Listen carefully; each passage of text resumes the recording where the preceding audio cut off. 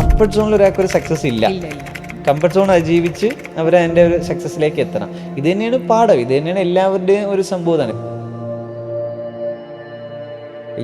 ഈ ഭയമുണ്ടല്ലോ, അതായത് തോറ്റാൽ സ്കാം എന്നുള്ള ഭയപ്പെടുത്തിയാണ് ഒരു യൂത്തിന് ഇവിടെ നിന്ന് ഓടിച്ചത്. തോറ്റാൽ സ്കാമാണ്. തോക്കാനുള്ള ഫ്രീഡം സത്യത്തിൽ കേരളത്തിനില്ല. കേരളത്തിൽ ഒരു ബിസിനസ് തോക്കാനുള്ള ഫ്രീഡം ഉണ്ടാവും? ഒരിക്കലും ഇല്ല. ഇത് എന്താണ് ടാൽറോപ്പ്? ഇതുപോലെ ഒരു കമ്പനിയെ കേട്ടിട്ടില്ലല്ലോ. സിലിക്കൺ വാലി ഉണ്ടാക്കുമോ ഇവര്? സിലിക്കൺ വാലി എങ്ങനെ ഉണ്ടാക്കും? സിലിക്കൺ ഉണ്ടാക്കാൻ പറ്റും? ഉണ്ടാക്കിയതാണോ സിലിക്കൺ വാലി? ഈ സംഭവം നമുക്ക് റിസൾട്ടായിട്ടുള്ളത് കൊണ്ട്, ഇപ്പോൾ റിസൾട്ടായിട്ട് ഒരുപാട് സംവിധാനം, ഇപ്പോൾ നമ്മുടെ 19 വയസ്സുകാരനായിട്ടുള്ള മഹാദേവൻ്റെ ഒരു കോൺസെപ്റ്റ്, ഓക്കെ, ആ ഒരു മോഡം, ആ ഓട്ടോമേഷൻ മോഡം, അത് ഈ ഒരു പ്രോബ്ലം അവൻ സോൾവ് ചെയ്തു എന്നുള്ളതാണ് ടാൽറോപ്പിന്റെ വിജയം. 60 പേര്, ഓക്കെ, 110 പേര് നമ്മൾ പറയുമ്പോൾ, പക്ഷെ അതിലും നമ്മൾ എക്സ്ട്രീം പറഞ്ഞു കഴിഞ്ഞാൽ 60 ആള് ഒരു കാരണവശാലും ഈ കമ്പനി റിസൈൻ ചെയ്യില്ല. ഇതിനുള്ള മാജിക് എന്ന് പറയുന്നത് ടാൽറോപ്പിന്റെ വുമൺ ഓൺട്രപ്രണേഴ്സ് തന്നെയാണ്. മലപ്പുറത്തുനിന്ന് ചെറിയ പ്രായത്തിൽ തന്നെ വന്ന് ടാൽറോപ്പിന്റെ ഓൺട്രപ്രണേഴ്സായ 2 വുമൺ ഓൺട്രപ്രണേഴ്സ് അങ്ങനെയായിരുന്നു. അപ്പോൾ ഇതുപോലത്തെ ഓരോ ഓൺട്രപ്രണേഴ്സിൻ്റെ, വുമൺ ഓൺട്രപ്രണേഴ്സിൻ്റെ ഒരു നിര തന്നെ നമ്മുടെ ടീമിലുണ്ട്. എക്സാക്ട്ലി ടാൽറോപ്പ് സെല്ല് ചെയ്യുന്ന എന്താണ്? ട്രസ്റ്റാണ്.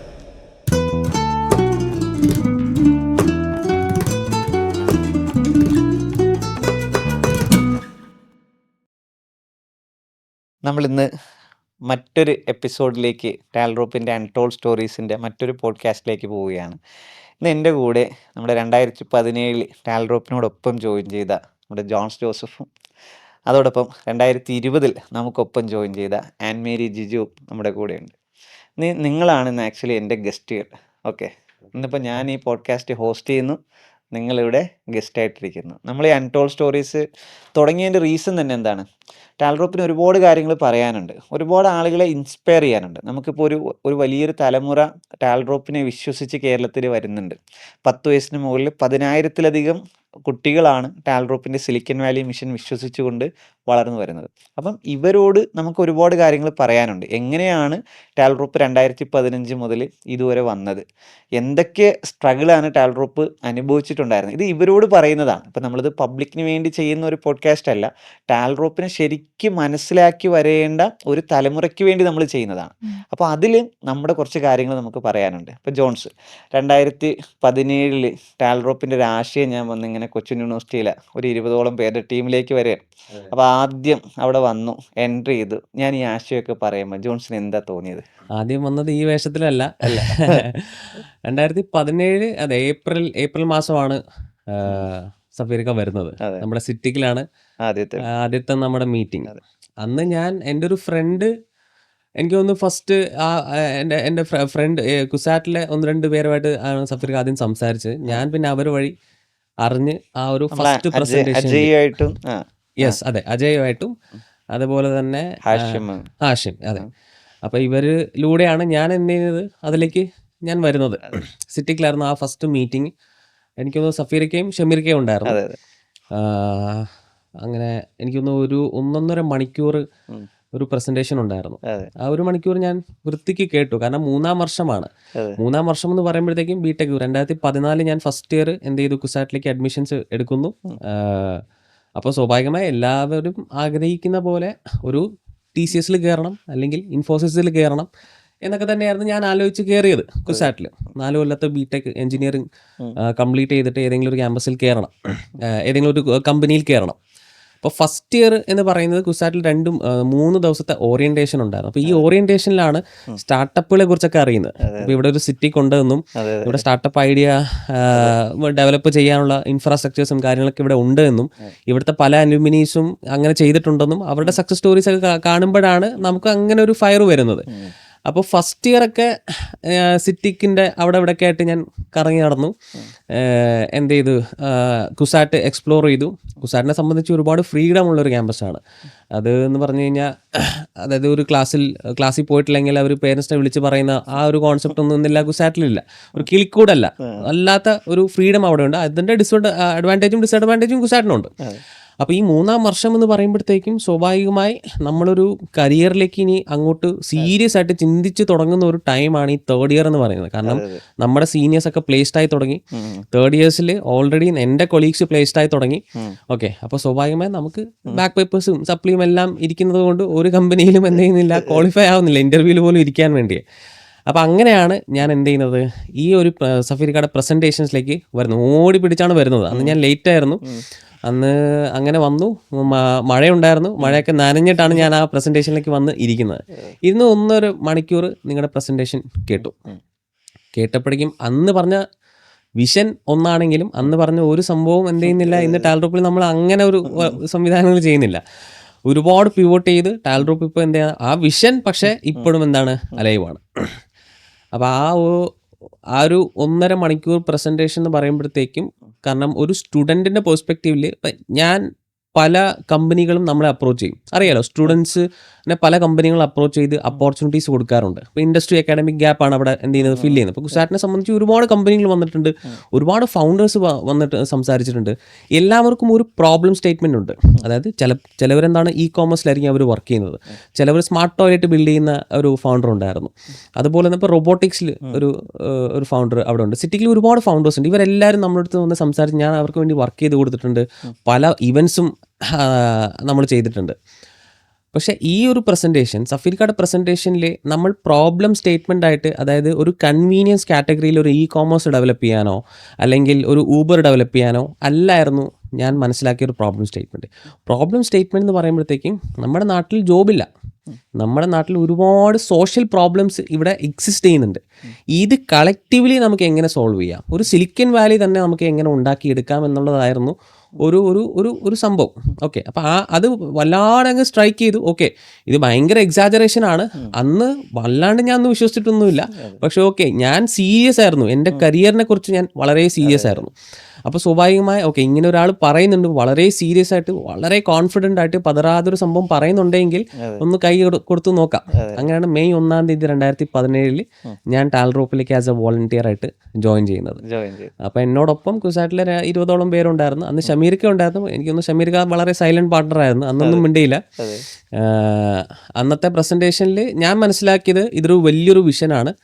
ഒന്നിലെ ഇത് എക്സാജറേഷൻ ആണ്, ഒന്നിലെ ഈ സഫീർ നജ്മുദ്ദീൻ എന്ന് പറയുന്നൊരു ആൾക്ക് ഫ്രീ ആയിട്ട് കുറച്ച് പേരെ കൊണ്ട് വർക്ക് ചെയ്യിപ്പിക്കണം, അതുകൊണ്ട് ഒരു എക്സാജറേഷൻ എന്ന് പറഞ്ഞു നമ്മൾ അവർക്ക് വേണ്ടി വർക്ക് ചെയ്ത് കൊടുക്കുമെന്ന് എക്സ്പെക്ടേഷനിലാണ് പുള്ളി വന്ന് പറയുന്നത്. അല്ലെങ്കിൽ ഇതൊരു പച്ച റിയാലിറ്റിയാണ്, കുറേ ടൈം എടുക്കുന്ന ഒരു റിയാലിറ്റിയാണ്. അങ്ങനെ ഇത് എന്താണെന്ന് അറിയാൻ വേണ്ടിയുള്ളൊരു കൗതുകത്തിലാണ് ടാൽറോപ്പിലേക്ക് ഞാൻ വോളണ്ടിയർ ആയിട്ട് മെയ് 1-ാം തീയതി 2017 എന്ത് ചെയ്തത്, ഞാൻ ജോയിൻ ചെയ്തത്.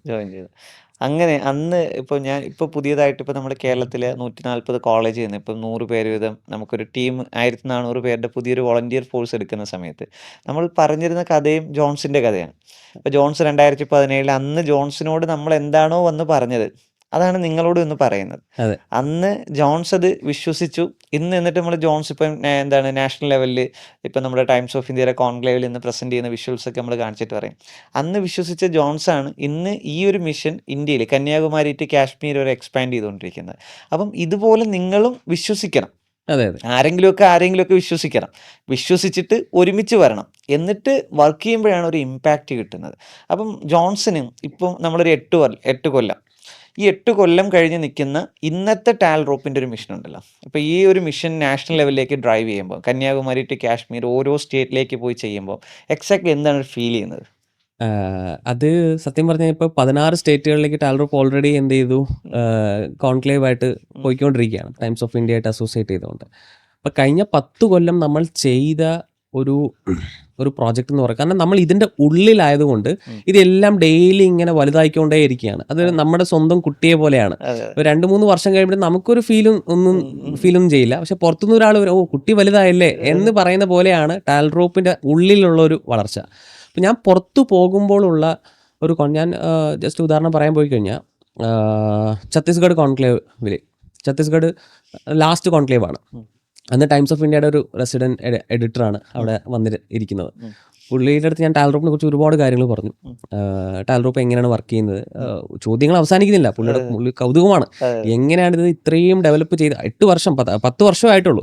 10 വർഷത്തിൽ കേരളത്തിന് 14 ജില്ലകളിലും നമുക്ക് പ്രസൻസ് ഉണ്ട്, 20 പാർലമെന്ററിയിൽ പ്രസൻസ് ഉണ്ട്, 140 ടെക്കീസ് പാർക്കിൽ ബിൽഡ് ചെയ്യാനുള്ള ഫ്രെയിം വർക്ക് റെഡിയായി, അതിൽ പലതും ബിൽഡ് ചെയ്തു, അപ്കമിങ് സൈൻ ചെയ്ത് വളരെ പ്രോഗ്രസീവ് ആയിട്ട് മുന്നോട്ട് പോകുന്നു. ഒരു വർഷം കൊണ്ട് 100ഓളം വില്ലേജ് പാർക്കുകൾ നമ്മൾ ഡെവലപ്പ് ചെയ്തു. ഇൻവെന്റർ പാർക്കിൽ നിന്ന് നമ്മുടെ ഇൻവെന്റേഴ്സ് റോബോട്ടും ചെറിയ റോബോട്ട്സും സംവിധാനങ്ങളൊക്കെ ഉണ്ടാക്കി തുടങ്ങി. അപ്പോൾ ഇതെല്ലാം ഒറ്റയടിക്ക് പറയുമ്പോൾ ഒരാൾക്ക് വിശ്വസിക്കാൻ കഴിയുന്നില്ല. അപ്പോൾ സ്വാഭാവികമായുള്ള റിയാക്ഷൻ എന്ന് പറഞ്ഞു കഴിഞ്ഞാൽ കൗതുകമാണ്, ക്യൂരിയോസിറ്റിയാണ് ഇവർക്ക് എല്ലാവർക്കും ഉള്ളത്. ഇത് റിയാലിറ്റി ആണോ, ഈ സംഭവം ഇതൊക്കെ നടക്കുന്നുണ്ടോ? പിന്നെ വെബ്സൈറ്റൊക്കെ എടുത്ത് നോക്കി ഞാൻ, പിന്നെ എൻ്റെ ഫോണിൽ ഈ സംവിധാനം ടെസ്റ്റിമൽസ് ഒക്കെ കാണിക്കുമ്പോഴാണ് ഇവർക്ക് ഇതിൽ വിശ്വസിക്കാൻ ഫീൽ ചെയ്യുന്നത്. അപ്പോൾ അവർ എൻ്റെ അടുത്ത് പറഞ്ഞ പിന്നെയാണ് കേരളത്തിനെ കുറിച്ച് അവർ സംസാരിച്ച് തുടങ്ങുന്നത്. Kerala is first in many things എന്ന് പറഞ്ഞ് അവർ ഒരുപാട് സ്റ്റാറ്റിസ്റ്റിക്സ് എൻ്റെ മുന്നിൽ പറഞ്ഞു. അതിപ്പോൾ ഹയസ്റ്റ് ലിറ്ററസി ഒക്കെ പറയുമെങ്കിൽ പോലും ഹയസ്റ്റ് ലിറ്ററസിയാണ് കേരളത്തിൽ. എന്താ പറയുക, ഇപ്പൊ സ്റ്റാർട്ടപ്പ് മിഷൻ തുടങ്ങിയത് കേരളമാണ്. അത് കേരള മോഡലാണ് ഇപ്പൊ പല സ്റ്റേറ്റുകളിലും എന്ത് ചെയ്യുന്നത്, റെപ്ലിക്കേറ്റ് ചെയ്യപ്പെടുന്നത്. അങ്ങനെ കേരളത്തിൽ ഒരുപാട് സംവിധാനങ്ങളുണ്ട്. അപ്പോൾ ഇത് നമ്മൾ പുറത്തു പോകുമ്പോഴാണ് ആക്ച്വലി ഇതിൻ്റെ ഒരു വലിപ്പം നമുക്ക് മനസ്സിലാവുന്നത്. അപ്പോൾ സ്വാഭാവികമായി നമുക്ക് കിട്ടുന്ന റിയാക്ഷൻസ് ഓവർവെൽമിംഗ് ആണ്.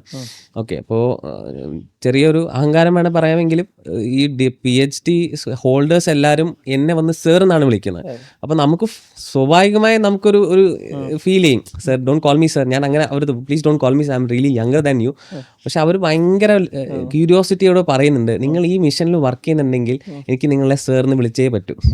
നമുക്കത് ഭയങ്കരമായിട്ട് റെസ്പെക്റ്റ് ആണെങ്കിൽ പോലും ഒരു ഓക്വേർഡ്നെസ് ഫീൽ ചെയ്യും. പക്ഷെ ആ ഒരു അത്രയും വലിയൊരു മിഷനിലാണ് നമ്മൾ വർക്ക് ചെയ്യുന്നത്. അത് നമ്മൾ പുറത്തു പോകുമ്പോഴാണ് ശരിക്കും മനസ്സിലാവുന്നത്.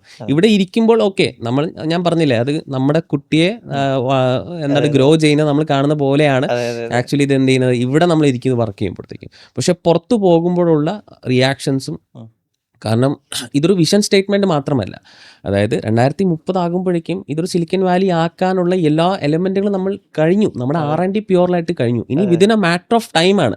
നമ്മുടെ കൊച്ചു പിള്ളേർ ഇനി വലുതായി അവർ ഇന്നോവേറ്റ് ചെയ്ത് കഴിഞ്ഞാൽ ആ ഇന്നോവേഷൻ ഈ പറയുന്ന രാജ്യങ്ങളിലേക്ക് എത്തിക്കാനുള്ള എല്ലാ സംഭവവും നമ്മൾ ചെയ്തു കഴിഞ്ഞു. ഇനി വെയിറ്റിംഗ് ആണ്. ഇനി അവർ പഠിച്ചു വളർന്നു വരണം. ഈ സംഭവം നമുക്ക് റിസൾട്ടായിട്ടുള്ളത് കൊണ്ട്, ഇപ്പോൾ റിസൾട്ടായിട്ട് ഒരുപാട് സംവിധാനം, ഇപ്പോൾ നമ്മുടെ 19 വയസ്സുകാരനായിട്ടുള്ള മഹാദേവൻ്റെ ഒരു കോൺസെപ്റ്റ്, ഓക്കെ, ആ ഒരു മോഡം, ആ ഓട്ടോമേഷൻ മോഡം, അതിൽ ഈ ഒരു പ്രോബ്ലം അവൻ സോൾവ് ചെയ്തു എന്നുള്ളതാണ് ടാൽറോപ്പിന്റെ വിജയം. ഈ മൊമെന്റിന് വേണ്ടിയിട്ടാണ് ടാൽറോപ്പ് ഇത്രയും വർഷം വെയിറ്റ് ചെയ്തത്. അപ്പൊ ഇതെല്ലാം കൂടി മറ്റൊരാൾ നമ്മുടെ അടുത്ത് പറയുമ്പോഴാണ് നമ്മൾ ഒരു വലിയൊരു സംഭവമാണ് എന്നൊരു ഫീൽ ചെയ്യുന്നത്. വലിയൊരു പ്രോജക്റ്റിലും വലിയൊരു മിഷനിലാണ് നമ്മൾ വർക്ക് ചെയ്യുന്നത് എന്നൊരു ഫീൽ നമുക്ക് എന്ത് ചെയ്യുന്നത് ഇതിൽ കിട്ടുന്നത്. ഇൻഫ്രാസ്ട്രക്ചർ, ടാലന്റ്, ഇന്നോവേഷൻ, ഈ ഒരു ഫോർമുല സക്സസ് ആകണം എന്നുള്ളതാണ്. ഇപ്പൊ ടാൽറോപ്പിന്റെ സിലിക്കൺ വാലി മിഷൻ തന്നെ ഇതൊരു ഫോർമുലയാണ്. കേരളം മൊത്തം കാസർഗോഡ് മുതൽ തിരുവനന്തപുരം വരെ ഇൻഫ്രാസ്ട്രക്ചർ കെട്ടണം. ഈ ഇൻഫ്രാസ്ട്രക്ചറിലേക്ക് ടാലന്റുകൾ കണക്ട് ആകണം. ദെൻ അവിടെ ഒരു ഇന്നോവേഷൻ ഉണ്ടാകണം. ഈ ഇന്നോവേഷനാണ് നമ്മളിപ്പോൾ പറഞ്ഞ ഫേസ്ബുക്കും ആമസോണൊക്കെ ഇന്നോവേഷനാണ്. പക്ഷെ അത് ഉണ്ടാക്കാനുള്ള ടാലന്റുകൾ വേണം. മാർക്ക് സുക്കർബർഗും ജെഫ് ബെസോസും വേണം. അവർക്ക് വേണ്ട ഇൻഫ്രാസ്ട്രക്ചർ, അല്ലെങ്കിൽ അവരെ ഒരുക്കാൻ, അവരെ കണ്ടെത്താൻ, അവരെ നർച്ചർ ചെയ്യാൻ, അവരെ ഡെവലപ്പ് ചെയ്യാൻ പറ്റുന്ന ഒരു ഇൻഫ്രാസ്ട്രക്ചർ നമുക്ക് വേണം. ഇൻഫ്രാസ്ട്രക്ചർ, ടാലന്റ്, ഇന്നോവേഷൻ, ഇതിന് നമുക്ക് ഈ ഫോർമുല സക്സസ് ആക്കാൻ പറ്റുന്ന മൊമെന്റിലാണ് സിലിക്കൺ വാലി മിഷൻ ഇവിടെ കംപ്ലീറ്റ് ആവുന്നത്. അപ്പം ഇത് നമ്മളിങ്ങനെ ഒരാളോട് പറയുമ്പോൾ ആദ്യം കേൾക്കുന്നവർക്ക് ഇതൊരു എക്സൈറ്റ്മെന്റ് ആണ്. പിന്നെ മാത്രമല്ല, ഇതിന്റെ ഒരു ഏറ്റവും വലിയൊരു പോസിറ്റിവിറ്റി എന്ന് പറഞ്ഞാൽ എല്ലാവരും ആഗ്രഹിക്കുന്ന കാര്യമാണ് നമ്മൾ പറയുന്നത്. പക്ഷെ അവർക്കൊരു പ്രശ്നം, ഇത് നമ്മുടെ നാട്ടിൽ പറ്റുമോ, ഇതാണ് പ്രശ്നം. ഇതൊക്കെ നടക്കുമോ, അല്ലെങ്കിൽ ഇതിനു വേണ്ടി തിരിക്കാൻ ഇത്രയും ആളുകൾ വേണ്ടേ, ഇത്രയും ആളുകൾ വിശ്വസിക്കണ്ടേ? എക്സാക്ട്ലി ടാൽറോപ്പ് സെല്ല് ചെയ്യുന്ന എന്താണ്? ട്രസ്റ്റാണ്. ട്രസ്റ്റാണ് നമ്മൾ സെല്ല് ചെയ്യണത്. ഈ ട്രസ്റ്റ് സെല്ല് ചെയ്ത് ഇതൊരാൾ വാങ്ങണം, എന്നിട്ട് അയാൾ അത് സ്വീകരിക്കണം എന്ന് പറഞ്ഞാൽ അയാൾ വിശ്വസിക്കണം. ഇപ്പൊ ജോൺസനോട് 2017 ഞാൻ വന്ന് പറയണം, ജോൺസ് ഇവിടെ ഒരു വർക്ക് ഫോഴ്സ് വേണം, നമ്മൾക്കും ഇവിടുന്ന് ഗൂഗിളും മൈക്രോസോഫ്റ്റും മെറ്റയൊക്കെ ഉണ്ടാകണം, നമ്മൾ ഇവിടുത്തെ നാട്ടിലെ ഓരോ പ്രോബ്ലം സോൾവ് ചെയ്യണമെങ്കിൽ ഇവിടുത്തെ യൂത്ത് ഇറങ്ങി വർക്ക് ചെയ്യണം, ഈ നാടിന് വേണ്ടി വർക്ക് ചെയ്യണം. ഒരു അറബിയും വന്ന് ഈ നാട് ഡെവലപ്പ് ചെയ്ത് തരാൻ പോകുന്നില്ല, ഒരു യൂറോപ്യനും ഒരു അമേരിക്കനും വന്ന് ഈ നാട് ഡെവലപ്പ് ചെയ്ത് തരാൻ പോകുന്നില്ല. ഇപ്പൊ ബ്രിട്ടീഷുകാർ, അതെ, ബ്രിട്ടീഷുകാർ ഈ നാട് ഡെവലപ്പ് ചെയ്തു എന്ന് പറയുമ്പോൾ അത് ഈ നാട് ഡെവലപ്പ് ചെയ്തല്ല, അവർക്ക് ഇവിടുന്ന് ചരക്ക് കൊണ്ടുപോകണം, അതിനവർക്ക് റെയിൽവേ ഡെവലപ്പ് ചെയ്തേ പറ്റൂ മനസ്സിലായത് കൊണ്ടുപോകാൻ.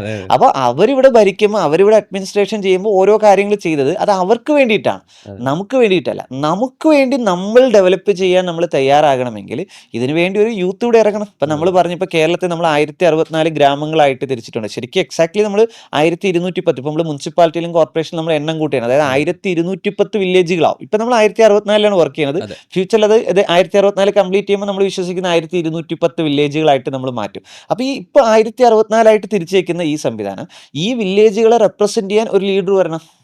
ഒരു വില്ലേജിന് ഞാൻ ചേഞ്ച് ചെയ്യും, അവിടെ ഇൻഫ്രാസ്ട്രക്ചർ, ടാലന്റ്, ഇന്നോവേഷൻ എന്നുള്ള ഫോർമുല ഞാൻ കംപ്ലീറ്റ് ചെയ്യുമെന്ന് പറയുമ്പോൾ 1064 ജോൺസ് ജോസഫ്മാർ വന്നാൽ, 1064 ആൻമേരിമാർ വന്നു കഴിഞ്ഞാൽ നടക്കുന്ന മിഷനുകൾ അത്ര സിമ്പിളാണ് ഈ സംഭവം. പക്ഷെ നമ്മൾ പറയുന്ന ഇത് ഡിസ്ട്രിബ്യൂട്ട് ചെയ്യപ്പെടണം. ഇത് ഒരൊറ്റ കേരളം എന്നാക്കി നിൽക്കാതെ അതിനെ നമ്മളിപ്പോൾ 20 പാർലമെന്ററികളാക്കി, പിന്നെ 140 അസംബ്ലി കോൺസ്റ്റിറ്റ്യൻസികളാക്കി, പഞ്ചായത്ത്, മുനിസിപ്പാലിറ്റി, കോർപ്പറേഷനിലേക്കാക്കി, ഏറ്റവും അവസാനം ഒരു 19,489 വാർഡുകളിലായിട്ട് ഇതിന്റെ പ്രോബ്ലം സോൾവ് ചെയ്യാൻ, ഇൻഫ്രാസ്ട്രക്ചർ, ടാലന്റ്, ഇന്നോവേഷന്റെ ആ ഫോർമുല കംപ്ലീറ്റ് ചെയ്യാൻ പറ്റുന്ന ലീഡേഴ്സ് വന്നാൽ ഭയങ്കര ഈസി ആയിട്ട് നടക്കും. അപ്പൊ അത്രയും ആളുകൾ വിശ്വസിക്കുക എന്നുള്ളതേ ഉള്ളൂ. നമ്മൾ എന്താ വെക്കേണ്ടത്? ട്രസ്റ്റ് സെല്ല് ചെയ്യുക. അങ്ങനെ ട്രസ്റ്റ് സെല്ല് ചെയ്ത ഒരാളാണ് നമ്മൾ ആൻമേരി ജിജു. ആൻമേരി 2020 ഈ ഒരു ട്രസ്റ്റ് സെല്ല് ചെയ്യണം. എനിക്ക് തോന്നുന്നു ആൻമേരി കോവിഡിന്റെ ആ ടൈമിലായിരിക്കും ടാൽറോപ്പിലേക്ക് വരുന്നത്. അപ്പോൾ നമ്മളിങ്ങനെ ഫസ്റ്റ് ആൻമേരിയുടെ ഒരു സംഭവം ഭയങ്കര കോമഡി ആയിരുന്നു കേട്ടോ, അത് പറയാതിരിക്കാൻ വയ്യ. അങ്ങനെ ആൻമേരി ഇങ്ങനെ കോൺഫറൻസ് റൂമിൽ വന്ന് ഫസ്റ്റ് പ്രസന്റേഷൻ, എൻ്റെ പ്രസന്റേഷൻ ഒക്കെ ഹയർ ചെയ്യണതാണ്.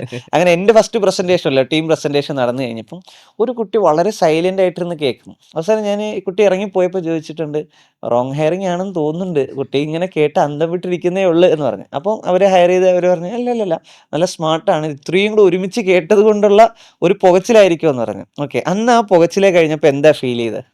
സഫീർക്ക പറഞ്ഞ പോലെ ആ ഒരു പുകച്ചിലായിരുന്നു ശരിക്കും പറഞ്ഞിട്ടുണ്ടായിരുന്നു. പക്ഷെ ഒരു സാധനം സ്ട്രൈക്ക് ചെയ്ത്, കേരളത്തിലെ പട്ടിണി ഞാൻ മാറ്റും എന്നുള്ള സാധനം പറഞ്ഞു. അത് എങ്ങനെയാണ് എന്താണെന്നൊന്നും അറിയില്ല. ആ പുകയെന്ന് മനസ്സിലായ ഒരൊറ്റ കാര്യം അത് തന്നെയായിരുന്നു. അപ്പോൾ ഞാൻ വന്ന സമയത്ത് ക്രൈസ്റ്റിൽ നിന്നാണ് സ്വാഭാവികമായിട്ടും വന്നത്. ആ സമയത്ത് കോവിഡ് ആയിരുന്നു. ഹയർ ചെയ്ത കമ്പനീസ് ലേ ഓഫ് കൊടുത്തുകൊണ്ടിരിക്കുന്ന സമയമായിരുന്നു. അങ്ങനെ ഇരിക്കുന്ന സമയത്താണ് ഞാൻ ജോണച്ചൻ ത്രൂ ആയിട്ട് പോസ്റ്റർ അയച്ചു, പിന്നെ അതിലേക്ക് റെസ്യൂം അയച്ചു, അങ്ങനെ ഹയർ ചെയ്ത് വരുന്നത്. അപ്പോൾ ആ ഒരു ടൈമിൽ നിന്ന് ഈ ഒരു ടൈമിലേക്ക് നോക്കുകയാണെങ്കിൽ ടാൽറോപ്പ് ഒരുപാട് വളർന്നു. അന്ന് ഞാൻ ഒരാളുടെ അടുത്ത് ടാൽറോപ്പിലാണ് വർക്ക് ചെയ്യണമെന്ന് പറയുമ്പോൾ എന്താണെന്ന് ടാൽറോപ്പ് എന്ന് ചോദിക്കുമ്പോൾ, ഇപ്പോൾ ഡീറ്റെയിൽ ആയിട്ടൊരു പ്രസന്റേഷൻ കൊടുക്കുമ്പോൾ അവർക്കൊന്നും മനസ്സിലായില്ല. പക്ഷെ ഇപ്പോൾ ടാൽറോപ്പിനെ അറിഞ്ഞ് മനസ്സിലാക്കി വന്നപ്പോഴേക്കും ആ ഒരു കംപ്ലീറ്റ് ഒരു കാര്യം എന്തൊക്കെയോ അവർക്ക് മനസ്സിലാവുന്നുണ്ട്. അന്ന് ഞാൻ എനിക്കുണ്ടായ പുക അവർക്കാണ് ഇപ്പോൾ ഉള്ളത്. അതെ അതെ, അല്ല നമ്മളിപ്പോ ഈ പറയുന്ന ആശയം അത്ര പെട്ടെന്ന് ഒരാൾക്ക് ഉൾക്കൊള്ളാൻ പറ്റുന്ന സംവിധാനമല്ല. ഒന്ന് നമ്മൾ നേരത്തെ പറഞ്ഞല്ലോ, ഒരു ഇ-കൊമേഴ്സ് സോഫ്റ്റ്വെയർ ആണ്, അല്ലെങ്കിൽ ഒരു എഡ്ടെക് പ്ലാറ്റ്ഫോം ആണെങ്കിൽ നമുക്ക് പെട്ടെന്ന് പറഞ്ഞു കൊടുക്കാൻ പറ്റും. ഇത് നമ്മൾ എന്താ പറയണത്, ഈ നാട് ഒരു കാലഘട്ടത്തിൽ സിലിക്കൺ വാലി പോലെ ആകും. ഈ നാട്ടിലെ എല്ലാ ഭാഗത്തേക്കും, കേരളത്തിന്റെ മുക്കുമൂലയിൽ ഇൻഫ്രാസ്ട്രക്ചർ, ഫ്യൂച്ചറിന് വേണ്ടിയിട്ടുള്ള ഇൻഫ്രാസ്ട്രക്ചർ ഉണ്ടാവും. അവിടെ ഇവിടുത്തെ എന്താണ് 10 വയസ്സ് മുതലുള്ള ടാലൻസ് സ്കൂളിൽ നിന്നും കോളേജിൽ നിന്നും കണക്ട് ആവും. അവർ നാടിൻ്റെ ഓരോ പ്രോബ്ലംസ് നോക്കി അതിനുള്ള സൊല്യൂഷൻ ഇന്നോവേഷനായിട്ട് കൊണ്ടുവന്നു കഴിഞ്ഞാൽ ഈ നാട്ടിൽ എല്ലാവർക്കും ജോബ് ഉണ്ടാവും. അത് 60 വയസ്സുകാരന് 60 വയസ്സുകാരൻ്റെ ജോബ്, 40 വയസ്സുകാരന് 40 വയസ്സുകാരൻ്റെ ജോബ്, 30 വയസ്സുകാർക്ക് 30 വയസ്സുകാരുടെ ജോബ്, അതിൽ ഓരോരുത്തർക്ക് 18 വയസ്സുകാർക്ക് 18 വയസ്സുകാരുടെ ജോബ് ഉണ്ടാകുന്ന ഒരു സാഹചര്യം വരും. അപ്പം അവരവർക്കുള്ള എന്താണോ അവരുടെ ലൈഫ് ബെറ്റർ ആക്കാൻ വേണ്ടത്, ആ സാഹചര്യങ്ങൾക്കുള്ള എല്ലാ സംവിധാനവും ഇവിടെ ഒരു യുവത്വം അല്ലെങ്കിൽ ഒരു തലമുറ ഡെവലപ്പ് ചെയ്ത് തരുന്നത്. അതാണ് നമ്മുടെ മിഷൻ എന്ന് പറയുമ്പോഴേക്ക് കൊള്ളാം. ഇത് എങ്ങനെയെന്ന് പറയുന്നത്, ഇതിൻ്റെ അകത്ത് ഒരുപാട് എലമെൻറ്റ്സ് ഉണ്ട്. ഇതിൻ്റെ അകത്ത് ഒരുപാട് എലമെൻറ്റ്സ് ഉണ്ട്. ഈ എലമെൻറ്റ്സ് അവർക്ക് എന്ത് ചെയ്യണം, മനസ്സിലാവണം. അപ്പോൾ നമ്മൾ പറഞ്ഞ എന്താണ്, ഇതിൻ്റെ അകത്ത് നിങ്ങളുടെ ലൈഫ് ഇതിൻ്റെ അകത്താണ്. ടാൽറോപ്പിൽ ജോയിൻ ചെയ്യുന്ന ഓരോരുത്തരോടും നമ്മൾ പറയുന്നത് എന്താണ്, നിങ്ങളുടെ പേഴ്സണൽ ലൈഫ് വേറെ, പ്രൊഫഷണൽ ലൈഫ് വേറെ, അങ്ങനെയൊന്നുമില്ല. ഇനി നിങ്ങൾ മരിക്കുന്നതോ ഇതിൻ്റെ അകത്തായിരിക്കണം. ഇതിൽ വന്നു ടാൽറോപ്പിൽ വൺസ് എൻട്രി ചെയ്ത് കഴിഞ്ഞാൽ, ഈ സ്വപ്നത്തിലേക്ക് കയറി കഴിഞ്ഞാൽ നിങ്ങളുടെ ലൈഫ് മുഴുവൻ നിങ്ങൾ ഇതിൻ്റെ അകത്തായിരിക്കണം എന്ന് നമ്മൾ പറഞ്ഞു. അത് ശരിക്കും ഉൾക്കൊണ്ടവരാണ് നിങ്ങൾ രണ്ടുപേരൊന്നും ഞാൻ മനസ്സിലാക്കുന്നത്. മനസ്സിലല്ലേ? 2020 വന്ന ആൻമേരി ജിജു എന്തിനാണ് 2017 വന്ന ജോൺസിനെ കല്യാണം കഴിച്ചത്? അതും കൂടെ പറയണം. പറഞ്ഞത് ഒരു പോയിന്റ്, അതാണ് റീസൺ എന്ന് പറയാൻ വേണമെങ്കിൽ. മനസ്സിലായി. ആദ്യം ഉണ്ടായിരുന്ന ടാൽറോപ്പിലേക്ക് കയറുന്ന സമയത്ത് ആദ്യം ഉണ്ടായിരുന്ന എനിക്കൊരു MNC കമ്പനിയിൽ കയറണം, എങ്ങനെയെങ്കിലും ലൈഫ് സെറ്റിലാക്കി കൊണ്ടുവരണം. പക്ഷെ നമുക്ക് ഇൻസ്പയറിംഗ് ആയിട്ട് ഒരുപാട് പേരുണ്ടാവും. അതിലേക്ക് എത്തുന്നത് എങ്ങനെയാണ് ആ കാര്യങ്ങളൊന്നും നമുക്കറിയില്ല. എത്തിയാൽ കൊള്ളാം എന്നുള്ളൊരിത് മാത്രമേ ഉള്ളൂ. അത് കഴിഞ്ഞതിന് ശേഷമാണ് ടാൽറോപ്പിലേക്ക് വന്നപ്പോൾ ലൈഫ് ഇങ്ങനെയാണ്, ഇതൊക്കെയാണ് പച്ച റിയാലിറ്റി വരുന്നത് എന്നുള്ള കാര്യങ്ങൾ മനസ്സിലാവണം. അപ്പോൾ ടാൽറോപ്പിന്റെ ഇനീഷ്യലി ഞാൻ വർക്ക് ചെയ്ത് തുടങ്ങിയത് ആസ് ഒരു BDA ഇന്റേൺ എന്താണോ അതുപോലെ തന്നെയാണ് ഞാൻ കരിയർ ജേർണി സ്റ്റാർട്ട് ചെയ്യുന്നു. ഞാൻ ടാൽറോപ്പിലേക്ക് കോൺട്രിബ്യൂട്ട് ചെയ്യുന്നു. ഇപ്പൊ എന്തായാലും അടുത്ത ഓഫർ വരുമ്പോൾ ചാടാം എന്നുള്ള ലെവലിലായിരുന്നു ഇനീഷ്യലി ഉണ്ടായിരുന്നത്. പക്ഷെ ഡിസംബർ ആയപ്പോഴേക്കും, ഓഗസ്റ്റിൽ ഞാൻ ജോയിൻ ചെയ്തു, സെപ്റ്റംബറിൽ ഓഫ്ലൈൻ ആയിട്ട് ജോയിൻ ചെയ്തു. ഡിസംബർ ആയപ്പോഴേക്കും ഇവിടെ പിടിച്ചു നിർത്തി. അത് സഫീർക്കായിട്ടുള്ള ഇന്ററാക്ഷനും ഇവിടെ ഓരോ ഹെഡ്സ് ആയിട്ടുള്ള ഇന്ററാക്ഷനും കാര്യങ്ങളും ടാൽറോപ്പിന്റെ ഒരു മിഷൻ ഏകദേശം ഒന്ന് കിട്ടിത്തുടങ്ങി. ആ ഒരു ജേണിയിൽ നമുക്ക് നോക്കുമ്പോൾ പിന്നീട് ഉള്ളൊരു ഇതിലേക്ക് നോക്കുമ്പോൾ ഓക്കെ നമ്മുടെ ലൈഫ് ഇവിടെയാണ് എന്നുള്ളൊരു സാധനത്തിലേക്ക് മനസ്സിലാക്കുമ്പോഴാണ്. അങ്ങനെ ഈ 5 വർഷം ഇപ്പൊ കഴിയുമ്പോൾ 5 വർഷമായിട്ട് ഇപ്പൊ ടാൽറോപ്പിന്റെ ഇപ്പൊ ബിസിനസ് ഡെവലപ്മെന്റ് ഡിപ്പാർട്ട്മെന്റ് മൊത്തം ഹെഡ് ചെയ്യുന്നു. ഇത്രയും പെൺകുട്ടികൾ അടങ്ങുന്ന ഒരു വലിയ ഡിവിഷനെ ഹെഡ് ചെയ്യുന്ന ഒരാളാണ് ഇപ്പൊ ആൻമേരി. അപ്പൊ ആൻമേരിക്ക് മൊത്തത്തിൽ എന്ത് തോന്നുന്നു, ലൈഫ് കംപ്ലീറ്റ്ലി ടാൽറോപ്പിലൂടെ ചേഞ്ച് ആയി എന്ന് വിശ്വസിക്കുന്നുണ്ടോ? സ്വാഭാവികമായിട്ട്. കാരണം എന്താ വെച്ചാൽ ഒരു സാധാരണ ഒരു ഓർത്തഡോക്സ് ഫാമിലിയിൽ നിന്ന് ഒരാളാണ് ഞാൻ, ഒരു ക്രിസ്ത്യൻ ഓർത്തഡോക്സ് ഫാമിലി. അപ്പോൾ അവിടെ നിന്ന് എൻ്റെ സ്കൂളും എൻ്റെ വീടും തമ്മിൽ 3 കിലോമീറ്റർ ആണ്. കോളേജും സ്കൂളും തമ്മിലുള്ള ഡിസ്റ്റൻസ് കഷ്ടിച്ച് 1.5 കിലോമീറ്റർ ആണെന്ന് ഞാൻ പറയാം.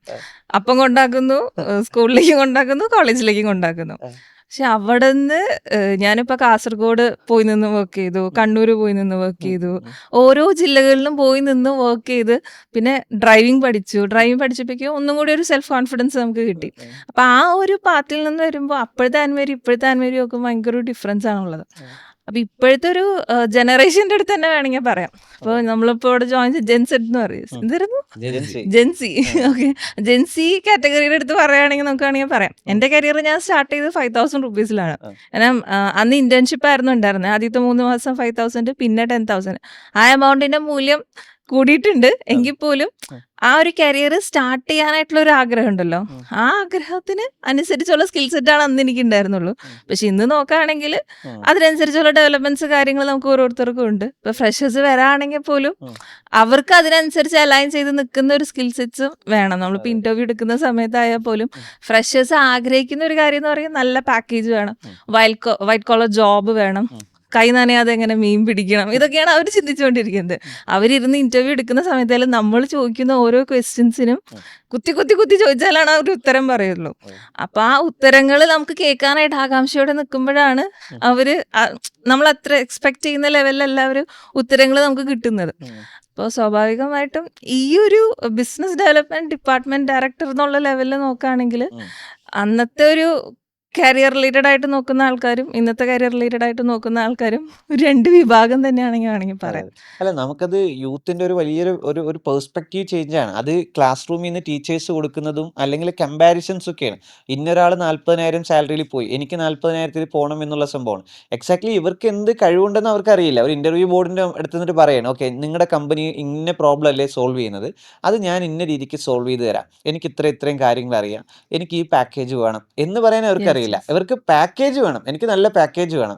എന്ത് ചെയ്യാനറിയാന്ന് വെച്ചാൽ അവർക്ക് ഒന്നും ചെയ്യാനറിയില്ല. എന്ന് പറയുമ്പോൾ കരിയർ തുടങ്ങാൻ പലരും തയ്യാറാകുന്നില്ല. ഇപ്പം നമ്മൾ ഒന്നുകിൽ ഇതിന്റെ ഓപ്ഷൻ എന്തായിരിക്കണം, കോളേജ് ഫസ്റ്റ് ഇയറിലെ കുട്ടികൾ ഇത് ജോബിന് വേണ്ടി പ്രിപ്പയർ ചെയ്ത് 4 വർഷമാകുമ്പോൾ ഇവർക്ക് കോൺഫിഡൻ്റ് ആയിട്ട് പറയാൻ പറ്റണം, ഓക്കെ എനിക്ക് ഇന്ന കാര്യങ്ങൾ ചെയ്യാൻ കഴിയുമെന്ന് പറയാൻ പറ്റണം. ഇത് 4 ഇയർ ബിടെക് കഴിഞ്ഞിട്ട് കുട്ടി നമ്മുടെ ഫ്രണ്ടിൽ വന്ന് ഇരിക്കുമ്പോഴും ഇവർക്കൊന്നും അറിയില്ല. അപ്പം നമ്മൾ പറയണം, ഓക്കെ നമ്മൾ ഇപ്പം 5,000 അല്ലെങ്കിൽ 10,000 കമ്പനി അവരെ പഠിപ്പിക്കാൻ കൊടുക്കുന്ന പേയ്മെന്റ് ആണ്. എന്നാലും അവർക്ക് അതിന്റെ വാല്യൂ കറക്റ്റ് കാണാൻ പറ്റില്ല. വൺസ് അവർ പഠിച്ചു കഴിഞ്ഞാൽ അവരെന്ത് ചെയ്യും, അടുത്ത കമ്പനിയിലേക്ക് പോകും. അത് കാരണമാണ് കമ്പനികൾ ബോണ്ട് വയ്ക്കുന്നത്. അപ്പോൾ ബോണ്ട് എന്താവും, ഇല്ലീഗൽ എന്നുള്ളൊരു സംവിധാനത്തിലേക്ക് വരും. അവിടെ ടാൽറോപ്പ് കണ്ട പിന്നെ പ്രോബബിലിറ്റിയാണ്. ടാൽറോപ്പിന് 10 പേര് വേണമെങ്കിൽ 100 പേരെ ട്രെയിൻ ചെയ്യും.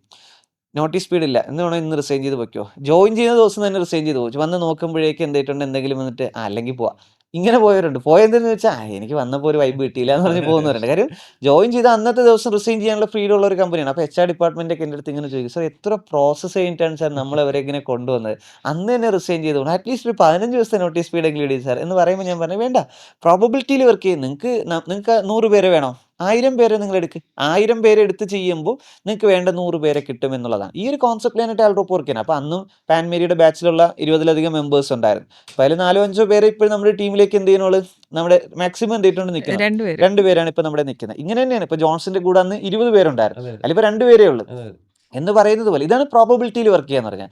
നമുക്ക് വേണ്ടവരെ അവരുടെ പ്രൊഫൈൽ നമുക്കറിയാം, പക്ഷെ ഇന്ന വ്യക്തിയെ നമുക്ക് വേണമെന്ന് നമ്മൾ പറയരുത്.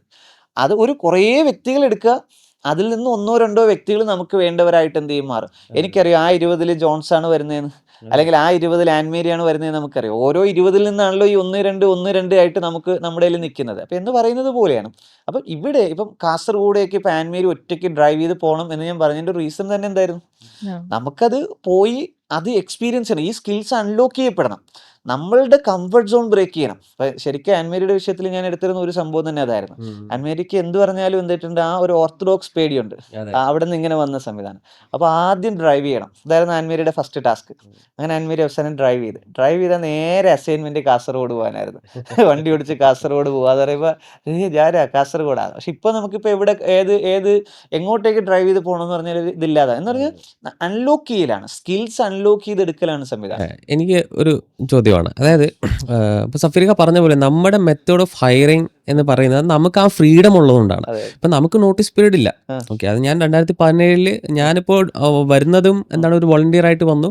2018 ബിടെക് പാസ്സായി ഇറങ്ങി ജോയിൻ ചെയ്ത് ഫുൾ ടൈം.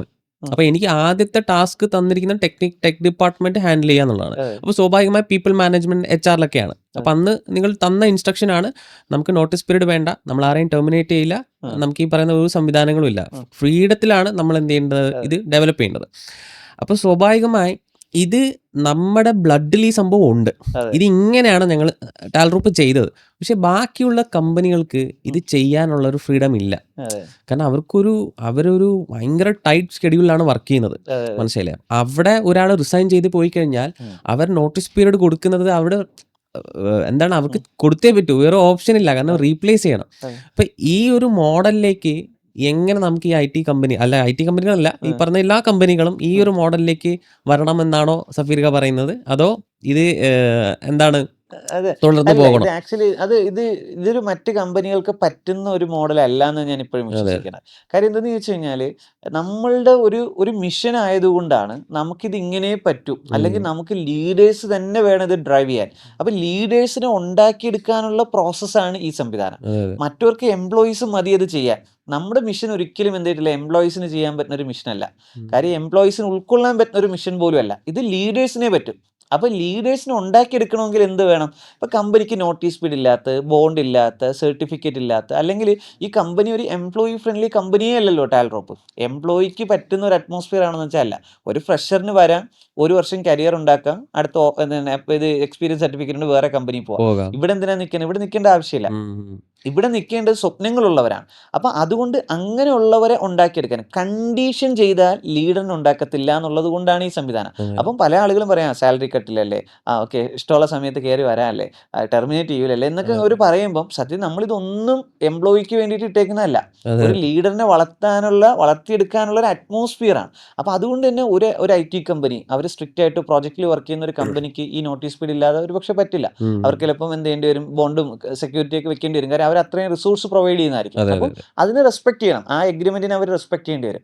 ടാൽറോപ്പ് അത് ചെയ്യാത്തതിന്റെ റീസൺ ടാൽറോപ്പ് ലീഡേഴ്സിന് ഉണ്ടാക്കിയെടുക്കുന്ന പ്രോസസ്സിലാണ്. ഒരു ലീഡറിനെ ഉണ്ടാക്കിയെടുക്കാൻ വേണ്ടി നമ്മളൊരു സിസ്റ്റം ഡെവലപ്പ് ചെയ്യുമ്പോൾ നമ്മൾ ആദ്യം കണ്ട സംവിധാനം എന്താണ്? അവർക്ക് ഫ്രീഡം കൊടുക്കണം. അവരിവിടെ നിൽക്കേണ്ടത്, അതായത് നമ്മൾ ഒരു കാര്യം നമ്മൾ വളരെ ക്രിസ്റ്റൽ ക്ലിയർ ആയിട്ട് മനസ്സിലാക്കേണ്ടത്, നമ്മളുടെ നല്ല അവസ്ഥയിൽ എല്ലാവരും കൂടെ നിൽക്കും. നമ്മുടെ നല്ല അവസ്ഥയിൽ എല്ലാവരും നമുക്കൊപ്പം നിൽക്കും. നമ്മുടെ മോശം അവസ്ഥയിൽ ആര് നിൽക്കും എന്നുള്ളതാണ് ചോദ്യം. ഈ കമ്പനി തകർന്ന് തരിപ്പണായിപ്പോയി, ഒന്നുമല്ലാത്ത ലെവലിലേക്ക് നമുക്ക് പ്രോബ്ലംസ് വന്നു കഴിഞ്ഞാൽ ഞാൻ എടുത്തു പറയുന്ന സംവിധാനം എന്താണ്? 60 പേര്, ഓക്കെ 110 പേര് നമ്മൾ പറയുമ്പോൾ, പക്ഷെ അതിലും നമ്മൾ എക്സ്ട്രീം പറഞ്ഞു കഴിഞ്ഞാൽ 60 ആള് ഒരു കാരണവശാലും ഈ കമ്പനിയിൽ നിന്ന് റിസൈൻ ചെയ്യില്ല. അതെന്തുകൊണ്ടാണ് അത്രയും കോൺഫിഡൻസിൽ എനിക്ക് പറയാൻ പറ്റുന്നത്? ആ 60 പേരാണ് ഈ കമ്പനി എന്ത് ചെയ്യണത്, ഡ്രൈവ് ചെയ്യപ്പെടുന്നതെന്ന് പറയില്ലേ. അപ്പോൾ ഈ 60 ആളുകൾ റിസൈൻ ചെയ്യില്ല എന്ന് ഞാൻ കോൺഫിഡൻ്റ് ആയിട്ട് പറയുന്നത് എന്താണ്, അവർ ഇവിടെ നിന്ന് വളർന്ന് വലുതായി വന്നവരാണ്. അപ്പോൾ ഈ ഒരു കോൺസെപ്റ്റിൻ്റെ ഭാഗമായിട്ടാണ് നമ്മൾ ഈ നോട്ടീസ് സ്പീഡ് ഇല്ലാത്തതും ഇതില്ലാത്തതും ഒക്കെ. പക്ഷേ നമ്മളൊരു സെമി കോർപ്പറേറ്റ് മോഡലിലേക്ക് പോയാലും ഇപ്പോൾ നമ്മുടെ ഒരു പാർട്ട് നമ്മൾ പക്ക എംപ്ലോയീസിനെ വെച്ച് ചെയ്തു പോകുന്ന ഒരു സംവിധാനം ഫ്യൂച്ചറിൽ വന്നാൽ ഓഫ് കോഴ്സ് അവിടെ ഈ പറയുന്ന കണ്ടീഷൻസും സ്ട്രക്ചറും ഒക്കെ ഉണ്ടാവും. ഈ ഒരു ഓപ്പൺ സംവിധാനം എന്തിനാണ്? ഒരു ലീഡറിനെ വളർത്തിയെടുക്കാൻ വേണ്ടിയിട്ടാണ്. ശരിക്കും നമ്മൾ ഓരോരുത്തർ ഈ കമ്പനിയിൽ കയറുമ്പോഴും പറയുന്നതാണ്, നിങ്ങൾക്ക് ആദ്യം കരിയറാണ്, പിന്നെ നിങ്ങളൊരു ലീഡറാണ്, പിന്നെ നിങ്ങളൊരു ഫൗണ്ടർ ലീഡർ, നിങ്ങളുടെ സ്വന്തം സ്വപ്നത്തിലേക്ക് നിങ്ങൾ എത്തും. അപ്പം ഓൺട്രപ്രണേഴ്സിനെ ക്രിയേറ്റ് ചെയ്യുന്ന ഒരു കമ്പനിയാണ് ടാൽറോപ്പ്. എംപ്ലോയീസിനെ ക്രിയേറ്റ് ചെയ്യുന്നവരല്ല. എംപ്ലോയീസിനെ ഓൺട്രപ്രണർ ആക്കുന്ന, സ്റ്റുഡൻറ്റിനെ ഓൺട്രപ്രണർ ആക്കുന്ന, വോളണ്ടിയറിനെ ഓൺട്രപ്രണർ ആക്കുന്ന, ഇന്റേണിനെ ഓൺട്രപ്രണർ ആക്കുന്ന ഒരു കമ്പനിയാണ് ടാൽറോപ്പ്. ഒരു ജേണിയാണ്. ആദ്യം സ്റ്റുഡൻ്റ് ആവുക, പിന്നെ വോളണ്ടിയർ ആവുക, പിന്നെ ഇന്റേൺ ആവുക, പിന്നെ എംപ്ലോയി ആവുക, പിന്നെ മാനേജർ ആവുക, പിന്നെ നിങ്ങൾ ലീഡർ ആവുക, എന്നിട്ട് ഇൻട്രാപ്രണർ ആവുക, എന്നിട്ട് ഓൺട്രപ്രണർ ആവുക. 8ാമത്തെ പൊസിഷനാണ് നമ്മൾ ഓൺട്രപ്രണർഷിപ്പ് പറഞ്ഞിരിക്കുന്നത്. ഓൺട്രപ്രണർ ആണ് നിങ്ങളുടെ അൾട്ടിമേറ്റ് എയിം. നിങ്ങൾ ജോബ് ക്രിയേറ്റ് ചെയ്യുന്ന ആളുകളായിട്ട് മാറണം. ഇത് ഒരാൾക്ക് വിശ്വസിക്കാൻ പറ്റണം. അതിനാണ് നമ്മൾ ഈ മോഡൽ അവരുടെ മുമ്പിലേക്ക് ഇങ്ങനെ കാണിച്ചു കൊടുക്കുന്നത്. അപ്പോൾ ഇപ്പോൾ ജോൺസന് ഇപ്പം നാഷണൽ ഓരോ സ്റ്റേറ്റിലേക്ക് ചെല്ലുമ്പോൾ അവിടുത്തെ യൂത്തിനെ കാണുമ്പോൾ നമ്മുടെ കേരളത്തിലെ യൂത്താണോ അവിടുത്തെ യൂത്താണോ കുറച്ച് വൈബ്രൻ്റ് ആയിട്ട് ഫീൽ ചെയ്തിട്ടുള്ള? അങ്ങനെ ചോദിച്ചു കഴിഞ്ഞാൽ ഇപ്പോൾ ഇന്ത്യയുടെ സ്റ്റാർട്ടപ്പ് എക്കോസിസ്റ്റം എന്ന് പറയണ്ട, ഇപ്പോൾ മെട്രോ സിറ്റീസ് എന്ന് പറയും. മെട്രോ സിറ്റീസിലേക്ക് പോകുമ്പോഴേക്കും സ്റ്റുഡൻസ് ഒക്കെ ഭയങ്കര വൈബ്രൻ്റ് ആണ്. ഇപ്പോൾ ഉത്തരാഖണ്ഡ് അങ്ങനെ മെട്രോ സിറ്റി ആണെന്ന് പറയാൻ പറ്റില്ലെങ്കിൽ പോലും അവിടുത്തെ കുട്ടികൾ ഓൾറെഡി വൈബ്രൻ്റ് ആണ്. അവർക്ക് ഒരുപാട് വലിയ വലിയ സ്വപ്നങ്ങളുണ്ട്. അവർ കുറേ കാര്യത്തിൽ ഇൻവോൾവ് ആണ്. പക്ഷെ ഇതുപോലെ അല്ല ആന്ധ്രാപ്രദേശിലെ കുട്ടികൾ. അവർ ഭയങ്കര റിസർവ്ഡ് ആണ്. ഓക്കെ, അപ്പോൾ അതുകൊണ്ട് നമ്മൾ നടത്തിയ ഈ ഐഡിയ പിച്ച് ഉണ്ടല്ലോ, 16 സ്റ്റേറ്റുകളിലും നമ്മുടെ ഈ ടൈംസ് ഓഫ് ഇന്ത്യയുടെ കോൺക്ലേവിൽ ഐഡിയ പിച്ചിങ്ങാണ് ലാസ്റ്റ് നടത്തുന്നത്. അപ്പോൾ ഈ ഐഡിയ പിച്ചിലെ പ്രസൻറ്റേഷനിൽ നമ്മളൊരു ഫ്രീഡം കൊടുത്തിട്ടുണ്ട്, അവരുടെ ഭാഷയിൽ അവർക്ക് സംസാരിക്കാം. ഓക്കെ, അപ്പോൾ ആന്ധ്രാപ്രദേശിൽ അത് കഴിഞ്ഞില്ല. കാരണം ഞാനിപ്പോൾ ജഡ്ജ് പാനലുണ്ടെങ്കിൽ എനിക്കത് മനസ്സിലാവില്ല. അപ്പോൾ സ്വാഭാവികമായി ആന്ധ്ര മനസ്സിലാകുന്നവരാണ് ജഡ്ജ് പാനലിൽ ഇരിക്കുന്നത്. അപ്പോൾ അവരുടെ ലാംഗ്വേജിൽ സംസാരിക്കുമ്പോൾ അവർ ഭയങ്കര വൈബ്രൻ്റ് ആണ്. അവർ പക്ഷേ ഇംഗ്ലീഷിൽ സംസാരിക്കുമ്പോഴത്തേക്കും റിസർവ്ഡ് ആണ്. കാരണം അറിയില്ല, അവരല്ല ഇംഗ്ലീഷ് അല്ല അവർ സംസാരിക്കുന്നത്. അപ്പോൾ ഈ ഒരു എക്കോസിസ്റ്റം നമ്മളെപ്പോഴും പറയുന്ന ഇന്ത്യയിൽ ഈ 35 യൂണിറ്റുകളിൽ എന്തുകൊണ്ടാണ് ടാൽറോപ്പ് സെപ്പറേറ്റ് എക്കോസിസ്റ്റം ഡെവലപ്പ് ചെയ്യുന്നതിൻ്റെ റീസൺ ഇതാണ്. അവരുടെ സ്റ്റേറ്റിലാണ്. അവരുടെ സ്റ്റേറ്റിൽ അവർ എന്താണ് വളരെ കോൺഫിഡൻ്റ് ആണ്. അവർക്ക് എന്തും അവിടെ ചെയ്യാൻ പറ്റും. അവിടെ ചെയ്ത് വിജയിപ്പിച്ചു കഴിഞ്ഞാൽ പിന്നെ സ്കെയിൽ ചെയ്യാൻ നമുക്ക് ഈ പറയുന്ന ഇക്കോസിസ്റ്റം ഉണ്ട്, ഈ പറയുന്ന ബിസിനസ് സപ്പോർട്ട് ചെയ്യാനുണ്ട്. അപ്പം ഓരോ സ്റ്റേറ്റിലും കുട്ടികളെല്ലാവരും വൈബ്രൻ്റ് തന്നെയാണ്. കുട്ടികൾക്ക് എല്ലാവർക്കും വലിയ സ്വപ്നങ്ങളുണ്ട്, ഒരുപാട് കാര്യങ്ങൾ അവർക്ക് ചെയ്യാം. ആ ഫയർ എല്ലാവർക്കും ഉണ്ട്. പക്ഷെ ഒറ്റ പ്രശ്നമേ ഉള്ളൂ, ഈ പറയുന്ന ലാംഗ്വേജ് മാറുമ്പോഴുള്ള ഒരു പ്രശ്നം. അതിപ്പോൾ എല്ലാവരും അങ്ങനെയാണ്. ഞാനിപ്പോൾ ഉസ്ബെക്കിസ്ഥാനിൽ പോയിരുന്നു കഴിഞ്ഞ വർഷം. അപ്പോൾ സ്വാഭാവികമായി അവർക്ക് അവിടെ ഇംഗ്ലീഷ് അറിയില്ല, എനിക്ക് ഇംഗ്ലീഷേ അറിയുള്ളൂ. അവർ ഉസ്ബെക്കും റഷ്യയുമാണ് സംസാരിക്കുന്നത്. അപ്പം ഞാൻ അവിടെ പോയി ഭയങ്കര റിസർവ്ഡ് ആയിരുന്നു. ഓരോരുത്തരും സംസാരിക്കുമ്പോഴത്തേക്കും ഞാൻ ഇങ്ങനെ മാറി നിൽക്കും. ഓക്കെ, ഞാൻ മാറി നിൽക്കുന്നത് ആരാണ് മാറി നിൽക്കുന്നത്? 8 വർഷം ഞാൻ എന്ത് ചെയ്തു, കേരളത്തിൽ ഈ എക്കോസിസ്റ്റം ഒക്കെ മൊത്തം ഡെവലപ്പ് ചെയ്ത് റിസൾട്ട് ചെയ്ത ഒരാളാണ് ഞാൻ.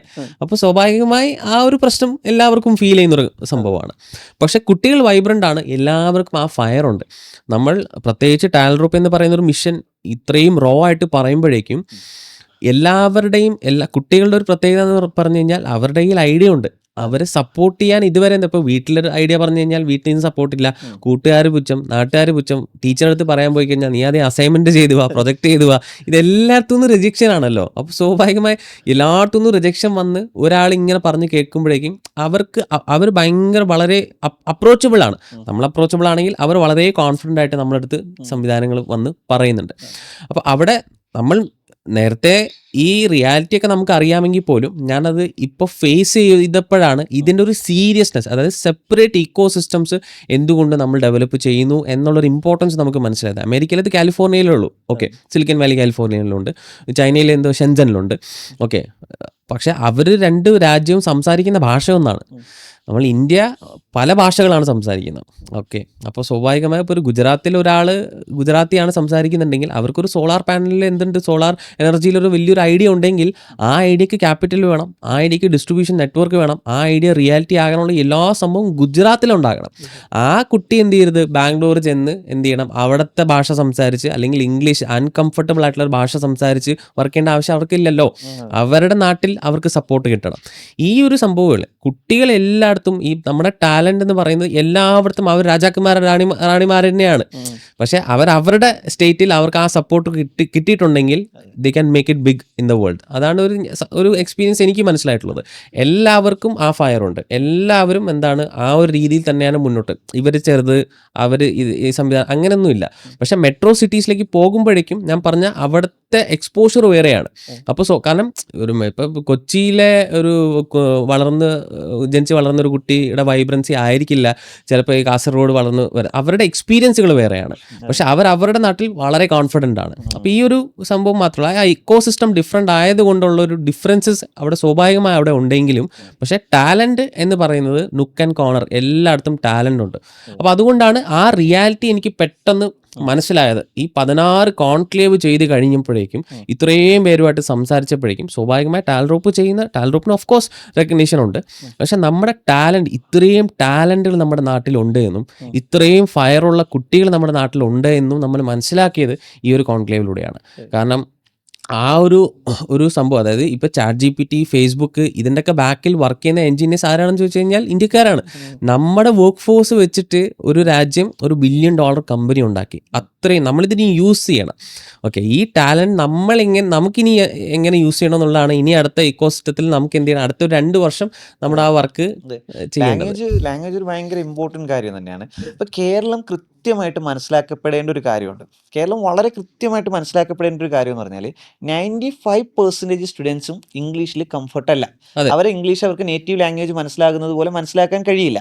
ഇവിടെ നമ്മൾ മനസ്സിലാക്കേണ്ടത് അവരവരുടെ സ്വപ്നം കാണുന്ന ഭാഷയിൽ പഠിക്കാൻ കഴിയുന്ന ഒരു സാഹചര്യം ഉണ്ടാക്കണം.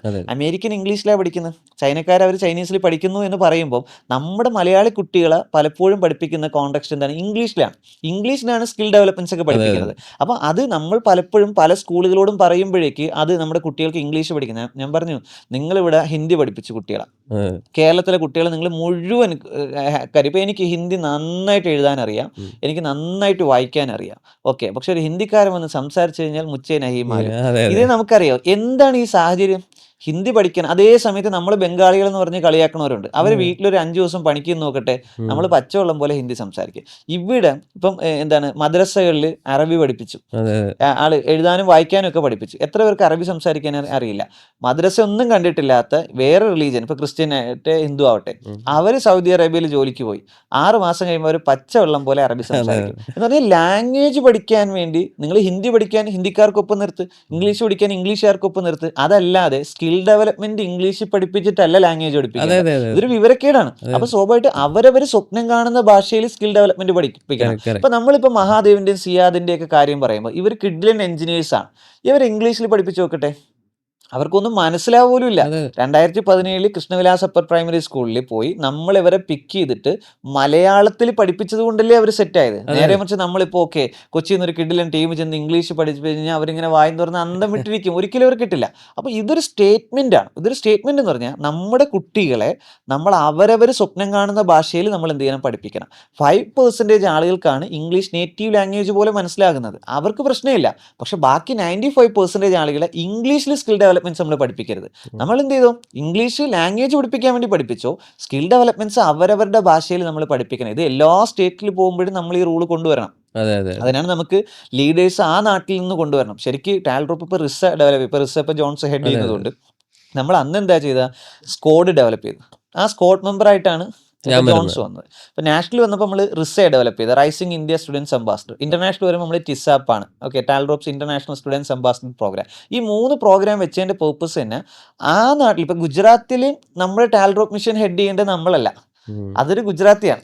ഓക്കെ, അതാണ് അവർക്ക് മാത്രമേ എന്ത് ചെയ്യാൻ പറ്റുള്ളൂ, ആ നാട് ഡെവലപ്പ് ചെയ്തെടുക്കാൻ പറ്റുള്ളൂ. അപ്പൊ നമ്മൾ ജോൺസ് ജോസഫിന് ഡെവലപ്പ് ചെയ്തു, ടാൽറോപ്പ് ഡെവലപ്പ് ചെയ്തു, അല്ലെങ്കിൽ ജോൺസ് ടാൽറോപ്പ് ഡെവലപ്പ് ചെയ്തു എന്ന് പറയുന്നത് പോലെ ഇനി എന്ത് വേണം, അവിടെ ഒരു ടാലന്റ് വരണം. ഇതാണ് റിസ. ഈ റിസ നമ്മൾ പോകുമ്പോൾ എത്രത്തോളം കുട്ടികൾ ഭയങ്കര ഇൻട്രസ്റ്റ് ആണ് റിസയുടെ വിഷയത്തിൽ? ഞാൻ പറഞ്ഞത് അത് തന്നെയാണ്. ഇപ്പോഴത്തെ കുട്ടികൾ ഈ ഒന്ന് എഡ്യൂക്കേഷൻ സിസ്റ്റത്തിന്റെ അവയർനെസ്, നമ്മുടെ ഈ എഡ്യൂക്കേഷൻ സിസ്റ്റം എന്തല്ല പ്രോപ്പർ അല്ല എന്ന് പല മീഡിയമിലൂടെ എല്ലാവർക്കും അറിയാം. ഈവൻ ടീച്ചേഴ്സിന് അറിയാം, സ്റ്റുഡൻസിനും അറിയാം, ഇവർക്ക് എല്ലാവർക്കും അറിയാം. സ്കൂൾ പഠനവും കോളേജ് പഠനത്തിൽ ഇവർക്കൊന്നും എന്ത് ചെയ്യുന്നില്ല, കിട്ടുന്നില്ല എന്നുള്ളത്. ചിലവരത് എക്സ്ക്യൂസ് ആയിട്ട് ക്ലാസ്സും കട്ട് ചെയ്ത് എന്ത് ചെയ്യുന്നുണ്ട്, സിനിമയ്ക്ക് പോകുന്നുണ്ട്. ചിലവർക്ക് ഇതെന്തുണ്ട്, ഇത് അപ്പാർട്ട് ഫ്രം ക്ലാസ് അവർക്ക് എന്തെങ്കിലും ചെയ്യണം. അപ്പോൾ സ്വാഭാവികമായി കുറേ സ്റ്റുഡൻസ് ഇന്റേൺഷിപ്പ് ചെയ്യുന്നുണ്ട്, വർക്ക്ഷോപ്പുകൾ അറ്റൻഡ് ചെയ്യുന്നുണ്ട്, പല കമ്പനികൾക്ക് ഫ്രീ ആയിട്ട് വർക്ക് ചെയ്ത് കൊടുക്കുന്നുണ്ട്. ഇതുപോലത്തെ ഒരു മൈൻഡ് സെറ്റ് ഉള്ള കുറേ കുട്ടികളാണ് ആക്ച്വലി ഈ കോൺക്ലേവിലേക്കൊക്കെ വരുന്നത്. അപ്പോൾ സ്വാഭാവികം നമ്മുടെ റിസ പ്രോഗ്രാം എന്ന് പറയുന്നത് എന്താണ്, ഒരു കരിയറിന് ഒരു ബൂസ്റ്റ് കൊടുക്കുന്ന ഒരു പ്രോഗ്രാമാണ് ആക്ച്വലി. കാരണം റിസ എന്ന് പറയുന്നത് തന്നെ നമ്മുടെ ഒരു പ്രോഗ്രാം, ഈ വോളണ്ടിയറിംഗ് പ്രോഗ്രാമിലേക്ക് ഇവർ വരുന്നു. ഇവർ ടാലറോപ്പിനെ കുറിച്ച് പഠിക്കുന്നു. കമ്മിറ്റ്മെന്റ്സ് ഒന്നുമില്ല, അവർക്ക് എപ്പോൾ വേണേൽ പോകാം. ഓക്കെ, പക്ഷെ പഠിച്ചു കഴിഞ്ഞാലോ ഗുജറാത്ത് അല്ലെങ്കിൽ മഹാരാഷ്ട്രയിൽ എപ്പോഴാണോ ടാലറോപ്പ് വരുന്നത്, ആ മിഷൻ ഇവരാണ് ലീഡ് ചെയ്യുന്നത്. ഇത് വ്യക്തമായിട്ട് അവർക്ക് ക്ലിയർ ആവുന്നുണ്ട്. ഇനി അങ്ങോട്ടുള്ള ജേണിയാണ്. കാരണം ടാലറോപ്പിനെ സംബന്ധിച്ച് 28 എക്കോസിസ്റ്റത്തിലാണ് ടാലറോപ്പ് വർക്ക് ചെയ്യുന്നത്. ഇപ്പോൾ ഓൾറെഡി 10 എക്കോസിസ്റ്റം നമുക്ക് ഓൾറെഡി ആയി. ഓക്കെ, അപ്പം ഇതെല്ലാം കാണുമ്പോഴത്തേക്കും സാധ്യതകളെ കുറിച്ച് ഇവർ അന്വേഷിച്ച് പോകും. എവിടെയൊക്കെയാണ്, കാരണം ഒരു കുട്ടിക്ക് ഒരു എഞ്ചിനീയർ ആകണം. ഓക്കെ, എഞ്ചിനീയർ ആകാനുള്ള ടെക് പ്രൊഡക്റ്റ് ഡെവലപ്മെന്റ്സ് നമ്മളിവിടെ ചെയ്യുന്നുണ്ട്. ഒരു കുട്ടിക്ക് ഫാഷൻ ഡിസൈനർ ആകണം, നമുക്കിപ്പോൾ KFLന്റെ സംവിധാനങ്ങൾ നമുക്കുണ്ട്. ഒരു കുട്ടിക്ക് ഇപ്പോൾ ഇ-കോമേഴ്സ്, ഇപ്പോൾ ഡെറ്റ് ഉണ്ട്, മനസ്സിലായി. ഇങ്ങനെ വാസ്റ്റ് ആയിട്ടുള്ള ഓപ്പർച്യൂണിറ്റീസ് ഇവർ ഇങ്ങനെ കണ്ടുകൊണ്ടിരിക്കുകയാണ് ടാലറോപ്പിന്റെ പ്രസന്റേഷനിൽ. അപ്പോൾ സ്വാഭാവികം ഇതെല്ലാം കണക്ട് ആവുന്നുണ്ട്. അപ്പോൾ ഇനി അവിടെ എത്തണമെങ്കിൽ റിസയാണ് അവരുടെ ഫസ്റ്റ് എന്താണ് എൻട്രി. അപ്പൊ ഇത് ഭയങ്കര ക്യൂരിയോസിറ്റിയാണ്. ഇൻട്രസ്റ്റിനപ്പുറം ആക്ച്വലി ഇത് ക്യൂരിയോസിറ്റിയിലൂടെയാണ് കുട്ടികളെ ഇതിൽ വരുന്നത്. ഇൻട്രസ്റ്റ് ഉണ്ട്, ഓക്കെ, ഇൻട്രസ്റ്റ് ഇപ്പോൾ ഒരു ഇന്റേൺഷിപ്പിന് പോകാനും അവർക്ക് ഇൻട്രസ്റ്റ് ആണ്, വർക്ക്ഷോപ്പിന് പോകാൻ അവർക്ക് ഇൻട്രസ്റ്റ് ആണ്. പക്ഷേ ഈ റിസ എന്താണ്, ടാലറോപ്പ് എന്താണ്, ഇത് കേട്ടിട്ടില്ലല്ലോ. ഞാൻ അതായത് 2017 എങ്ങനെയാണ് ജോൺസ് സഫീർ നജ്മുദ്ദീനെ കേൾക്കുന്നത്, അതേപോലെയാണ് ഇപ്പോൾ ഓരോ സ്റ്റേറ്റിലെ കുട്ടികളും ഞാൻ അവിടെ സംസാരിക്കുമ്പോൾ എന്നെ കേൾക്കുന്നത്. ഇത് എന്താണ് ടാലറോപ്പ്, ഇതുപോലെ ഒരു കമ്പനിയെ കേട്ടിട്ടില്ലല്ലോ. സിലിക്കൻ വാലി ഉണ്ടാക്കുമോ ഇവര്? സിലിക്കൻ വാലി എങ്ങനെ ഉണ്ടാക്കും? സിലിക്കൻ ഉണ്ടാക്കാൻ പറ്റുമോ? ഉണ്ടാക്കിയതാണോ സിലിക്കൻ വാലി? കുറേ കൗതുകമാണ്, കുറേ ക്യൂരിയോസിറ്റി, മണ്ണൻ ചോദ്യങ്ങളൊക്കെയാണ്. കുറേയൊക്കെ മണ്ണൻ ചോദ്യങ്ങളൊക്കെ എൻ്റെ അടുത്ത് ചോദിക്കും. ഓക്കെ, ഗൂഗിൾ ഉണ്ടാക്കുക, സെർച്ച് എഞ്ചിനാണ് നിങ്ങൾ ഉണ്ടാക്കുന്നത്, അല്ല, ഇങ്ങനെയൊക്കെ ചോദിക്കും. ക്യൂരിയോസിറ്റിയാണ്. അപ്പോൾ സ്വാഭാവികമായി ഈ റിസ എന്ന് പറയുന്ന പ്രോഗ്രാമത്തിലേക്ക് വരാനുള്ള ക്യൂരിയോസിറ്റിയാണ് ആക്ച്വലി ഇപ്പോൾ ഓരോ സ്റ്റേറ്റിൽ നിന്നും കേരളത്തിലേക്ക് കുട്ടികൾ ഇങ്ങനെ വരുന്നത്.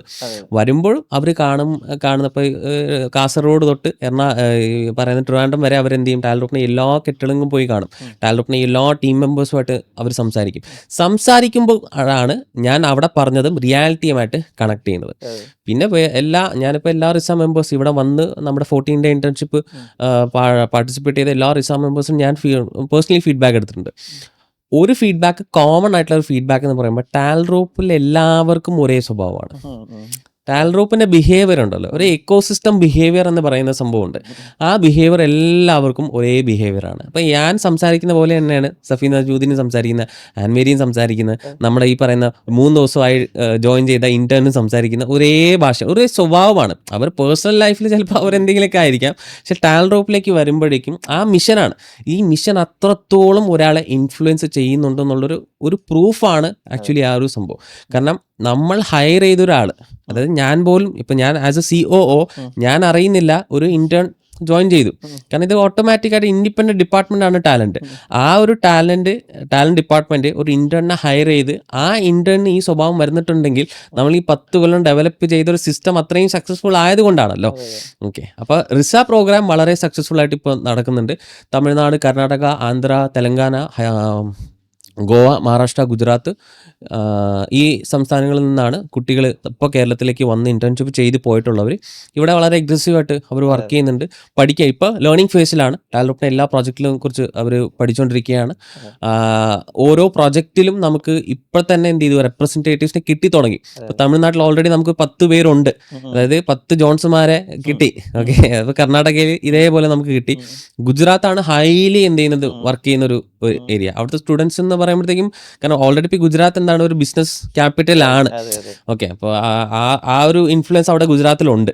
ഓക്കെ, അപ്പോൾ ഗുജറാത്ത് ഭയങ്കര ആക്റ്റീവാണ്. അതേപോലെ ഇപ്പോൾ മഹാരാഷ്ട്രയിലെ പിള്ളേർ എനിക്ക് തോന്നുന്നു ഇപ്പോഴും ഉണ്ട്. 2 ദിവസം കഴിഞ്ഞാൽ അവർ തിരിച്ചു പോകും. അവിടെ ഇപ്പോൾ കൊച്ചിയിലുണ്ട്. മഹാരാഷ്ട്രയും ഇതേപോലെ തന്നെയാണ്. മഹാരാഷ്ട്ര ഓൺബോർഡ് ചെയ്തിരിക്കുന്നത് 25 പേരെ നമ്മൾ ഓൺബോർഡ് ചെയ്തത്. അത് ബേസിക്കലി പൂനെയാണ്. ബട്ട് അതെ, നല്ലൊരു റെസ്പോൺസാണ് എല്ലാ സ്റ്റേറ്റിൽ നിന്നും. എല്ലാ സ്റ്റേറ്റും. അതെ. അതിപ്പം നമ്മുടെ 14 ഡിസ്ട്രിക്റ്റിൽ നമ്മുടെ സിലിക്കൺ വാലി മിഷൻ്റെ ഏറ്റവും ലാസ്റ്റ് ഫേസ് നമ്മൾ 3 ഫേസ് ആയിട്ടാണ് ചെയ്തിരുന്നത്. ആദ്യത്തെ ഫേസിലാണ് നമ്മൾ തിരുവനന്തപുരവും മലപ്പുറവും ഒക്കെ എടുത്തിരുന്ന ആദ്യത്തെ ഫേസിലായിരുന്നു. രണ്ടാമത്തെ ഫേസിൽ മറ്റ് കണ്ണൂർ ഉൾപ്പെടെയുള്ള സ്ഥലങ്ങളെടുത്തു. ഇപ്പോൾ ലാസ്റ്റ് ഫേസിലാണ് നമ്മുടെ വയനാട്, പാലക്കാട്, ഇടുക്കി, കോട്ടയം 4 ജില്ലകളുടെ നമ്മുടെ ഡെവലപ്മെൻറ്റ്സ് നടക്കുന്നത്. ഇപ്പോൾ കോട്ടയം ജില്ല കംപ്ലീറ്റ്ലി ഇപ്പം നോക്കിക്കൊണ്ടിരിക്കുന്നത് ആൻമേരിയാണ്. കോട്ടയത്തേക്കൊക്കെ നമ്മുടെ മിഷൻ ലാസ്റ്റ് ഫൈനൽ സ്റ്റേജിൽ ഇപ്പോൾ നമ്മൾ ഇപ്പം വില്ലേജ് പാർക്കുകൾ നല്ല ലെവലിൽ ഇവിടെ വരുന്നുണ്ട്. ഇപ്പോൾ ടെക്കീസ് പാർക്കുകൾ വരുന്നുണ്ട്, ഇപ്പോൾ ഇൻവെൻറ്റർ പാർക്ക് വരുന്നുണ്ട്, നമ്മുടെ റീജിയണൽ ഓഫീസ് വരുന്നുണ്ട്. അപ്പോൾ നമ്മുടെ ഇൻഫ്രാസ്ട്രക്ചർ ഡെവലപ്മെൻ്റ് ഒക്കെ വളരെ അഗ്രസീവായിട്ട് ഇപ്പോൾ കോട്ടയം ജില്ലയിൽ നടക്കുകയാണ്. അപ്പോൾ കോട്ടയത്തേക്ക് ടാൽറോപ്പിൻ്റെ മിഷൻ പുതിയ ടീം മെമ്പേഴ്സിലേക്ക് പ്രസൻറ്റ് ചെയ്ത് കൊടുക്കുമ്പം അവർക്ക് എന്താണ് ഫീൽ ചെയ്യുന്നത്? വില്ലേജ് പാർക്ക് തന്നെ വെച്ച് സ്റ്റാർട്ട് ചെയ്യുകയാണെങ്കിൽ വില്ലേജ് പാർക്ക് ഭയങ്കര എക്സൈറ്റിംഗ് ആയിട്ടുള്ള കാര്യമാണ്. ബിൽഡിംഗ് ഓണേഴ്സ് ആയിട്ട് സംസാരിക്കുന്ന സമയത്ത് ഇങ്ങനെയൊക്കെ ഒരു സാധനം കോട്ടയത്ത് വരുമോ എന്നുള്ളതാണ്. കാരണം അവരുടെ ഇതിലും എല്ലാവർക്കും ഡെവലപ്മെന്റ്സ് ആഗ്രഹമാണ്. ഇപ്പോൾ ആ ഡെവലപ്മെന്റ്സ് എങ്ങനെ ചെയ്യുന്നോ, സൊസൈറ്റിയിലേക്ക് എങ്ങനെ കോൺട്രിബ്യൂട്ട് ചെയ്യുന്നോ ആർക്കും അറിയില്ല. അപ്പം നമ്മുടെ 20 വില്ലേജ് പാർക്ക് സ്പേസ് കോൺഫറൻസിൽ 20 ജില്ലകളിൽ നിന്നും ഓരോ ജില്ലകളിൽ നമ്മൾ പാർലമെന്ററികളിൽ നിന്ന് നമ്മൾ കണ്ടക്ട് ചെയ്ത ആ കോൺഫറൻസിൽ തന്നെ ഓരോ ബിൽഡിംഗ് ഓണേഴ്സ് വന്നിരിക്കുമ്പോഴും ഇങ്ങനെ എനിക്ക് സൊസൈറ്റിയിലേക്ക് കോൺട്രിബ്യൂട്ട് ചെയ്യാലേ എന്നുള്ളൊരു ഇതിലാണ് എന്ത് ചെയ്യുന്നത്, അവർ നമ്മുടെ പാർട്ടാവുന്നത്. അപ്പോൾ അതുപോലെ നമ്മൾ വില്ലേജ് പാർക്കുമായിട്ട് സംസാരിക്കുമ്പോൾ, ഇൻഫ്രാസ്ട്രക്ചർ പ്രൊജക്റ്റിൽ വില്ലേജ് പാർക്കായിട്ട് സംസാരിക്കുമ്പോൾ ഭയങ്കര ഫോർവേഡ് ആയിട്ട് തന്നെയാണ് നമുക്ക് റെസ്പോൺസുകൾ കിട്ടിക്കൊണ്ടിരിക്കുന്നത്. കോളേജ് സ്റ്റുഡൻസ് എന്ന് പറയുമ്പോൾ ഇന്റേൺഷിപ്പ് നമ്മളിപ്പോൾ ഒരു ഫ്രീ ഇന്റേൺഷിപ്പ് കണ്ടക്ട് ചെയ്യുന്നുണ്ട് 6 മന്ത്സിന്റെയും 3 മന്ത്സിന്റെ ആയിട്ട്. അതും നല്ല റെസ്പോൺസ് തന്നെ കിട്ടിക്കൊണ്ടിരിക്കണേ. എന്ന് പറയുമ്പോൾ എല്ലാവർക്കും ഞാൻ നേരത്തെ പറഞ്ഞ പോലെ സൊസൈറ്റിയിലേക്കുള്ള കോൺട്രിബ്യൂഷനും ജോബ് വേണം, അറ്റ് ദ സെയിം ടൈം സൊസൈറ്റിയിലേക്ക് എങ്ങനെയാണ് കോൺട്രിബ്യൂട്ട് ചെയ്യേണ്ടത്. മൈഗ്രേഷൻസിന്റെ കാര്യം ഇപ്പോൾ ഏറ്റവും അധികം ഉള്ള സ്ഥലങ്ങളാണ് അവിടേക്ക് നമുക്ക് കോട്ടയത്തേക്കുള്ള. പക്ഷെ അവരൊക്കെ ഇങ്ങനെ പല രാജ്യങ്ങളിൽ പോയി, ഇപ്പോൾ കാനഡയിലും UK-യിലൊക്കെ ഇപ്പോൾ മലയാളികൾ അനുഭവിച്ചുകൊണ്ടിരിക്കുന്ന സ്ട്രഗിൾ അവർ കാണാൻ കാര്യം ശരിക്കും നമ്മൾ പറഞ്ഞു കഴിഞ്ഞാൽ ഇപ്പോൾ 4 ടൈപ്പ് യൂണിവേഴ്സിറ്റീസ് അല്ലെങ്കിൽ നമ്മൾ എഡ്യൂക്കേഷനിൽ ഏറ്റവും ടോപ്പിലേക്കൊന്നും ആരും എത്തുന്നില്ല. ഹാർവാർഡും ഓക്സ്ഫോർഡും സ്റ്റാൻഫോർഡിലും MIT-യിലൊന്നും ആരും എത്തുന്നില്ല. രണ്ടാമത് ഇപ്പോൾ സിറ്റി നെയിമുള്ള ഇപ്പോൾ മാഞ്ചസ്റ്റർ യൂണിവേഴ്സിറ്റി എന്നൊക്കെ പറയുന്ന ആ സിറ്റി നെയിം യൂണിവേഴ്സിറ്റീസിലാണ് രണ്ടാമത്, അതിലും ആളുകൾ എത്തുന്നില്ല. പിന്നെ ഇവരുടെ അഫിലിയേഷൻസ് എടുത്ത് റൺ ചെയ്യുന്ന കോളേജുകളിലാണ് ബഹുഭൂരിപക്ഷം ആളുകൾ എത്തുന്നത്. ആ കോളേജുകളുടെ സ്റ്റഡി സെൻ്റർ ഉണ്ട്, ഈ കോഫി ഷോപ്പിൻ്റെ ഒക്കെ സൈഡിലുള്ള ട്രെയിനിങ് സെൻ്ററിൽ, ഇവിടേക്ക് എത്തി UK-യിൽ പഠിക്കാൻ പോകുന്നുണ്ടെന്നാണ്. മുമ്പ് യൂണിവേഴ്സിറ്റീസ് പറഞ്ഞിട്ടാണ് പോകുന്നത്. പക്ഷേ ഇപ്പോൾ യൂണിവേഴ്സിറ്റീസ് പറഞ്ഞിട്ടൊന്നുമല്ല പോകുന്നത്, UK-യിൽ പോകുന്നു, കാനഡയിൽ പോകുന്നു, ഓസ്ട്രേലിയയിൽ പോകുന്നു എന്ന് പറഞ്ഞിട്ടാണ്. അങ്ങനെ പോയത് ഏറ്റവും അധികം പോയിട്ടുള്ള സ്ഥലങ്ങളാണ് ഈ കോട്ടയത്തൊക്കെ, അങ്ങനെ ഒരുപാട് പോയിട്ടുള്ളതാണ്. പക്ഷെ അവിടെ പോയി അവിടുത്തെ ഒരു റിയാലിറ്റീസ് വന്നപ്പോഴേക്ക് ഇവിടെ എന്ത് ചെയ്യാൻ പറ്റുമെന്നൊരു സാധ്യത ഇപ്പം കുട്ടികൾ അന്വേഷിക്കുന്നുണ്ട്. മാത്രമല്ല അങ്ങനെ മൈഗ്രേറ്റ് ചെയ്യാൻ താല്പര്യമില്ലാത്ത, സ്വന്തം നാട്ടിൽ നിൽക്കുന്ന, ഇവിടെ നിന്നാലാണ് നമ്മൾ ഒന്നാം കിട പൗരന്മാരായിട്ട് ജീവിക്കുന്നതെന്ന് വിശ്വസിക്കുന്നവരുണ്ട്. അവരോടൊക്കെ ടാൽറോപ്പ് പറയുമ്പോൾ അവർക്ക് ഭയങ്കര എക്സൈറ്റഡ് ആണ്. അവർ ഭയങ്കര എക്സൈറ്റഡ് ആണ്.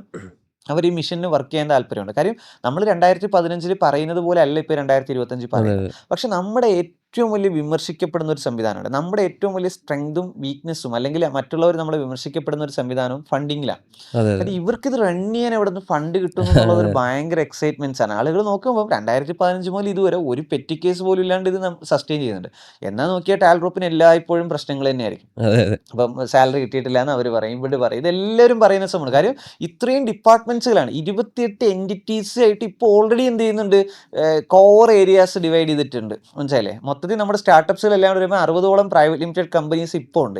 നമ്മൾ പറയുന്നതാണ് 270ഓളം പ്രൈവറ്റ് ലിമിറ്റഡ് എൻറ്റിറ്റീസ് വരും നമ്മൾ ഈ പറയുന്ന 2030 നമ്മുടെ സിലിക്കൺ വാലി മിഷൻ എന്ന് പറയുമ്പോൾ. ഇതെല്ലാം വേറെ ആയിട്ടാണ്. അപ്പോൾ ഇത് ഓൾ ടുഗദർ ഇതെല്ലാം കൂടി നമ്മൾ കൊണ്ടുപോകുന്നുണ്ട്. ഇവരിത് എങ്ങനെ റൺ ചെയ്യും? അന്ന് നമ്മൾ പറഞ്ഞിരുന്ന ഒരു സംഭവമാണ്, ഇത് കോർപ്പറേറ്റ് ഫണ്ടിലോ ഇത് ഗവൺമെൻറ് ഫണ്ടിലോ ഇത് ബാങ്ക് ഫണ്ടിലോ ഒന്നും റൺ ചെയ്യാൻ പറ്റുന്ന ഒരു മിഷനല്ല ഇത്.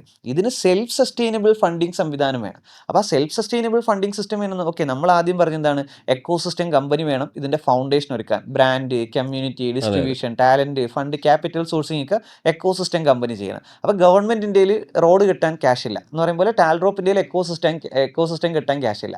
അപ്പോൾ ഒരു എക്കോസിസ്റ്റം കമ്പനി ഉണ്ടാക്കും. എന്നിട്ട് ഈ സ്റ്റാർട്ടപ്പുകളുടെ നിന്ന് മൊത്തം ജനങ്ങളുടെ നിന്ന് മുഴുവൻ ടോൾ വാങ്ങിക്കുമെന്ന് ടോൾ കമ്പനി എടുത്ത് പറയുന്നത് പോലെ നിങ്ങൾ ഈ സ്റ്റാർട്ടപ്സുകളുടെ നിന്ന് മൊത്തം വർഷം റെൻറ്റ് കളക്ട് ചെയ്തോ. അപ്പോൾ എക്കോസിസ്റ്റം കമ്പനി, അപ്പോൾ ആ എക്കോസിസ്റ്റം കമ്പനി റെൻ്റൽ അടിസ്ഥാനത്തിൽ ഇപ്പോൾ മാസം വരുമാനം വേണ്ടവർ അവിടെ വരുന്നു, വർഷം വരുമാനം വേണ്ടവർ വെച്ചിട്ട് അടുത്ത വെഞ്ച് സ്റ്റുഡിയോ ആണ്. ഇതിൻ്റെ ഓപ്പറേഷൻസ് മുഴുവൻ നോക്കാൻ നമ്മൾ വെഞ്ച് സ്റ്റുഡിയോ കമ്പനി ഉണ്ടാക്കി. അപ്പോൾ വർഷം ഡിവിഡൻറ്റ് വേണ്ടവർ അവിടെ വരുന്നു. റിസ്ക് എടുക്കുന്ന ഇൻവെസ്റ്റേഴ്സിന് വേണം. അതിനാണ് നമ്മൾ ശരിക്കും 30,000-ഓളം പേരുണ്ടെങ്കിൽ ഒരു പൂൾ ഉണ്ടാക്കിയത്. കാര്യം ഒരു സ്റ്റാർട്ടപ്പ് വരുമ്പോൾ ഫണ്ട് ചെയ്യാൻ പറ്റുന്ന ആളുകൾ വേണം. ഏഞ്ചൽ ഇൻവെസ്റ്റേഴ്സിന് നമുക്ക് എന്ത് ചെയ്യണം വേണം. അവരാണ് റിസ്ക് എടുക്കുന്നത്. അവർ മാത്രമേ സത്യത്തെ അൾട്ടിമേറ്റ്ലി റിസ്ക് എടുത്ത് ചെയ്യുന്നവരുള്ളൂ. പിന്നെ നമ്മൾ പറഞ്ഞപ്പോൾ R&D, research and development, future, വളരെ 10 വർഷങ്ങൾക്കപ്പുറം കണ്ട് ചെയ്യുന്ന ആളുകൾ, ഏറ്റവും ക്വാളിറ്റി ഇൻവെസ്റ്റേഴ്സ്, അവർ നമ്മുടെ R&Dയിലേക്ക് വരുന്നു. ഇതല്ലാതെ നമ്മൾ ലാസ്റ്റ് പറഞ്ഞ സംഭവമാണ് ബിൽഡിംഗ് ഓണേഴ്സിൻ്റെ അടുത്ത് പറഞ്ഞു, ഓക്കെ നിങ്ങൾ നമ്മൾക്ക് ഇൻവെസ്റ്റ് ചെയ്യേണ്ട, നിങ്ങൾ എന്ത് ചെയ്തോ നിങ്ങളുടെ ബിൽഡിങ്ങിലേക്ക് ഫെസിലിറ്റേറ്റ് ചെയ്തോ. അപ്പം ഈ ശരിക്കും പറഞ്ഞാൽ ഈ 5 സെപ്പറേറ്റ് ഫണ്ടിങ് ആണ് ടാൽറോപ്പിന് എന്ത് ചെയ്താൽ സക്സസ് ആക്കിയത്. അപ്പോൾ ആളുകൾ പറയുന്നുണ്ടോ ഇങ്ങനെ നിങ്ങൾ മാസമൊക്കെ വെച്ച് കൊടുത്തു കഴിഞ്ഞാൽ ഫെയിലാവും. അത് നമുക്ക് പറയാൻ ഫെയിലാവും. അതുകൊണ്ടാണ് ഞാൻ പറഞ്ഞത് എന്താണ് 10 വർഷങ്ങൾക്കൊപ്പമുള്ള R&D ഫണ്ട് ഈ മാസമുള്ള സംവിധാനം ചെയ്യില്ല. അത് R&D ഫണ്ട് വെച്ച് ചെയ്യണം. സ്റ്റാർട്ടപ്സുകൾ തുടങ്ങാൻ വേണ്ടിയിട്ടുള്ള ഏഞ്ചൽ ഫണ്ട്, അത് ഏഞ്ചൽ ഇൻവെസ്റ്റേഴ്സിൻ്റെ ഫണ്ടിൽ തുടങ്ങണം. അതല്ല നമ്മൾ ഈ പറഞ്ഞ ബിൽഡിംഗ് കെട്ടാൻ ഇൻവെസ്റ്ററിൻ്റെ ഒന്നും പൈസ വാങ്ങരുത്, അത് ബിൽഡിംഗ് ഓണറിനെ കൊണ്ട് തന്നെ പറയിപ്പിക്കണം. സ്കൂൾ ഇൻവെന്ററി പാർക്ക് ചെയ്യട്ടെ, കോളേജ് ടെക്കീസ് പാർക്ക് ചെയ്യട്ടെ, ബിൽഡിംഗ് ഓണർ വില്ലേജ് പാർക്ക് ചെയ്യട്ടെ, അതിന് ആ ഫണ്ട് യൂസ് ചെയ്യണം. സ്റ്റാർട്ടപ്പുകളുടെ ഓപ്പറേഷൻ അതിന് വെഞ്ചർ സ്റ്റുഡിയോ ഉപയോഗിച്ചോ, ഫൗണ്ടേഷൻ എക്കോസിസ്റ്റം ഉപയോഗിച്ചോ. അപ്പോൾ ecosystem company, venture studio company, distribution company, Angel fund, R&D fund, ഈ 5 സെപ്പറേഷൻസ് ആണ്. അപ്പോൾ നമ്മളിപ്പോൾ കോട്ടയം ജില്ലയിലേക്ക് പോകുമ്പോൾ അല്ലെങ്കിൽ ഇപ്പോൾ നാഷണൽ എക്സ്പാൻഷനിലേക്ക് പോകുമ്പോൾ നമ്മളെ ഏറ്റവും അധികം അല്ലെങ്കിൽ ഏതൊരു സ്ഥലത്തേക്കും വരുന്ന സംഭവം കൊള്ളാം, കാലക്ക മിഷൻ, ഇതിന് ഇത്രയും ഫണ്ട് വേണ്ടേ, ഇത് നിങ്ങൾ എങ്ങനെ കണ്ടെത്തും എന്നുള്ളൊരു വലിയ ചോദ്യമുണ്ട്. അതിൽ നമ്മുടെ ഈ 5 ക്ലാരിറ്റി സത്യത്തിൽ നമ്മളൊരു യൂത്തിന് പറഞ്ഞു കൊടുക്കും, അവർ ഭയങ്കര എക്സൈറ്റഡ് ആണ്. അവർ നമ്മൾ എക്കോസിസ്റ്റം കമ്പനി, ഇതിന്റെ ബിസിനസ് മോഡൽ ഇതാണ്. ഒരാൾ 10 ലക്ഷം രൂപ ഇൻവെസ്റ്റ് ചെയ്തു, അവർക്കൊരു മാസ വരുമാനം കിട്ടുന്നു. എങ്ങനെയാണ്? അവർ റെന്റൽ ബിസിനസ്സിലാണ്. എന്താ റെന്റിൽ? അവർ എക്കോസിസ്റ്റമാണ് റെന്റിന് കൊടുത്തത്. അവരുണ്ടാക്കിയ എക്കോസിസ്റ്റം ഇത്രയും സ്റ്റാർട്ടപ്സുകൾക്ക്. അപ്പോൾ ഇപ്പം നമ്മൾ 140 സ്റ്റാർട്ടപ്സിലേക്ക് പോകുമ്പോൾ 140 സ്റ്റാർട്ടപ്സിനോട് നമ്മൾ പറഞ്ഞതാണ് വർഷം ഒരു 25 ലക്ഷം രൂപ നിങ്ങൾ കൊടുക്കണം. കാര്യം ഈ കമ്പനിക്ക് 12 കോടി മതി, ഓക്കെ 35 കോടി രൂപ വർഷം എന്ത് ചെയ്യണം, എക്കോസിസ്റ്റം കമ്പനിക്ക് ആനുവൽ ഇൻകം കിട്ടും. അവരുടെ എക്കോസിസ്റ്റം റെന്റ്, ഒരാൾ വലിയൊരു മോൾ ഉണ്ടാക്കി കുറേ ഷോപ്സിന് റെന്റ് കൊടുക്കുന്നത് പോലെ വലിയൊരു എക്കോസിസ്റ്റം ഉണ്ടാക്കി റെന്റ് കൊടുക്കുന്നു. വെഞ്ചർ സ്റ്റുഡിയോ പറഞ്ഞ എന്താണ്? സർവീസ്. നിങ്ങളുടെ സ്റ്റാർട്ടപ്സിനോട് എൻഡ് ടു എൻഡ് സർവീസ് തരാം, നിങ്ങൾ 10% റവന്യൂ ഷെയർ ഇതാ എന്ന് പറയുന്ന മോഡൽ. ഏഞ്ചൽ ഇൻവെസ്റ്റേഴ്സിനോട് ഇതാ ഇപ്പോൾ നിങ്ങൾ ഇൻവെസ്റ്റ് ചെയ്യുക സ്റ്റാർട്ടപ്പിൽ, ഒരു 5 വർഷം കഴിയുമ്പോൾ നിങ്ങൾക്ക് നിങ്ങളുടെ ഷെയർ വിൽക്കാം, ഒരു 10x എങ്കിലും നിങ്ങൾക്ക് അതിൽ കിട്ടും.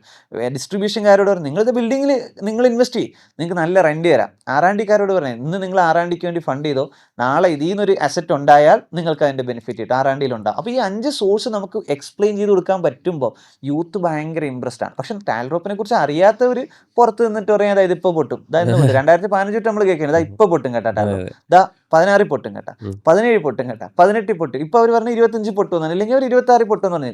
ഇത് എന്തുകൊണ്ടാണ് പൊട്ടാത്തത്? ഇതിന് സെൽഫ് സസ്റ്റൈനബിലിറ്റി ഉണ്ട്.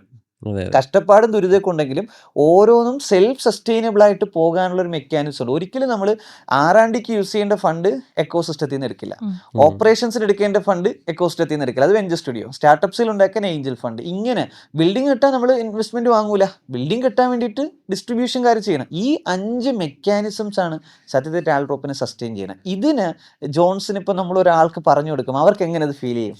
അല്ല, ഇത് ഒന്ന് നമ്മൾ ആദ്യം കറന്റ് സിനാരിയോ ആണ് പറയേണ്ടത്. ഉദാഹരണത്തിന് ഇപ്പോൾ ഇൻവെസ്റ്റർ മൈൻഡ് സെറ്റ് എന്ന് പറയുന്ന ഒരു സംഭവം ഉണ്ട്. അതിപ്പോൾ സഫീർക്ക് പറഞ്ഞ പോലെ ഇപ്പോൾ കേരളത്തിൽ ഇപ്പോൾ ഒരു സ്റ്റാർട്ടപ്പിന് വേണ്ടി ഞാൻ ഫണ്ട് ചോദിക്കാൻ പോയി കഴിഞ്ഞാൽ ഇൻവെസ്റ്റർ മാസം എത്ര തരും എന്നാണ് ചോദിക്കുന്നത്. സ്വാഭാവികമായി പോസിബിൾ അല്ല. ഓക്കെ, ഇതൊരു ഇൻവെസ്റ്റർ മൈൻഡ് സെറ്റ് ആണ്. പക്ഷേ ഇലോൺ മസ്കിന് ഇപ്പോൾ ട്വിറ്റർ ബൈ ചെയ്യണമെങ്കിൽ $44 ബില്യൺ ബാങ്ക് എത്ര വേണേ കൊടുക്കും. അത് ഓക്കെ ഇലോൺ മസ്ക് ആയതുകൊണ്ട്. പക്ഷേ ഇലോൺ മസ്ക് ആകുന്നതിന് മുൻപും അവിടെ ഒരു എക്കോ സിസ്റ്റം ഉണ്ട്. ഇപ്പോൾ ചാറ്റ് GPT, എവിടെ ചാറ്റ് GPTക്ക് റവന്യൂ ഇപ്പോൾ ഉണ്ടെങ്കിൽ പോലും അന്ന് അവരെന്ത് ചെയ്തു, ബ്ലൈൻഡ്ലി R&Dയിൽ ഇൻവെസ്റ്റ് ചെയ്യാനുള്ള ഇൻവെസ്റ്റേഴ്സ് എന്തുണ്ട്, ഇവർക്ക് എല്ലാവർക്കും ഉണ്ട്. അതൊരു മെച്യൂർഡ് ഇക്കോസിസ്റ്റമാണ്. അപ്പോൾ സ്വാഭാവികമായി നമ്മൾ ഈ സിലിക്കൺ വാലി എന്ന് പറയുന്ന ഒരു മോഡൽ റെപ്ലിക്കേറ്റ് ചെയ്യുമ്പോൾ അവിടെ നമ്മൾ ടാലന്റ് പ്രോപ്പറായിട്ട് ഇൻവെസ്റ്റ് ചെയ്യണം, ടാലന്റ് ട്രെയിൻ ചെയ്യണം, ഇവർക്ക് വേണ്ടിയിട്ടുള്ള ഇൻഫ്രാസ്ട്രക്ചേഴ്സ് ഡെവലപ്പ് ചെയ്യണം. അതോടൊപ്പം തന്നെയാണ് ഈ ഫണ്ട്. ഈ ഫണ്ടിങ്ങിൽ ഇപ്പം നമ്മൾ ഇപ്പം സഫീർക്ക് പറഞ്ഞ പോലെ തന്നെ ഇതൊരു പ്രോബ്ലമാണ്. നമുക്ക് ഫണ്ട് ഇവിടെ എന്ത് ചെയ്യുന്നില്ല, കിട്ടുന്നില്ല എന്ന് പറഞ്ഞ് ഇവരെ തിരിച്ച് കൺവിൻസ് ചെയ്യാൻ എത്ര ക്യാമ്പയിനുകൾ നമ്മൾ ചെയ്യണം. നിങ്ങൾ ഏഞ്ചൽ ഇൻവെസ്റ്റ്മെന്റ് ചെയ്യൂ, എത്ര ക്യാമ്പയിനുകൾ ഇവരെ പഠിപ്പിക്കണം, ആദ്യം തൊട്ട് തുടങ്ങണം. അപ്പം അവിടെയാണ് നമ്മൾ മനസ്സിലാക്കി ഇതൊരു ഇൻവെസ്റ്റർ ബിഹേവിയർ, കേരളത്തിന്റെ ഇൻവെസ്റ്റർ ബിഹേവിയർ, ഇന്ത്യയിലെ ഇൻവെസ്റ്റർ ബിഹേവിയർ എന്താണ്. അപ്പോൾ ഓരോ ഇൻവെസ്റ്റർ ബിഹേവിയറിനും സഫീർക്ക പറഞ്ഞ പോലെ നമുക്ക് എന്തുണ്ട്, നമുക്ക് ഓരോ സംവിധാനങ്ങളുണ്ട്. ഇപ്പം മാസം വേണ്ടവർക്ക് എക്കോസിസ്റ്റം ഉണ്ട്. ലോങ് ടേം ഇൻവെസ്റ്റർ, നല്ല ക്വാളിറ്റി ഇൻവെസ്റ്റർ ആണെങ്കിൽ നമുക്ക് ഡയറക്റ്റ് റിസ്ക് ഇൻവെസ്റ്റ്മെന്റിലേക്ക് വരാം, ഏഞ്ചൽ ഇൻവെസ്റ്റ്മെന്റിലേക്ക് വരാം. അവർക്കറിയാം കമ്പനി പൊട്ടിയാൽ അവർക്ക് പൈസ പോകും. അതെല്ലാം അനുകൂലിച്ചിട്ട് തന്നെയാണ് അവർ എന്ത് ചെയ്യുന്നത്, ഫണ്ട് തരുന്നത്. അപ്പം ഇതാദ്യം പ്രസന്റ് ചെയ്യുമ്പോഴാണ് ആക്ച്വലി ഇവർക്ക് കറണ്ട് സിനാരിയോയെ കുറിച്ച് മനസ്സിലാവുന്നത്. ഇവിടെ റെവല്യൂഷണറി ഐഡിയ ഉണ്ട്, കോളേജുകളിലെ ടെക് ഫെസ്റ്റ് എടുത്ത് നോക്കിയാൽ മാത്രം മതി, റെവല്യൂഷണറി ഐഡിയ കിടക്കുവാണ്. പക്ഷെ ഇവർക്ക് ഫണ്ട് തരാൻ ഒരാളും ഇവിടെ ഇല്ല, അവരെ ഗൈഡ് ചെയ്യാൻ ഇവിടെ ആരുമില്ല. ആ ഗൈഡൻസ് ആണ് ശരിക്കും ഇക്കോസിസ്റ്റം. ഈ എക്കോസിസ്റ്റം റൺ ചെയ്യണമെങ്കിൽ നമുക്ക് ക്യാപിറ്റൽ വേണം. ഇനി ഈ ക്യാപിറ്റൽ എവിടെ നിന്ന് കൊണ്ടുവരും? നമ്മുടെ നാട്ടിൽ ഇപ്പൊ ഇന്ത്യയിൽ ക്യാപിറ്റൽ ഇല്ലാഞ്ഞിട്ടാണോ? ഇല്ല, ഇവിടെ ഒരുപാട് ക്യാപിറ്റൽ ഇവിടെ ഉണ്ട്, മനസ്സിലായില്ലേ? നല്ല ഫണ്ട് ഇവിടെ ഉണ്ട്, ഇവിടെ ഇന്നോവേറ്റ് ചെയ്യാനുള്ള ടാലന്റ് ഉണ്ട്, ഇൻഫ്രാസ്ട്രക്ചർ കെട്ടിയിടാനുള്ള എല്ലാ ജോഗ്രഫിക്കൽ ഏരിയാസ് നമുക്ക് ഇവിടെ ഉണ്ട്, ഏറ്റവും വലിയ കൺസ്യൂമർ എക്കോണമി, ഇതെല്ലാം അനുകൂലമാണ് ഇന്ത്യക്ക് ഒരു ഒബ്സ്റ്റക്കിൾസും ഇല്ല. ഒബ്സ്റ്റക്കിൾ ഉള്ളത് ഈ സിസ്റ്റം, നമ്മുടെ മൈൻഡ് സെറ്റ് ആണ്. ഓരോരുത്തരും പഠിച്ചു വന്ന ഒരു സംവിധാനം ഇങ്ങനെ ആയതുകൊണ്ട് അവർക്ക് ആ സാധ്യതകളെ കുറിച്ച് അറിയില്ല. ഇനി അത് പഠിപ്പിച്ചാലേ വരുള്ളൂ. ആരെങ്കിലൊക്കെ ഒരു എന്ത് ചെയ്യണം, ഇനിഷ്യേറ്റീവ് എടുക്കണം. അതായത് നമ്മുടെ ഇൻവെന്റർ പാർക്കിലെ കഥ പറയുന്ന പോലെയാണ്, സ്പേസ് റോക്കറ്റുകൾ റിയാലിറ്റിയാണ്. അന്നിപ്പോ നീൽ ആംസ്ട്രോങ് പോയി ഇലോൺ മസ്കിനെതിരെ കേസ് കൊടുത്തു, ഓക്കെ, അത് കേസ് കൊടുത്തു പോയി, ഇലോൺ മസ്ക് അത് പ്രൂവ് ചെയ്തു, റീയൂസബിൾ റോക്കറ്റ്സ് ഉണ്ടാക്കി, ന്യൂറാലിങ്ക് കയറ്റി വിട്ടു, ഈ സ്പേസിൽ ഇന്റർനെറ്റ് സംവിധാനം ചെയ്തു, ഒറ്റ പ്രസ്സിൽ എന്ത് ചെയ്തു, യുക്രൈനിൽ ഇന്റർനെറ്റ് അവൈലബിൾ ആണെന്ന് പറഞ്ഞ് ഇലോൺ മസ്ക് ട്വീറ്റ് ചെയ്തു. ഇതൊക്കെ റിയാലിറ്റിയാണ്. ഈ സംഭവം സ്പേസ് ഇൻഡസ്ട്രി ഓൺ ചെയ്യുമ്പോഴത്തേക്കും സ്വാഭാവികമായും നമ്മുടെ കുട്ടികൾ ഇതിനെക്കുറിച്ച് അറിഞ്ഞാൽ മാത്രമേ സ്പേസിൽ അടുത്ത ഇന്നോവേഷൻ നമ്മുടെ നാട്ടിൽ നിന്ന് വരുള്ളൂ. ഇതേപോലെ അവയർനെസ് ആണ്. അപ്പോൾ സ്വാഭാവികമായി കുട്ടികൾ, ഇപ്പോൾ യൂത്തിന് ഇതിന്റെ പവർ മനസ്സിലാവും. കാരണം അവരെന്ത് ചെയ്തിട്ടില്ല, വേറെ സംവിധാനങ്ങളിലേക്ക് പോയിട്ടില്ല. അതായത് അടുത്ത കമ്പനിയിലേക്ക് കയറി എന്ത് ചെയ്യില്ല, അവിടെ നിന്നിട്ടില്ല. ഓക്കെ, ഡയറക്റ്റ് നമ്മുടെ കൈകളിലേക്കാണ് കിട്ടുന്നത്. അപ്പോൾ അത് വലിയൊരു അഡ്വാൻറ്റേജ് ആണ്. നമ്മുടെ കയ്യിലേക്ക് ഡയറക്റ്റ് ഒരാളെ കിട്ടുമ്പോൾ നമ്മൾ പറയുന്ന എല്ലാ, ഇപ്പം ഞാൻ നിങ്ങളുടെ എല്ലാ ഐഡിയാസിലും യെസ് മൂടി തന്നില്ലായിരുന്നു അന്ന്. കാരണം ഞാൻ വേറെ DCSലോ ഇൻഫോസിലോ ഒന്നും പോയില്ലായിരുന്നു. പക്ഷെ ഞാൻ ഒരു കൊല്ലം TCSൽ പോയി വർക്ക് ചെയ്തിരുന്നെങ്കിലോ, അപ്പോൾ സ്വാഭാവികമായി എനിക്ക് കുറെ ബാധ്യതകൾ വന്നേനെ. ഞാൻ അതിന്റെ പുറകെ പോയേനെ, ഞാൻ കുറെ ലോജിക്കലായേനെ. അങ്ങനെ എന്ത് ചെയ്യും, ഇങ്ങനെ എന്ത് ചെയ്യും, കുറേ ചോദ്യങ്ങൾ ഞാൻ ചെയ്തേനെ. ഞാൻ അന്ന് ഒരു ചോദ്യം ചെയ്യാത്തത് കൊണ്ട്, എല്ലാത്തിലും യെസ് പറഞ്ഞത് കൊണ്ടാണ് എനിക്ക് ഇന്ന് ഈ പ്രൊഫൈല്. ഇതേപോലെ തന്നെയാണ് യൂത്തിന് എന്തുണ്ട്, ഇതിനെക്കുറിച്ച് കൃത്യമായിട്ട് നമ്മൾ പറയുന്ന നമ്മുടെ ഇന്റന്റ് ആണ്. എന്താണ് നമ്മുടെ ഇന്റന്റ്? സിലിക്കൺ വാലി ഇവിടെ ഉണ്ടായി വരണമെങ്കിൽ ഫോർമുലയാണ് ഇൻഫ്രാസ്ട്രക്ചർ, ഈ പറയുന്ന ടാലന്റ്, ഇന്നോവേഷൻ. ഈ ഫോർമുല ഡെവലപ്പ് ചെയ്യണമെങ്കിൽ ഇതൊരു ഹാർഡ് മെത്തേഡാണ്. ഈ ഹാർഡ് മെത്തേഡ് ആളുകളിലേക്ക് എത്തിച്ചേ പറ്റൂ. അത് യൂത്താണ് എത്തിക്കേണ്ടത്, നമ്മളാണ് എത്തിക്കേണ്ടത്. എനിക്ക് റോബോട്ടിക്സ് എഞ്ചിനീയർ ആകണം താല്പര്യം ഉണ്ടായിരുന്നു, ആയില്ല. ഇനി അടുത്ത ജനറേഷൻ ആവട്ടെ. എനിക്കിനി പറ്റില്ല ഇത് പഠിച്ച് റോബോട്ടിക്സ് എഞ്ചിനീയർ ആവാൻ. ഇതേപോലെ ഈ പറയുന്ന അടുത്ത യൂത്തിലേക്ക് നമ്മളിത് പറയുമ്പോഴേക്കും എല്ലാവർക്കും മനസ്സിലാവുന്ന ഒരു കോൺസെപ്റ്റാണ്. കാരണം ഒന്ന്, വലിയ ഇൻഡസ്ട്രി നോളജ് ഇല്ല, പക്ഷെ അത് തന്നെയാണ് നല്ലത്. എനിക്ക് വലിയ ഇൻഡസ്ട്രി നോളജ് ഇല്ലാത്തതുകൊണ്ടാണ് ഞാൻ എന്ത് ചെയ്ത് വന്നത്. അപ്പൊ ഈ കോൺസെപ്റ്റ് എന്ത് ചെയ്യണം, അടുത്തടുത്ത എക്കോസിസ്റ്റത്തിലേക്ക് വരണം. ഒരു കാരണവശാലും ഈ പറയുന്ന ഓൺട്രപ്രണർ ഗുജറാത്തിൽ നിന്നും ബാംഗ്ലൂർ പോയി ഡെവലപ്പ് ചെയ്യേണ്ട ആവശ്യം വരരുത്. എന്നാൽ ഗുജറാത്ത് ഒരു സിലിക്കൻ വാലി ആകണം, അല്ലെങ്കിൽ ഗുജറാത്തിൽ നിന്നും ടെക് ഇന്നോവേഷൻ വരണം എന്നല്ല. ഗുജറാത്തിൻ്റെതായ അസറ്റ് ഉണ്ട്, ആ അസറ്റിലാണ് ഐഡിയാസ് വരുന്നത്. ആ ഐഡിയാസ് നിങ്ങൾ ഡെവലപ്പ് ചെയ്ത് നമുക്ക് ലോക രാജ്യങ്ങളിൽ എത്തിക്കാമല്ലോ. ഇതിന് വേണ്ടിയിട്ടാണ് നമ്മൾ ഈ സെപ്പറേറ്റ് എക്കോസിസ്റ്റം ഡെവലപ്പ് ചെയ്യുന്നത്. കാരണം ഞാനിപ്പോൾ ഞാനൊരു ബ്ലോഗ് എഴുതിയിരുന്നു. എന്തുകൊണ്ട് why India needs infrastructure before startup fund. Infrastructure നമുക്ക് വേണം. ഈ ഇൻഫ്രാസ്ട്രക്ചർ ഇല്ലാതെ നമുക്ക് എന്ത് ചെയ്യത്തില്ല, വർക്ക് ചെയ്യത്തില്ല. അതാണ് ഫോർമുല. അപ്പം അതിൽ ഏറ്റവും കൂടുതൽ ഒരു ക്രിറ്റിസിസം വന്നത് ഇത്രയും സംഭവത്തിൽ, അതായത് ലാർജ് സ്കെയിലിൽ ഡെവലപ്പ് ചെയ്യാൻ പോയി കഴിഞ്ഞാൽ ക്വാളിറ്റി ഡൈല്യൂട്ട് ആകും എന്നുള്ളത്. ഓക്കെ, ക്വാളിറ്റി പോവില്ലേ? അപ്പൊ അവിടെ നമ്മൾ പറയുന്നത്, ഇപ്പൊ ക്വാളിറ്റി നോക്കേണ്ടത് ഒരു പ്രൊഡക്റ്റ് കമ്പനി ക്വാളിറ്റി നോക്കിയാൽ ഓക്കെ, പ്രശ്നമൊന്നുമില്ല. ഇതിപ്പോ എനിക്കിപ്പോ ഒരു പേനയാണ് വേണ്ടത്, പേന മതി. എനിക്ക് ക്വാളിറ്റി ഉള്ള പാർക്കർ പേന കിട്ടിയാൽ മാത്രമേ ഞാൻ എക്സാം എഴുതുള്ളൂ എന്ന് പറഞ്ഞു നടന്നിട്ട് കാര്യമില്ല. എനിക്കൊരു പെൻ മതി. ഇതാണ് സംഭവം. അപ്പൊ ഇവിടെ നമ്മൾ എക്കോസിസ്റ്റം ഡെവലപ്പ് ചെയ്യുമ്പോഴത്തേക്കും ഈ ജോഗ്രഫിയിൽ നമുക്ക് ഫുള്ളായിട്ട് ഡെവലപ്പ് ചെയ്താൽ മാത്രമേ ഇത് വർക്കൗട്ട് ആവുള്ളൂ. കാരണം ഇന്ത്യ എന്ന് പറയുന്ന രാജ്യത്താണ് നിൽക്കുന്നത്. ഓക്കെ, ഇപ്പൊ ഖത്തർ എന്ന് പറയുന്ന രാജ്യം എറണാകുളം ജില്ലയുടെ അത്രയേ ഉള്ളൂ. പക്ഷെ കേരളം എന്ന് പറയുന്നത് 14 രാജ്യങ്ങളുണ്ട്. ഇന്ത്യ എന്ന് പറയുന്നത് 28 സ്റ്റേറ്റ്, 8 യൂണിയൻ ടെറിട്ടറി ഉണ്ട്. ഓരോ എക്കോസിസ്റ്റം നമ്മൾ ഡെവലപ്പ് ചെയ്താൽ മാത്രമേ ടാലന്റുകളെ കിട്ടുള്ളൂ. അപ്പോൾ സ്വാഭാവികമായി എല്ലാ സ്റ്റേറ്റുകളിലും ഈ പറയുന്ന ഫണ്ടിങ് മെത്തേഡുകൾ നമുക്ക് കൊണ്ടുവരണം. എല്ലാ സ്റ്റേറ്റിലും നമുക്ക് ഇങ്ങനെ ചെയ്യേണ്ട ആവശ്യമില്ല. കേരളത്തിൽ നമ്മളെ സംബന്ധിച്ചിടത്തോളം നമ്മൾ നേരിട്ടത് വാലിഡേഷൻ ആണ്. വാലിഡേഷൻ എന്ന് പറഞ്ഞാൽ പല മോഡൽസും നമ്മൾ ഉണ്ടാക്കിയത്. പക്ഷെ തമിഴ്നാട്ടിൽ നമുക്ക് ഇത് പോയി ഇങ്ങനെ ഒന്ന് വാലിഡേറ്റ് ചെയ്യേണ്ട ആവശ്യമില്ല. തമിഴ്നാട് നമ്മൾ കേരളത്തിൽ കാണിച്ച സംവിധാനം അവിടെ കൊണ്ടുവരണം. ഇപ്പൊ നമ്മൾ തമിഴ്നാട് 39 ക്യാമ്പസിലെ ടെക്കിസ് പാർക്ക്. കാര്യം അവർക്ക് വലിയ സംഭവം വേണ്ട. കേരളത്തിൽ എത്ര ക്യാമ്പസിൽ നമ്മൾ ഇൻവെസ്റ്റ് ചെയ്തു, എത്ര ക്യാഷ് നമ്മൾ ഇൻവെസ്റ്റ് ചെയ്ത് മോഡൽ കാണിച്ച് ടെക്കിസ് പാർക്ക്. തമിഴ്നാട് ഒരു ക്യാമ്പസിൽ നമ്മൾ ഇൻവെസ്റ്റ് ചെയ്യണ്ടല്ലോ. ഒരു പാർലമെന്ററിയിൽ ഒരു ക്യാമ്പസ് എന്ന് പറയുമ്പോൾ എത്ര ക്യാമ്പസ് അപ്ലൈ ചെയ്യണത്? 39 സ്കൂൾ ഇൻവെന്ററി പാർക്ക് എന്ന് പറഞ്ഞാൽ സ്കൂൾ റെഡിയാണ്. 234 ബിൽഡിംഗ് ഓണേഴ്സിന് വില്ലേജ് പാർക്ക് എന്ന് പറഞ്ഞാൽ അവർക്ക് എന്തെങ്കിലും അവരുടെ നാട്ടിൽ കൊണ്ടുവരണമെന്നുണ്ട്. ഒരു ബിൽഡിംഗ് ഓണറിന് കാര്യം അവരെ എഡ്യൂക്കേഷന്റെ കൂടെ ഒരു BA ഉണ്ടെങ്കിൽ അതും കൂടെ വെക്കുന്നവരാണ്. അവരുടെ പേരിന്റെ കൂടെ അവരുടെ എഡ്യൂക്കേഷനും കൂടി വെക്കുന്നതാണ്. അപ്പൊ സ്വാഭാവികമായിട്ട് അവർക്ക് നമ്മുടെ കോൺസെപ്റ്റ് ഭയങ്കര ഇഷ്ടമാണ്. നമ്മൾ പ്രൂവ് ചെയ്ത് കഴിഞ്ഞാൽ അടുത്ത സ്റ്റേജ് ഭയങ്കര ഈസിയാണ്. അപ്പോൾ നമ്മൾ പറയുന്നത് നമ്മുടെ യൂത്തിനോട് പറഞ്ഞ self sustainable mechanism. Okay, corporate ഫണ്ടിനെ നമ്മൾ ഡിപ്പെൻഡ് ചെയ്തുകൊണ്ടിരുന്നു. ഒരു ഫണ്ടിങ് വിൻഡർ വന്നു, അല്ലെങ്കിൽ ഫണ്ടിങ് ക്രഞ്ച് വന്നു, പിന്നെ പൈസ ഇല്ലെന്ന് പറഞ്ഞാൽ അതുകൂടി നിൽക്കുകയും വിഷയം. അപ്പൊ അതുകൊണ്ട് അങ്ങനെ ഡിപ്പെൻഡ് ചെയ്യരുത്. അപ്പൊ ഗവൺമെന്റിന്റെ ഫണ്ടാണ്, ഓക്കെ, അപ്പൊ അടുത്ത ഗവൺമെന്റ് എന്നിട്ട് ആ ഫണ്ട് അനുവദിച്ചില്ല എങ്കിൽ അതോടുകൂടി നിൽക്കും. അതല്ല, ഓരോന്നും റൺ ചെയ്യാൻ ഇൻഡിപെൻഡന്റ് ക്യാപിറ്റൽ മെക്കാനിസം വേണം. ഇപ്പൊ നമ്മൾ ഇത്രയും കോൺഫറൻസ് ചെയ്യുമ്പോൾ ആൾ ചോദിക്കുന്നുണ്ട്, നിങ്ങൾ എന്തിനാണ് ഇത്രയും കോൺഫറൻസ് ചെയ്ത ആളുകൾ എങ്ങനെ കൂട്ടുന്നത്? നമ്മൾ പറഞ്ഞെന്ന് പറഞ്ഞാൽ നമ്മൾ ഇന്നിപ്പോൾ 2025 കോൺഫറൻസ് ചെയ്തൊരു 300 പേര് വന്നു. ഓക്കെ, ആ 300 പേര് 2029 30 ഇൻവെസ്റ്റ് ചെയ്യുള്ളൂ. നമ്മൾക്ക് ഇപ്പം ഇത്രയും ഇൻവെസ്റ്റ്മെന്റ്സ് കിട്ടുന്നത് എന്തുകൊണ്ടാണ്? ഒരു സ്റ്റാർട്ടപ്പ് തുടങ്ങുമ്പോഴേ അതിന് പ്രീസീഡ് 30 ലക്ഷം അനൗൺസ് ചെയ്താൽ ഉടനെ 30 പേരൊന്ന് 1 ലക്ഷം ചെയ്യുന്നത് എന്തുകൊണ്ടാണ്? 2015 മുതൽ പ്രസന്റ് ചെയ്ത് വെച്ചേക്കുന്ന ആളുകളുണ്ട്. അവർക്ക് ടാൽറോപ്പിന് വിശ്വാസമാണ് ഇപ്പം. കാര്യം ഇവർ 10 വർഷം അവർ നോക്കുന്ന ടാൽറോപ്പ് ഉണ്ടല്ലോ. അന്ന് കണ്ട ടാൽറോപ്പ് ഇതാ എവിടെ നിൽക്കണം, ഇന്ന് കണ്ട എവിടെ നിൽക്കണം. ഇത് ഉണ്ടാക്കിയത് മനുഷ്യന്മാർ തന്നെയല്ലേ ഉണ്ടാക്കിയത്. ഇതിന്റെ ഇടയ്ക്ക് അവർ ഇത്രയും സംഭവം വലുതായെങ്കിൽ ഇവരെ കൊണ്ട് ഇത് പറ്റുമെന്ന് വിശ്വസിക്കുന്നവരുണ്ട്. പക്ഷെ 2025 നമ്മൾ പോയി പ്രസന്റ് ചെയ്യുന്നവർ ഇപ്പൊ തന്നെ ഇൻവെസ്റ്റ് ചെയ്യും, ഇപ്പൊ തന്നെ നമ്മളെ കൂടെ വരുമെന്ന് വിശ്വസിക്കുന്ന മണ്ടത്തരാണ്. അതിലൊരു പ്രോബബിലിറ്റി ഉണ്ട്, കുറച്ച് പേര് വരും. ബാക്കിയുള്ളവർ ഇങ്ങനെ നമ്മുടെ വാലിഡേറ്റ് ചെയ്തും പഠിച്ചും ഈ സംവിധാനം നിൽക്കും. ഇത് നമുക്ക് കൃത്യമായിട്ടൊരു യൂത്തിന് പറഞ്ഞു കൊടുക്കാൻ പറഞ്ഞു. ഇപ്പൊ കോട്ടയം ജില്ലയിൽ ഇപ്പൊ നമ്മൾ 9 അസംബ്ലി കോൺസ്റ്റിറ്റ്യുവൻസിയാണ്. ഈ 9 അസംബ്ലി കോൺസ്റ്റിറ്റ്യുവൻസിയിൽ ഓരോ കോളേജുകളിലേക്ക് നമ്മൾ ചെല്ലുമ്പോൾ അവിടുന്ന് നമ്മൾ ടാലൻറ്റുകൾ അടുത്ത ജോൺസ് ജോസഫ്മാരെ അടുത്ത ആൻമേരി ജിജുവിനെ എടുക്കുമ്പം നമ്മൾ അവർക്ക് പറഞ്ഞു കൊടുക്കുന്നതും ഇത് തന്നെയാണ്. 2015 മുതലുള്ള നമ്മുടെ കഥകൾ, നമ്മളിത് വന്നത് എങ്ങനെയാണ്, ഇവിടെ നിൽക്കുന്നത് എങ്ങനെയാണ് ഇതിനെ സെൽഫ് സസ്റ്റെയിൻ ചെയ്യിക്കേണ്ടത്. ഇപ്പോൾ കോട്ടയം ജില്ലയിൽ നിന്ന് സ്റ്റാർട്ടപ്പുകൾ വരുമ്പോൾ കോട്ടയം ജില്ലയിൽ നിന്ന് ഏഞ്ചൽ ഇൻവെസ്റ്റേഴ്സ് ഫണ്ട് ചെയ്യണം. അതിനാണ് സെൽഫ് സസ്റ്റൈനബിലിറ്റി ഉള്ളത്. അമേരിക്കക്കാരും ഫണ്ട് ചെയ്യണേയും കാത്തുകൊണ്ട് നിൽക്കരുത്. അപ്പോൾ അവിടെ കോട്ടയം ജില്ലയിൽ ഏഞ്ചൽ ഇൻവെസ്റ്റേഴ്സ് ഉണ്ടാക്കി വെക്കണം. അതിന് ആദ്യം നമ്മൾ എന്താണ് ചെയ്യുന്നത്? അവിടെ നമ്മൾ കോളേജുകളോട് പറയണം, നിങ്ങൾ ടെക്കീസ് പാർക്ക് ചെയ്യും. 9 കോളേജ് ടെക്കീസ് പാർക്ക് ചെയ്യട്ടെ, 9 സ്കൂൾസ് ഇൻവെന്ററി പാർക്ക് ചെയ്യട്ടെ. അവിടെ എന്താണ് ഇത്രയും വില്ലേജ് പാർക്കുകൾ, അവിടെ ബിൽഡിംഗ് ഓണേഴ്സ് എന്ത് ചെയ്തിട്ടുണ്ട്, വില്ലേജ് പാർക്കുകൾ ഇത്ര വില്ലേജ് പാർക്കുകൾ ചെയ്യട്ടെ. അപ്പോൾ ആ സ്ഥലത്ത് ഇൻഫ്രാസ്ട്രക്ചർ വന്നു. എന്നിട്ട് നമ്മൾ ടാലൻറ്റുകളെ സ്കൂൾസിൽ നിന്നും കോളേജസിൽ നിന്നും ടാലൻസിനെ കണക്ട് ചെയ്യണം. എന്നിട്ട് ഇന്നോവേഷൻസ് വരും. അന്ന് സപ്പോർട്ട് ചെയ്യാൻ ഇൻവെസ്റ്റേഴ്സും വേണം. അതിൽ എക്കോസിസ്റ്റം ഇൻവെസ്റ്റേഴ്സ് വേണ്ടേ? അപ്പോൾ മന്ത്ലി തരുന്ന ഒരു എക്കോസിസ്റ്റം ഇൻവെസ്റ്റേഴ്സ് വരട്ടെ, ഇയർലി വേണ്ട ഒരു വെഞ്ചർ സ്റ്റുഡിയോയിൽ വരട്ടെ, അവരവരുടെ ബിൽഡിങ്ങിൽ വേണ്ടവർ ഡിസ്ട്രിബ്യൂഷനിൽ വരട്ടെ. അതല്ല, സ്റ്റാർട്ടപ്പുകളിൽ റിസ്ക് എടുക്കാൻ താല്പര്യമുള്ളവർ ഏഞ്ചൽ ഇൻവെസ്റ്റേഴ്സ് ആയിട്ട് വരട്ടെ. ഫ്യൂച്ചർ R&D ചെയ്യാൻ പറ്റുന്ന ആളുകളുണ്ടല്ലോ, ഒരു 10 വർഷമൊക്കെ കണ്ട് ചെയ്യാൻ പറ്റുന്നവർ, അവർ R&D കമ്പനിയിലേക്ക് വരട്ടെ. അപ്പോൾ ഇൻവെസ്റ്റേഴ്സ് വേണം. ഇവരെ നമ്മൾ പറഞ്ഞ ഈ ടാലന്റുകൾ റോപ്പ് ചെയ്യപ്പെടണം, ടാൽറോപ്പ് എന്ന് പറഞ്ഞാൽ. അപ്പൊ നമുക്ക് പറഞ്ഞ സ്റ്റുഡൻസ് നമുക്ക് വേണം, വോളണ്ടിയേഴ്സ് നമുക്ക് വേണം, ഇന്റേൺസ് വേണം, എംപ്ലോയീസ് വേണം, മാനേജേഴ്സ് വേണം, ലീഡേഴ്സ് വേണം, ഇൻട്രാപ്രനേഴ്സ് വേണം, ഓൺടർപ്രനേഴ്സ് വേണം, കൺസൾട്ടൻസ് വേണം, ഇൻവെസ്റ്റേഴ്സ് വേണം. ഇങ്ങനെയുള്ള എല്ലാ ടാലന്റുകളും റോപ്പ് ചെയ്യപ്പെടണം.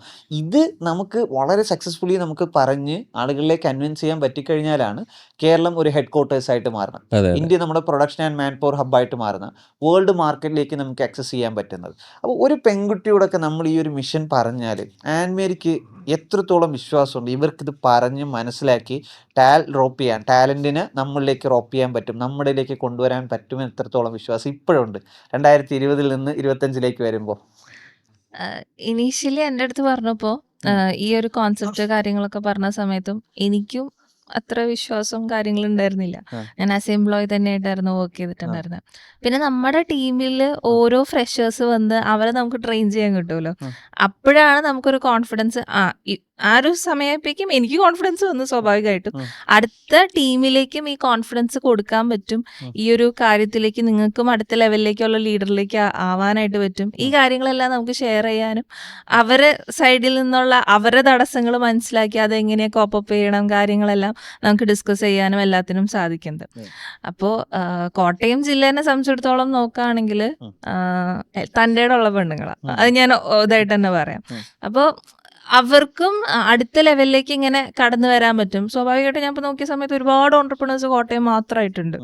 അപ്പോൾ ആ വുമൺ ഓൺടർപ്രണേഴ്സിന് നമ്മുടെ സിസ്റ്റത്തിലേക്ക് കടന്നു വരാനായിട്ട് പറ്റും. അവരുടെ പ്രൊഡക്റ്റ് നമ്മുടെ സിസ്റ്റം ത്രൂ ആയിട്ട് തന്നെയായിട്ട് അടുത്ത ലെവലിലേക്ക് സ്കെയിൽ അപ്പ് ചെയ്യാനായിട്ട് പറ്റും. ഇതെല്ലാം ഒരുപാട് ഓപ്പർച്യൂണിറ്റീസ് ടാൽഡ്രോപ്പിന്റെ ഇൻഹൗസ് ആയിട്ട് തന്നെ നമുക്ക് കൊടുക്കാനായിട്ട് പറ്റും. അപ്പോൾ നമുക്ക് കിട്ടുന്ന ഓരോ ടീമും, നമുക്ക് ഇന്ററാക്ട് ചെയ്യാൻ കിട്ടുന്ന ഓരോരുത്തരായിക്കോട്ടെ, അടുത്ത ടീമിലേക്കുള്ള ടീം മെമ്പേഴ്സ് ആയിക്കോട്ടെ, ആ കോൺഫിഡൻസ് നമുക്ക് കൃത്യമായിട്ട് ട്രാൻസ്ഫർ ചെയ്യാനും അവരെ അടുത്ത ലീഡറിലേക്ക് കൊണ്ടുവരാനായിട്ടും നമുക്ക് സാധിക്കും. അപ്പൊ ഇതോടുകൂടി നമ്മുടെ കോട്ടയം ജില്ലയും കൂടെ പൂർണ്ണമായിട്ട് ടാൽഡ്രോപ്പിന്റെ കയ്യിലേക്ക് വരികയാണ്. അത് ആൻമേരിയുടെ കയ്യിൽ സുരക്ഷിതമാണ്. അപ്പം കോട്ടയം ഇപ്പം നമ്മളിപ്പോൾ ബിസിനസ് ഡെവലപ്മെന്റ് മുഴുവൻ ഹെഡ് ചെയ്യുന്നു. അപ്പോൾ കോട്ടയം ജില്ല നമ്മൾ കംപ്ലീറ്റ്ലി ചെയ്യുന്നു. അപ്പോൾ സ്വാഭാവികമായിട്ട് ഇപ്പം നാഷണലിൽ കംപ്ലീറ്റ്ലി ആയിട്ട് ഇപ്പോൾ ജോൺസ് ഇപ്പോൾ സ്റ്റേറ്റിൽ ചെയ്ത സാധനം നമ്മുടെ മറ്റ് 27 സ്റ്റേറ്റ് യൂണിയൻ ടെറിട്ടറീസിലേക്ക് ചെയ്യുന്നു. ഈ ഇന്റർനാഷണൽ ടീം ഒരു ടീം വേറെ, ആഫ്രിക്കയിൽ ഒരു ടീം വർക്ക് ചെയ്യുന്നു, GCCയിൽ ഒരു ടീം വർക്ക് ചെയ്യുന്നു. അപ്പോൾ ടാൽഡ്രോപ്പ് ഇങ്ങനെ ഭയങ്കര വൈഡാണ്. അപ്പോൾ ഞാൻ പലപ്പോഴും കണ്ടിട്ടുള്ള ഇതിൽ ഏറ്റവും വലിയൊരു നെഗറ്റീവ് തോട്ട്സ് നെഗറ്റീവ് പെർസ്പെക്റ്റീവ് എന്ന് പറഞ്ഞാൽ, ചില ആളുകൾ ഇതൊന്നും കാണുന്നില്ല. അതായത് അവർ കാണുന്നത് ടാൽഡ്രോപ്പിന്റെ ഓപ്പറേഷനിലായിരിക്കും. ഓപ്പറേഷൻസിന്റെ അകത്ത് പല പ്രോബ്ലംസ് ഉണ്ടായിരിക്കും. പക്ഷേ ആഫ്രിക്കയിൽ എന്തിനാണ് ടാൽഡ്രോപ്പ് ചെയ്തുകൊണ്ടിരിക്കുന്നതെന്ന് ഇവർ കാണുന്നില്ല. GCCയിൽ എന്താണ് നടന്നുകൊണ്ടിരിക്കുന്നത്, ഇപ്പം ഗുജറാത്തിൽ ടാൽഡ്രോപ്പ് ചെയ്തുകൊണ്ടിരിക്കുന്ന സംവിധാനം കാണില്ല. അതായത് ഇതെല്ലാം കൂടി പ്ലഗ് ചെയ്യപ്പെടുന്ന ഒരു മൊമെന്റാണ് 2030 ഇതെല്ലാം ഡിറ്റാച്ച്ഡ് ആണ്. ഇപ്പം ഗുജറാത്തായിട്ടാണ് നടക്കുന്നത്, തമിഴ്നാടായിട്ടാണ് നടക്കുന്നത്. ഇതെല്ലാം കൂടി കണക്ട് ചെയ്യുന്ന മൊമെന്റിലാണ് ഇത് സിലിക്കൺ വാലി ആകുന്നത്. സിലിക്കൺ വാലി എന്ന് പറഞ്ഞാൽ എന്താണ്? ഇൻഫ്രാസ്ട്രക്ചർ, ടാലന്റ്, ഇന്നോവേഷൻ എന്താണ്? ഒരു ഇന്നോവേഷൻ വന്നു, ഒരു AI ഒരു ഇന്നോവേഷൻ, ഒരു റെവല്യൂഷൻ നമ്മൾ ഇവിടുന്ന് ഡെവലപ്പ് ചെയ്തു. അപ്പോൾ അവർക്ക് വേണ്ടത് എന്താണ്? അതിൻ്റെ മാർക്കറ്റ് അവർക്ക് ആഫ്രിക്കൻ മാർക്കറ്റ് ആണെങ്കിൽ ആഫ്രിക്കൻ മാർക്കറ്റ് കണക്റ്റഡ് ആണ്. അതാണ് ഈ പറയുന്ന സിലിക്കൺ വാലി മിഷൻ. അല്ലാണ്ട് കേരളത്തിൽ കുറേ കെട്ടിടവും കിട്ടി, കേരളത്തിൽ കുറച്ച് പിള്ളേരും വന്ന് കേരളത്തിൽ നിന്നൊരു സ്റ്റാർട്ടപ്പ് ഉണ്ടാക്കി ഇവിടെ വെച്ചുകൊണ്ടിരിക്കുന്നതിനല്ല നമ്മൾ സിലിക്കൺ വാലി എന്ന് പറയുന്നത്. മാർക്ക് സുക്കർബർഗ് സിലിക്കൺ വാലിയിൽ റിസർച്ച് ആൻഡ് ഡെവലപ്മെന്റേ ചെയ്തിട്ടുള്ളൂ. അവൻ്റെ പ്രൊഡക്റ്റ് അവന് ഇന്ത്യ പോലുള്ള രാജ്യങ്ങളിലാണ് വിറ്റ് പൈസ ആക്കിയെന്ന് പറയും പോലെ മാർക്ക് സുക്കർബർഗിനെ ഉണ്ടാക്കുകയാണ് ആദ്യത്തെ നമ്മുടെ പണി. മാർക്ക് സുക്കർബർഗിന് ഇപ്പോൾ 2017 ഒരു സ്കൂളിൽ പോയി ഒരു ഇൻഫ്രാസ്ട്രക്ചർ കെട്ടിയാലാണ് മഹാദേവ് എന്നുള്ള മാർക്ക് സുക്കർബർഗ് ഉണ്ടാവുന്നത്. ഡിയോസ് എന്നുള്ള ഫേസ്ബുക്ക് ഇന്നോവേഷൻസ് ഉണ്ടാവണം. ഇത് 10,000 ഉണ്ടാകണം. ഇതുണ്ടായി വരണമെങ്കിൽ ഇന്ത്യ എന്നുള്ള ലാർജസ്റ്റ് കൺസ്യൂമർ എക്കോണമി വേണം. കേരളം മാർക്കറ്റ് ആയിക്കൊണ്ട് സ്റ്റാർട്ടപ്പ് ഡെവലപ്പ് ചെയ്ത് നോക്കിക്കേ, ഫ്ലോപ്പാണ്. കാര്യം കേരളം അത്ര വലിയ കൺസ്യൂമർ മാർക്കറ്റ് അല്ല, എല്ലാ വിഷയത്തിലും മാർക്കറ്റ് അല്ല. മനസ്സിലെ കേരളത്തിൽ തന്നെ ഇപ്പം 1 കോടിക്ക് ടാക്സ് അടയ്ക്കാൻ എത്ര പേരുണ്ടെന്ന് വെച്ചാൽ തുച്ഛമേ ഉള്ളൂ. അതേസമയത്ത് ഗുജറാത്ത് നോക്കിയാലോ, ഉത്തർപ്രദേശ് നോക്കിയാലോ, മനസ്സിലെ അത്രയും കൂടുതൽ. നമ്മൾ ഉത്തർപ്രദേശിന്റെ ഒരു ഭാഗം കണ്ടിട്ടാണ് ദരിദ്രം എന്ന് പറയുന്നത്. ഉത്തർപ്രദേശ് വിശാലമായിട്ട് 25 കോടി ജനങ്ങളുള്ള ഒരു വലിയൊരു സ്റ്റേറ്റ് ആണ്. ഇതൊക്കെയാണ് കൺസ്യൂമർ എക്കോണമി ശരിക്കും. അപ്പൊ ഇത് നമുക്ക് ടാപ്പ് ചെയ്യാൻ പറ്റും. അപ്പൊ ഇന്ത്യ ടാപ്പ് ചെയ്താൽ ചൈന ക്ലോസ്ഡ് ആയതുകൊണ്ട് തന്നെ വേൾഡിന്റെ 4/1 ഇന്ത്യ എന്ന് പറയാം. അതായത് വേൾഡിന്റെ 4/1 കൺസ്യൂമേഴ്സ് നമ്മുടെ ഉണ്ട്. അപ്പൊ ഈ കൺസ്യൂമേഴ്സിനെ കണ്ട് കേരളത്തിൽ സ്റ്റാർട്ടപ്സ് ഉണ്ടാക്കാൻ പറ്റണം. കേരളം ഒരു ഹെഡ് ക്വാർട്ടേഴ്സ് പോലെ ആവണം. കാലിഫോർണിയ ഹെഡ് ക്വാർട്ടേഴ്സ് ആയതുപോലെ ഇവിടെ ഹെഡ് ക്വാർട്ടേഴ്സ് ആകണം. പ്രൊഡക്ഷൻ ഇവിടെ വേണ്ട, പ്രൊഡക്ഷൻ നമുക്ക് തമിഴ്നാടോ ആന്ധ്രാപ്രദേശിലോ ചെയ്യാം. മാർക്കറ്റ് വേൾഡ് മുഴുവൻ നമുക്ക് മാർക്കറ്റാണ്. ഇതൊരു ത്രെഡാണ്. ഈ ത്രെഡ് നമ്മൾ ഡെവലപ്പ് ചെയ്തെടുക്കണം, ഇത് വിശ്വസിപ്പിച്ചെടുക്കണം. ഇതിൽ ഏറ്റവും വലിയ സംഭവം എന്താണ്? ഡിസ്ട്രിബ്യൂഷനാണ്. എന്ന് പറഞ്ഞാൽ ഓരോ ഏരിയ, തമിഴ്നാട് ചെയ്യാൻ നമുക്ക് തമിഴ്നാട് ടീം വേണം, നമ്മൾക്ക് തമിഴ്നാട് പോയി ചെയ്തില്ല. ആന്ധ്രാപ്രദേശ് ചെയ്യാൻ നമുക്ക് ആന്ധ്രാപ്രദേശ് ടീം വേണം. അപ്പം നമ്മളുടെ ഏറ്റവും വലിയ കോൺസെപ്റ്റ് തന്നെ ടാൽ റോപ്പിംഗ് ആണ്. ടാൽ റോപ്പ് എന്ന് പറയുമ്പോൾ ഒരു ടാൽ റോപ്പിംഗ് തന്നെയാണ് സംവിധാനം. അപ്പോൾ അതുകൊണ്ടാണ് നമ്മളിങ്ങനെ ഒരു ടീമിനെ എടുത്ത് ഡെവലപ്പ് ചെയ്യുന്നത്. ടാൽ റോപ്പിൻ്റെ ഒരുപാട് സംഭവമാണല്ലോ. എന്തുകൊണ്ടാണ് നിങ്ങൾ എക്സ്പേർട്സുകളെ ഹയർ ചെയ്ത് ചെയ്യാത്തത്? ഞാൻ പറഞ്ഞ എക്സ്പേർട്സിനെ ഹയർ ചെയ്ത് കഴിഞ്ഞാൽ അവർക്ക് കുറേ മൈൻഡ് ബ്ലോക്കേഴ്സ് ഉണ്ട്. അവർക്ക് അവരുടെ മൈൻഡ് ബ്ലോക്കേഴ്സ് എന്താണ്? അവരുടെ ലൈഫിൽ എക്സ്പീരിയൻസ് ചെയ്തിട്ടുള്ള കുറേ അവർക്കുണ്ട്. ഇപ്പോൾ ജോൺസ് ആദ്യം പറഞ്ഞതുപോലെ നമ്മളൊരു ഫ്രഷ് ആയിട്ട് ഒരാളോട് പറയണം. 10 വയസ്സുള്ളൊരു കുട്ടിക്ക് ഒരു നെഗറ്റിവിറ്റി ഇല്ല. ആ കുട്ടിക്ക് ഇപ്പം ഇറാനും ഇസ്രായേലും യുദ്ധമാണ്, അവർക്ക് അതിലൊരു പ്രശ്നമില്ല. നമുക്കാണ് അതിൽ ഭയങ്കര ആശങ്കയും കാര്യങ്ങളുള്ളത്. ഈ 10 വയസ്സുള്ള കുട്ടിക്ക് ഒരു ആശങ്കയില്ല. എന്ന് പറഞ്ഞാൽ ഔട്ട്സൈഡ് നെഗറ്റിവിറ്റി ഒന്നും ഈ കുട്ടിയെ എഫക്റ്റ് ചെയ്തിട്ടില്ല. ആ കുട്ടിക്ക് ഒരു പ്രിജുഡിസ്, മുൻവിധികളൊന്നുമില്ല. അപ്പോൾ അങ്ങനെ വരുമ്പോൾ എന്താണ്? ഈ കുട്ടിയെ സംബന്ധിച്ചിടത്തോളം വളരെ ഓപ്പണാണ്, ഫ്രഷ് മൈൻഡ് സെറ്റാണ്. അവിടെ നമ്മൾ കൊടുക്കുകയും പോസിറ്റിവിറ്റി കൊടുക്കുകയാണ്, നെഗറ്റിവിറ്റി അല്ല. നമ്മൾ ഒന്നാംകിട പൗരന്മാരാണ്. നമ്മൾ ഉണ്ടാക്കിയാലും ഗൂഗിളും മൈക്രോസോഫ്റ്റും മെറ്റയും ടെസ്ലയും ഉണ്ടാക്കാൻ പറ്റുമെന്നൊരു സബ് കോൺഷ്യസ് ബിലീഫ് നമ്മൾ ഈ 10 വയസ്സുകാരന് കൊടുക്കുകയാണ്. അതിനുശേഷം നമ്മൾ ഇമാജിനേഷൻ ചെയ്യാൻ പറയണം. ഓക്കെ, ഇമാജിനേഷൻ ചെയ്തേ, എങ്ങനെയാണ് ഇത് ഇമാജിനേഷൻ, എന്തൊക്കെയാണ് ചെയ്യേണ്ടത് എന്ന് പറയണം. അങ്ങനെ ചെയ്തു, കുട്ടിക്ക് ഇമാജിനേഷൻ വന്നു. എന്നിട്ട് പറയണം, നീ ഇത് പഠിക്കരുത്, നീ ഇമാജിനേഷൻ ചെയ്ത കുറേ കാര്യങ്ങളുണ്ടല്ലോ, അതൊന്ന് പഠിക്ക്, എന്നിട്ട് നീ ചെയ്യ് എന്ന് പറയുമ്പോൾ അവർക്കുണ്ടാകുന്ന ഒരു ബ്രെയിൻ സ്റ്റിമുലേഷൻ ഉണ്ട്, അവരുടെ ഒരു തോട്ട് പ്രോസസ് ഉണ്ട്. ഇതാണ് സത്യത്തിൽ സിലിക്കൺ വാലി മിഷൻ. ഇതല്ലാതെ ഒന്നുമല്ല. അപ്പോൾ എന്നാൽ ഇവർക്ക് ഇപ്പം ഞാൻ ചോദിക്കട്ടെ, 2017 KVUPS കൃഷ്ണവിലാസ് അപ്പർ പ്രൈമറി സ്കൂളിൽ ടെക്കീസ് പാർക്ക് ചെയ്തില്ലെങ്കിൽ മഹാദേവ് ഉണ്ടാവില്ല. നമ്മൾ കൊച്ചി ഇൻഫോ പാർക്ക് ഇരുന്ന് കഴിഞ്ഞാൽ ഒരിക്കലും മഹാദേവ് ഉണ്ടാവില്ല. കാര്യം ഇന്ത്യയുടെ ആത്മാവ് ശരിക്കും ഗ്രാമങ്ങളിൽ കിടക്കുകയാണ്. അതുകൊണ്ടാണ് ഗ്രാമങ്ങളിൽ ഇൻഫ്രാസ്ട്രക്ചർ ചെയ്യണമെന്ന് പറഞ്ഞു. ഓക്കെ, അങ്ങനെ ഒരിടത്ത് ഇൻഫ്രാസ്ട്രക്ചർ കെട്ടിയെന്ന് കരുതി കേരളത്തിൽ ടാലന്റുകൾ ഉണ്ടായില്ല. ഇത് എവിടെ നിന്നാണ് ഇന്നോവേഷൻ ഉണ്ടാവണമെന്ന് നമുക്ക് അറിയില്ല. അതെ, അതെ, എന്ത് അതെ. ഇന്നോവേഷൻ ഉണ്ടാകാൻ പോകുന്നുണ്ടെന്ന് നമുക്കറിയില്ല. പക്ഷെ അതിന്റെ ഫോർമുല ഇതാണ്: ആദ്യം ഇൻഫ്രാസ്ട്രക്ചർ, പിന്നെ ടാലന്റ്, എന്നിട്ടേ ഉള്ളൂ ഇന്നോവേഷൻ. പക്ഷെ ആ ടാലന്റ് എന്ന് പറഞ്ഞാൽ ഒരു 1.5 ടാലന്റ് ആയിരിക്കണം. ഈ ഒരു ഫോർമുല ജോൺസൺ ഇപ്പോഴത്തെ ഒരു ബിലീഫ് ഉണ്ടല്ലോ, ഇത് നമ്മുടെ കേരളത്തിൽ എന്തുകൊണ്ടായിരിക്കും ടോപ്പ് ലെവലിലുള്ള ആളുകൾ, ഭയങ്കര ഹൈ എഡ്യൂക്കേറ്റഡ് ആയിട്ടുള്ള ആളുകൾക്ക് ഇതൊരു ബിലീവബിൾ അല്ലാത്ത, അല്ലെ ഇപ്പം നമ്മളിപ്പോഴും പറയുമ്പോഴെന്ന് വെച്ചാൽ വലിയ റിയൽ എസ്റ്റേറ്റ് പ്രോജക്റ്റ് വരുന്നു, വലിയ കോർപ്പറേറ്റ് കമ്പനിക്ക് ഫെസിലിറ്റേഷൻ കൊടുക്കുന്നു, നമ്മുടെ കോളേജിൽ നിന്ന് മാൻ പവർ അവർക്ക് കൊടുക്കുന്നു. ഇപ്പോൾ വലിയൊരു IT പാർക്ക് വന്നാൽ എന്താണ്, അവിടെ വലിയ IBM പോലത്തെ വലിയ കമ്പനികൾ വരിക, അവിടെ നമ്മുടെ ക്യാമ്പസുകളിൽ നിന്ന് റിക്രൂട്ട്മെന്റ് നടത്തി പ്ലേസ്മെന്റ്സ് കൊടുക്കുക എന്നതിനപ്പുറത്തേക്ക് ഒരു ഗൂഗിൾ ഉണ്ടാക്കാൻ നമുക്ക് പറ്റും, ഒരു മൈക്രോസോഫ്റ്റ് ഉണ്ടാക്കാൻ പറ്റും, ഒരു ഫേസ്ബുക്കും ഒരു ആമസോണും ഒക്കെ നമുക്ക് ഉണ്ടാക്കാൻ പറ്റുമെന്നും നമ്മൾക്കും ഗ്ലോബൽ കമ്പനീസ് ഉണ്ടാക്കണമെന്നൊരു ഇനിഷ്യേറ്റീവ് പറയുമ്പം കേരളത്തിലോ നടക്കോ എന്ന് എല്ലാവരും ഒരു ഭയങ്കര ടോപ്പ് ലെവലിലുള്ള ആളുകൾ പറയുന്ന സംവിധാനം, എൻ്റെ അടുത്ത് ഭയങ്കര ജെന്യൂൻ ആയിട്ട് പറഞ്ഞ സംവിധാനമുണ്ട്. നമ്മൾ ഇങ്ങനെയൊക്കെ ചെയ്ത് ഇറങ്ങുമ്പോൾ, ഇങ്ങനെയൊക്കെ മിഷനൊക്കെ ആയിട്ട് ഇറങ്ങുമ്പോൾ, നമ്മൾ ഇത്രയൊക്കെ ചെയ്തു, ഇത്രയും ക്യാപിറ്റൽ സോഴ്സും ഇത്രയും ടാലൻസ് ഒക്കെ വന്നിട്ട് ഇത് നടന്നില്ലെങ്കിൽ അത് കേരളം കണ്ട ഏറ്റവും വലിയ സ്കാം ആയി പോവില്ലേ? ഭയങ്കര ജെന്യൂൻ ആയിട്ട് അവർ വന്ന് ചോദിക്കുന്ന സംഭവം. അപ്പം നമ്മൾ അവർക്ക് പറഞ്ഞു കൊടുക്കാനുള്ള സംവിധാനം എന്ന് പറഞ്ഞു കഴിഞ്ഞാൽ ഈ ഭയമുണ്ടല്ലോ, അതായത് തോറ്റാൽ സ്കാം എന്നുള്ള ഭയപ്പെടുത്തിയാണ് ഒരു യൂത്തിന് ഇവിടെ നിന്ന് ഓടിച്ചത്. തോറ്റാൽ സ്കാമാണ്. തോക്കാനുള്ള ഫ്രീഡം സത്യത്തിൽ കേരളത്തിനില്ല. കേരളത്തിലൊരു ബിസിനസ് തോക്കാനുള്ള ഫ്രീഡം ഉണ്ടാവും? ഒരിക്കലും ഇല്ല. കേരളത്തിലൊരു ബിസിനസ് തോറ്റാൽ അവൻ പറ്റിപ്പുകാരനാണ്, അവൻ സ്കാമാണ്. എന്തുകൊണ്ടാണ് അവൻ സ്കാം ആയത്? അവൻ തോറ്റു. കാര്യം എനിക്ക് അപ്പോഴേ അറിയായിരുന്നു എന്ന് പറയും. അതുകൊണ്ട് തന്നെ തോൽക്കാൻ ഫ്രീഡം ഇല്ലാത്ത ഒരു സ്ഥലത്ത് ജയിക്കാൻ ധൈര്യം ഉണ്ടാകില്ല എന്നാണ്. അവിടെയാണ് നമ്മുടെ ഈ മിഷൻ പറഞ്ഞ ഒന്നത് തോക്കേയില്ല, 2 തോറ്റാൽ നമുക്കൊരു പേടിയില്ല എന്നൊരു സംവിധാനം. ഈ ഫോർമുല പറയുമ്പം ടോപ്പ് ലെവലിലുള്ളവരെ വിശ്വസിപ്പിക്കാൻ നമുക്ക് ഇപ്പോഴും കഴിഞ്ഞിട്ടില്ല. കാര്യം അവർ വിശ്വസിക്കാത്തതിന് സ്ട്രോങ് എന്തായാലും റീസൺ ഉണ്ട്, അവരുടെ എക്സ്പീരിയൻസ് എന്നായിരിക്കും. അപ്പോൾ ജോൺസൺ എന്താ അത് ഫീൽ ചെയ്തിട്ടുള്ളത്? സ്വാഭാവികമായി ആ എക്സ്പീരിയൻസ് എന്താണെന്ന് നമുക്കറിയില്ല. ബട്ട് ഇതില് നമുക്ക് മനസ്സിലാവുന്ന ഒരു കാര്യം എന്താണെന്ന് വെച്ച് കഴിഞ്ഞാൽ, ഇപ്പോൾ അമേരിക്കയിൽ ഇപ്പോൾ സ്റ്റാൻഫോർഡ് യൂണിവേഴ്സിറ്റിയിൽ മാർക്ക് സക്കർബർഗ് പണ്ട് സൺഡേ ക്ലാസ്സിന് പോകുമായിരുന്നു, അവിടുത്തെ കുട്ടികളെ പഠിപ്പിക്കാൻ വേണ്ടിയിട്ടാണ്. ഓക്കെ, അപ്പോൾ സ്വാഭാവികമായി ആ കുട്ടികൾക്ക് ആരാണ് വന്ന് പഠിപ്പിക്കുന്നത്? ഒരു ഇൻഡസ്ട്രിയലിസ്റ്റ്, ഫേസ്ബുക്ക് ഉണ്ടാക്കിയ co-founder-ആണ് മാർക്ക് സക്കർബർഗ്. അപ്പോൾ കുട്ടികൾ പഠിക്കുകയാണ് ഫേസ്ബുക്ക് ഉണ്ടാക്കുമ്പോൾ എന്തെല്ലാം അവൻ ഫേസ് ചെയ്തു, മാർക്ക് സക്കർബർഗ് എന്ന് പറയുന്ന ഒരാൾ. ഓക്കെ, അപ്പോൾ അങ്ങനെ മാർക്ക് സക്കർബർഗ് അവരുടെ മുൻപിലൂടെ എന്തായി, ഒരു ബിസിനസ് ടൈക്കൂണായി മാറി. ഇതേപോലെ സ്റ്റീവ് ജോബ്സ് വന്നിട്ടുണ്ട്, ബിൽ ഗേറ്റ്സ് വന്ന് കഥ പറഞ്ഞിട്ടുണ്ട്. മനസ്സിലായില്ലേ? ഈ ഇലോൺ മസ്ക് വന്ന എന്താ, എനിക്കെതിരെ നീൽ ആംസ്ട്രോങ് പോയി കേസ് കൊടുത്തു, ഞാൻ വിഷമിച്ചു, എൻ്റെ ഹീറോ ആയിരുന്നു.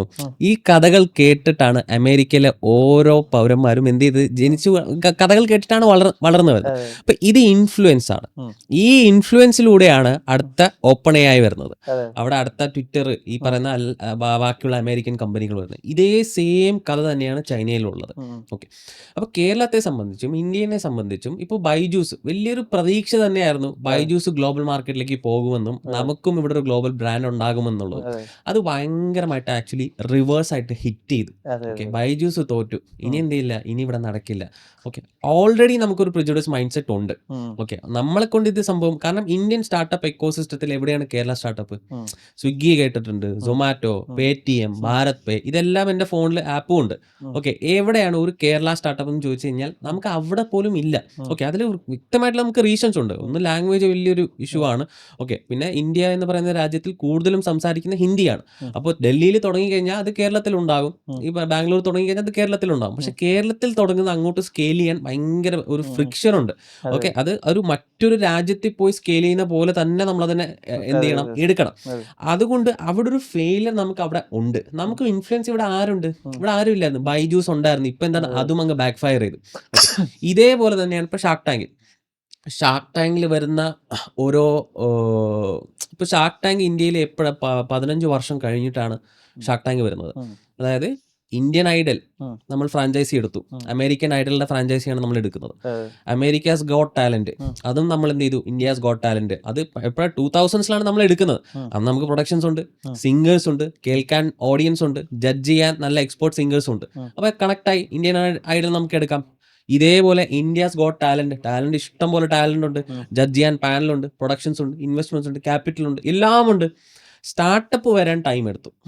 കാരണം ഫൗണ്ടേഴ്സ് ഇല്ല, ഇൻവെസ്റ്റേഴ്സും ഇല്ല. പൈസ ഉണ്ടെങ്കിൽ ഈ സ്റ്റാർട്ടപ്പിന് ഇൻവെസ്റ്റ് ചെയ്യാനുള്ള മൈൻഡ് സെറ്റ് വേണമല്ലോ. ഇതെല്ലാം ഇതൊക്കെ ഒരു ടൈമിംഗ് ആണ്. ഇപ്പോഴാണ് ഷാർക്ക് ടാങ്ക് ബൂമാവുന്നത്. അപ്പൊ ഷാർക്ക് ടാങ്ക് ഇപ്പൊ നോക്കുമ്പോഴേക്കും എല്ലാവർക്കും ഒരു സംഭവം ചെയ്യണം. ഈവൻ കേരളത്തിൽ നിന്ന് ഫൗണ്ടേഴ്സ് ഇപ്പൊ എന്താണ് കേരള ചിപ്സിന്റെ ഒരു ഇത് വന്നിട്ടുണ്ട്. അതിൽ അമൻ ഗുപ്ത എന്ത് ചെയ്തു, അത് നല്ല രീതിയിൽ എന്ത് ചെയ്യുന്നുണ്ട്. മനു എന്നാണ് ആ ഫൗണ്ടറിന്റെ പേര്, കേരളക്കാരനാണ്. അത് നല്ല രീതിയിൽ വരുന്നുണ്ട്. ഓക്കെ, ഇതേപോലെ 1-2 കേർലി ഹെയർ എന്ന് പറഞ്ഞിട്ട് ഒരു സ്റ്റാർട്ടപ്പ് ഉണ്ട്.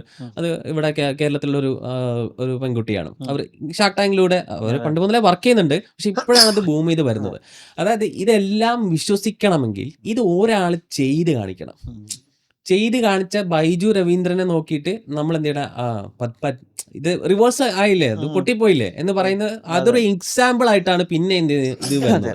അപ്പൊ ഓൾറെഡി പ്രിജുഡീസ് മൈൻഡ് സെറ്റ്. നമുക്ക് ഇന്ത്യൻ സ്റ്റാർട്ടപ്പ് എക്കോസിസ്റ്റത്തിലേ സ്റ്റാർട്ടപ്പ് ഇല്ല. നമുക്കിനി പിന്നെ എങ്ങനെ ഗൂഗിൾ ഉണ്ടാവും? അതൊരു ചോദ്യമാണല്ലോ. നമുക്കിവിടെ 3000 സ്റ്റാർട്ടപ്പ് ലോഗോസ് ഉണ്ട്. ഓക്കെ, ഇത് എവിടെ വർക്ക് ചെയ്യുന്നുണ്ട്? അതായത് സത്യം പറഞ്ഞാൽ ഇന്ത്യയുടെ അവസ്ഥ തന്നെയാണ് ആക്ച്വലി കേരളം. ഇന്ത്യയിൽ 100 യൂണിക്കോൺ ഉണ്ട്. ഇന്ത്യയിൽ പക്ഷെ ഗൂഗിൾ എന്ന് പറയാൻ ഒരു കമ്പനിയും ഇല്ല. ഇതേപോലെ തന്നെയാണ് കേരളത്തിൽ എന്തില്ല, യൂണിക്കോൺ ഇല്ല. മനസ്സിലായില്ലേ? അപ്പൊ സ്വാഭാവികമായി ഇന്ത്യയിൽ പോയി നമ്മൾ ഗൂഗിൾ ഉണ്ടാക്കും എന്ന് പറഞ്ഞാൽ സത്യം പറഞ്ഞാൽ ആരും വിശ്വസിക്കില്ല. ഇതേപോലെ തന്നെയാണ് കേരളത്തിൽ. ഇപ്പൊ ഇന്ത്യയിൽ ആരും വിശ്വസിക്കില്ലെങ്കിൽ പിന്നെ എങ്ങനെ കേരളത്തിൽ വിശ്വസിക്കും? ബാംഗ്ലൂർ ആരും വിശ്വസിക്കുന്നില്ല ഇവിടെ നിന്നും ഗൂഗിൾ ഉണ്ടാക്കും. ബാംഗ്ലൂരാണ് നമ്മുടെ ഇന്ത്യയിലെ സിലിക്കൻ വാലി. പിന്നെ എങ്ങനെ കേരളത്തിൽ വിശ്വസിക്കും? ഇതൊരു ടൈപ്പ് ഓഫ് ഒരു ടൈം ആകുമ്പോഴത്തേക്കും ആരെങ്കിലും ഇത് കാണിച്ചു കൊടുക്കണം. ഇതൊരു സംഭവമാണ്, ഇതിങ്ങനെ ഉണ്ടാക്കാൻ പറ്റുമെന്നുള്ളത്. തിയറി അല്ല, കാണിച്ചു കൊടുക്കണം. നമ്മളിതിപ്പോൾ കുറെ തിയറി റിയലിസ്റ്റിക് ആയിട്ട് എക്സിക്യൂട്ട് ചെയ്തെങ്കിൽ പോലും ആളുകൾ ഇത് വിശ്വസിക്കണമെങ്കിൽ കുറെ എക്സാമ്പിൾസ് ഇതിൽ വരണം. അതുകൊണ്ട് ടോപ്പ് പ്ലേയേഴ്സിൽ അവർക്ക് സ്വാഭാവികമായിട്ടുള്ള കുറെ എക്സ്പീരിയൻസും കാര്യങ്ങളും എല്ലാം ഉണ്ട്. അതെല്ലാം എന്താ ജെന്യൂൻ ആയിരിക്കാം. പക്ഷെ ഇതെല്ലാം ബ്രേക്ക് ചെയ്യണം. ഈ ജെന്യൂൻ സംവിധാനങ്ങളെല്ലാം ബ്രേക്ക് ചെയ്ത് ഒരാൾ ഇത് കാണിച്ചു കഴിഞ്ഞാൽ പിന്നെ പടപടാന്ന് കേരളത്തിൽ നിന്നും ഗ്ലോബൽ ബ്രാൻഡുകൾ, അത് യൂണിക്കോൺ അല്ല. യൂണിക്കോൺ എന്ന് പറയുമ്പോൾ വെറുതെ പുട്ടിന് തേങ്ങ ഇടുന്ന പോലെ യൂണിക്കോണുകൾ കേരളത്തിൽ നിന്ന് വരും. പക്ഷെ ഗ്ലോബൽ ബ്രാൻഡ് ഉണ്ടാക്കാൻ ഇൻഫ്ലുവൻസ് ആവും. അതാണ് സംഭവം. ഇപ്പൊ എന്തുകൊണ്ട് വിരാട് കോഹ്ലിക്ക് ഈ 2011 വേൾഡ് കപ്പ് ജയിക്കണം എന്ന് ഫീൽ ചെയ്തത്, അത് സച്ചിൻ തെണ്ടുൽക്കറിനെ ജയിപ്പിക്കണം. മനസ്സിലായി? സച്ചിൻ കൊടുത്ത ഒരു ഇൻഫ്ലുവൻസ് ആണ് സംഭവം. മനസ്സിലായി? കപിൽ ദേവ് ഒരു എൻറ്റയർ ജനറേഷന് ഒരു ഇൻഫ്ലുവൻസ് കൊടുത്തു.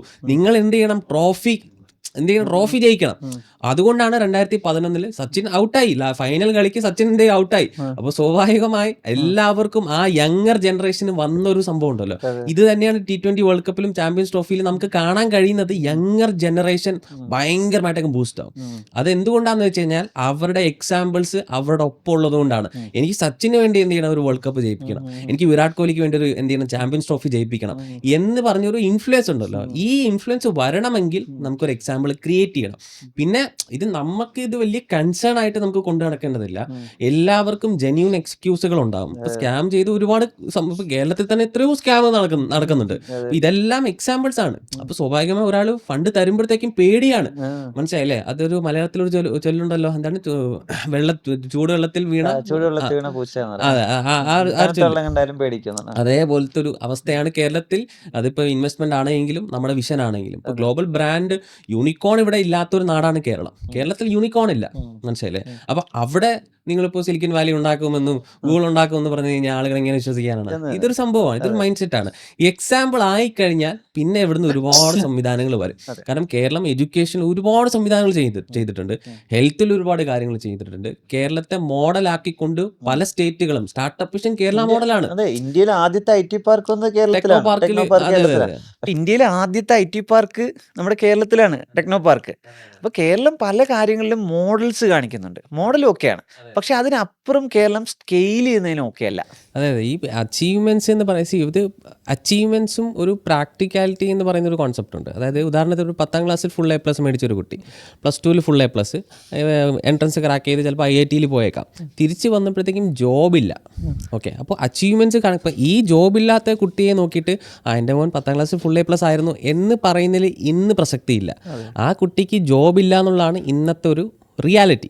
ഈ റിയാലിറ്റിയിലാണ് നമ്മൾ ഒരുപാട് മോഡൽസ് ചെയ്തു. പക്ഷെ റിസൾട്ടിലേക്ക് വരുമ്പോഴത്തേക്കും നമുക്കിപ്പോൾ എന്തില്ല, യൂണിക്കോൺ ഇല്ല, അല്ലെങ്കിൽ ആ ഒരു സ്റ്റാർട്ടപ്പ് എക്കോസിസ്റ്റം എല്ലാം സംഭവം ഉണ്ടെങ്കിൽ പോലും നമുക്ക് ആ റിസൾട്ട് ഇവിടെ ക്രിയേറ്റ് ചെയ്യാൻ കഴിഞ്ഞിട്ടില്ല. ഇവിടെ ജോബ് പ്രൊവൈഡ് ചെയ്യാൻ നേരത്തെ കോട്ടയത്തെ സിറ്റുവേഷനൊക്കെ പറഞ്ഞ പോലെ മൈഗ്രേഷൻ, ബ്രെയിൻ ഡ്രെയിൻ ഒക്കെ എന്ത് ചെയ്യുന്നത് കേരളത്തിൽ നടക്കുന്നതിൻ്റെ റീസണാണ് ഇതൊക്കെ. ഓക്കെ, ഒരുപാട് സംഭവം നമ്മൾ ചെയ്തെങ്കിൽ പോലും ആ റിസൾട്ടിലേക്ക് നമുക്ക് എത്തിക്കാൻ കഴിഞ്ഞില്ല എന്നുള്ളത് ഒരു വലിയൊരു ഡ്രോബാക്ക്. ഒരു ബിലീഫ് തന്നെയല്ലേ. ഇപ്പം നമ്മളിപ്പോൾ പറയുമ്പോൾ നമ്മളിപ്പോൾ എന്താണ്, ഒരു സ്കൂളിൽ പോയി ഒരു ഇൻഫ്രാസ്ട്രക്ചർ കെട്ടി, അവിടുന്ന് ഒരു ടാലൻറ്റിനെ കൊണ്ടുവന്നു, ഒരു ഇന്നോവേഷന് ചെയ്തു. എന്നിട്ട് ഈ 19 വയസ്സുകാരടുത്ത് സംസാരിച്ചു, എല്ലാം റെഡിയാക്കി കഴിയുമ്പോഴും ഒക്കെ കഴിഞ്ഞിട്ട് പറയാണ്, നിങ്ങൾ ഒരെണ്ണല്ലേ ഉണ്ടാക്കിയോളൂ.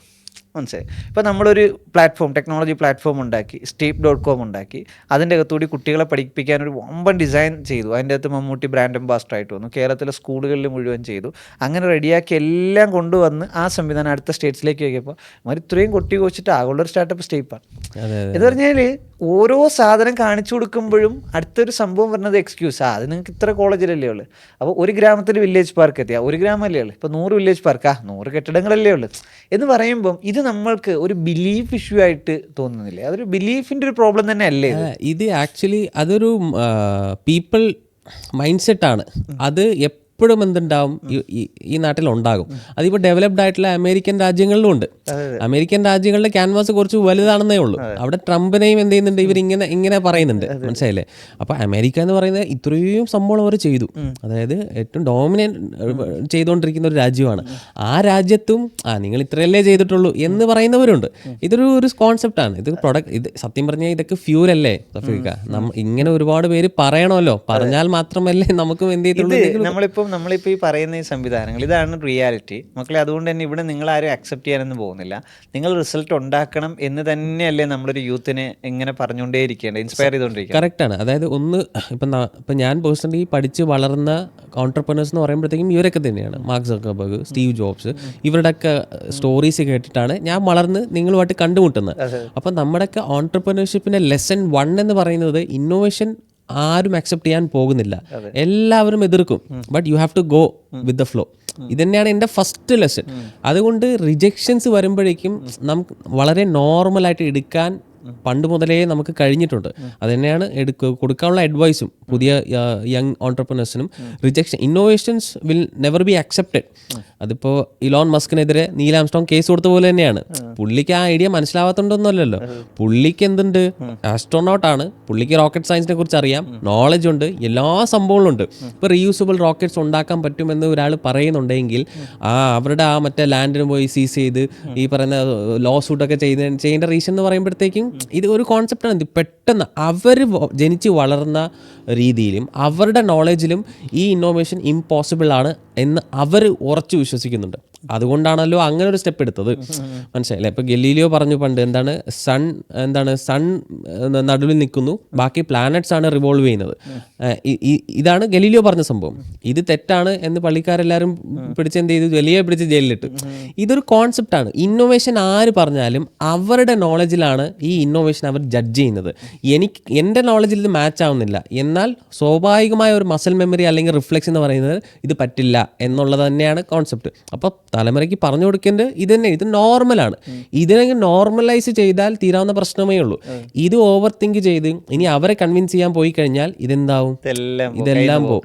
ഓക്കെ, നമ്മുടെ ഫോക്കസ് നഷ്ടപ്പെടും. നിങ്ങൾ ഓരോരുത്തരെയും കൺവിൻസ് ചെയ്ത് ഇതെങ്ങും എത്തുകയില്ല.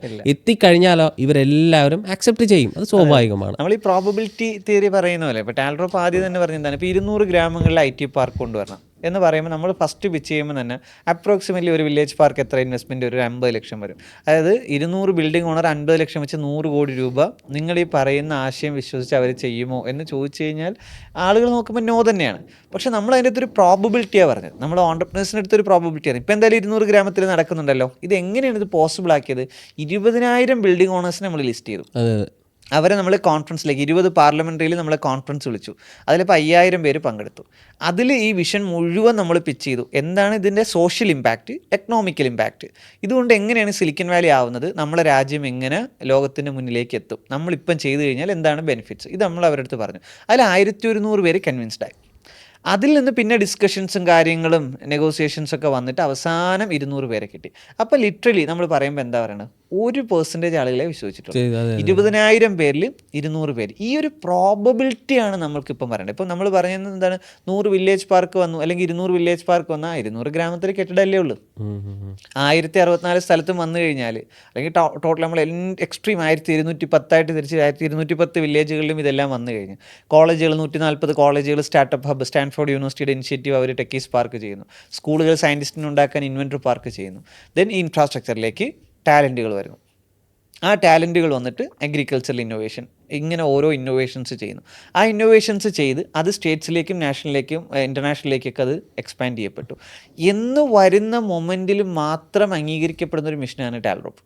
അപ്പം അതുവരെ അപ്പം എനിക്ക് അന്ന് 2017 ജോൺസിനോട് പറഞ്ഞ് കൺവിൻസ് ചെയ്ത് 8 വർഷങ്ങൾക്കപ്പുറം ജോൺസ് എൻ്റെ കൂടെ നിൽക്കുന്നത് പോലെ, 2020 ആൻമേരിയോട് പറഞ്ഞ് ആൻമേരി 5 വർഷങ്ങൾക്കപ്പുറം നിൽക്കുന്നത് പോലെ, ഇതുപോലെ ഒരു 2000-ഓളം 5000-ഓളം 10,000-ഓളം ആളുകളെ നമുക്കൊപ്പം വിശ്വസിപ്പിച്ച് നിർത്തിയാൽ മാത്രം സംഭവിക്കുന്നൊരു മിഷനാണ് ടാൽറോപ്പ്. അതുവരെ സസ്റ്റെയിൻ ചെയ്യുക എന്നുള്ളതാണ് നമ്മുടെ അൾട്ടിമേറ്റ് എയിം.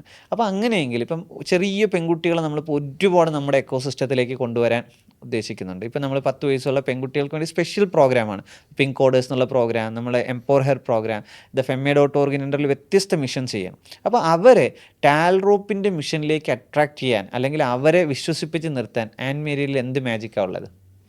ഇതിനുള്ള മാജിക് എന്ന് പറയുന്നത് ടാൽറോപ്പിൻ്റെ വുമൺ ഓൺടർപ്രണേഴ്സ് തന്നെയാണ്. പിന്നെ മലപ്പുറത്തുനിന്ന് ഒരു ചെറിയ പ്രായത്തിൽ തന്നെ വന്ന് ടാൽറോപ്പിൻ്റെ ഓൺടർപ്രണേഴ്സായ 2 വുമൺ ഓൺടർപ്രണേഴ്സ് നമ്മുടെ കയ്യിലുണ്ട്. അപ്പോൾ ഇതുപോലത്തെ ഓരോ ഓൺടർപ്രണേഴ്സിൻ്റെ വുമൺ ഓൺടർപ്രണേഴ്സിൻ്റെ ഒരു നിര തന്നെ നമ്മുടെ ടീമിലുണ്ട്. ആ ടീമിനെ തന്നെയാണ് എന്ത് ചെയ്യുന്നത്, നമ്മൾ ഓരോ ക്യാമ്പസുകളിലും ഓരോ പെൺകുട്ടികളുടെ അടുത്ത് സംസാരിക്കുമ്പോഴും ഷോക്കേസ് ചെയ്യുന്നത്. അവർക്ക് പറ്റുകയാണെങ്കിൽ ഇവർക്ക് പറ്റുമല്ലോ. അപ്പോൾ ആ കാര്യം കൃത്യമായിട്ട് അവരായിട്ട് കൺവേ ചെയ്യുക, അവർക്കും ഓപ്പർച്യൂണിറ്റീസ് ഉണ്ട് എന്നുള്ള കാര്യം അവരായിട്ട്, നമ്മളിപ്പോൾ ഒരാളുടെ അടുത്ത് പോയി സംസാരിക്കുമ്പോഴും അവരായിട്ട് ഇൻട്രാക്ട് ചെയ്യുമ്പോഴും അല്ലെങ്കിൽ ഇങ്ങനെ ഒരു ഓപ്പർച്യൂണിറ്റി ഉണ്ടെന്ന് അറിയുന്നത്. അതുപോലെ ഓരോ പഞ്ചായത്തുകളിലും ഓരോ വാർഡ് തലത്തിലും നമ്മൾ ചെന്ന് നിന്ന് സംസാരിക്കുമ്പോഴാണ് ഇങ്ങനൊരു ഓപ്പർച്യൂണിറ്റി ടാൽറോപ്പിൽ ഉണ്ടെന്നുള്ള കാര്യം അവർക്ക് മനസ്സിലാവുന്നതും അതിനനുസരിച്ചിട്ട് അവർ നമ്മളായിട്ട് കണക്ട് ചെയ്യുന്നതല്ല. ഈ വുമൺ ഓൺടർപ്രണേഴ്സ് തന്നെ റിയൽ റിസൾട്ട്സ് തന്നെയാണ് നമുക്കുള്ള ഒരു ദിവസം ഇതെല്ലാം സംഭവിക്കുമെന്ന് അവരെ നമുക്ക് വിശ്വസിപ്പിക്കാൻ പറ്റണം. അവർക്ക് അതിലൊരു ഇമാജിനേഷൻ വരണം, അവരത് പഠിക്കണം, അവരത് ചെയ്യണം. 4 കാര്യങ്ങളാണല്ലോ. ഒന്ന് ബിലീഫാണ്, എൻഡ് ഓഫ് ദ ഡേ ആദ്യം ട്രസ്റ്റ് ചെയ്യണം. ട്രസ്റ്റ് ചെയ്യാതാണെങ്കിൽ ഒന്നും നടക്കില്ല. അപ്പോൾ ആൻമേരി പതിയെ ഇത് കണ്ടും കേട്ടും ഈ കാസർഗോഡ് മുതൽ തിരുവനന്തപുരം വരെ നിന്ന് ചെയ്തും ഒക്കെ ട്രസ്റ്റ് ചെയ്താണ്. ഇപ്പം ആൻമേരിക്ക് ഒരു പേഴ്സണൽ എക്സ്പീരിയൻസ് ഉണ്ടല്ലോ. അതായത് ഇപ്പോൾ ആദ്യം പറയുമ്പോൾ ഒരു ഓർത്തഡോക്സ് ഫാമിലിയിൽ വരുന്നു, വളരെ എന്തായിട്ടുണ്ട്, റിസേർവ്ഡ് ആയിട്ട് നിൽക്കുന്നു. പിന്നെ ഈ ഒരു എക്സ്പോഷർ കാര്യങ്ങൾ കിട്ടുമ്പോൾ ഒരുപാട് സ്ട്രഗിൾ ഉണ്ടായിട്ടുണ്ട്. പലരുടെ ഫാമിലീനെ കൺവിൻസ് ചെയ്യാൻ പറ്റാതായിട്ടുണ്ട്. ഇതിങ്ങനെ ഇടന്ന് ജില്ലകളിൽ തോറും ഓടുമ്പോഴുള്ള പ്രോബ്ലംസ് ഉണ്ടായിട്ടുണ്ട്. ഇതിനെയൊക്കെ എങ്ങനെയാണ് അതിജീവിച്ചത്? ഇതിൻ്റെ ഒരു ഇൻസ്പിറേഷൻ എങ്ങനെയാണ്, ഒരു സ്ട്രഗിൾ എങ്ങനെയായിരുന്നു ഈ ഒരു ഓൺടർപ്രണർഷിപ്പ് ലൈഫിലേക്ക് വരുമ്പോൾ ഉണ്ടായിരുന്നത്? അന്ന് ഒരു ഇന്റേൺ ആയിട്ട് കയറി ഇപ്പോൾ ഒരു ഓൺടർപ്രണർഷിപ്പിലേക്ക് വരുമ്പോഴേക്ക് എക്സാക്ട്ലി എന്തായിരുന്നു ഒരു ലൈഫിൻ്റെ ഒരു മൊത്തത്തിലൊരു എക്സ്പീരിയൻസ്? ഇപ്പോൾ തിരിഞ്ഞു നോക്കുമ്പോൾ അതൊക്കെ സിമ്പിളാണെന്നാണ് തോന്നുന്നത്. അന്ന് അതായിരുന്നു നമ്മുടെ ഏറ്റവും വലിയ സ്ട്രഗിൾ ആയിട്ടുണ്ടായിരുന്ന കുറച്ച് കാര്യങ്ങൾ. പക്ഷെ ഇന്ന് നോക്കുമ്പോൾ ഒന്നുമല്ല എന്നുള്ളൊരു തോന്നലാണ് നമുക്ക് തോന്നുന്നത്. കാരണം അതിനേക്കാളും വലിയ കാര്യങ്ങളും സോൾവ് ചെയ്തും കൺവിൻസ് ചെയ്തും വന്നൊരു ജേർണിയാണ് ഇപ്പോൾ ഉള്ള ഒരു ജേർണി എന്ന് പറയുമ്പോൾ. ഇനീഷ്യലി ബുദ്ധിമുട്ടുകൾ ഉണ്ടായിട്ടുണ്ട്. അതിപ്പോൾ ഒരു രാത്രി കൊണ്ടല്ല ഒരാളുടെ സക്സസ് എന്ന് പറയില്ലേ, അതുപോലെ തന്നെയാണ് ഇപ്പോൾ കൺവിൻസ് ചെയ്യുക.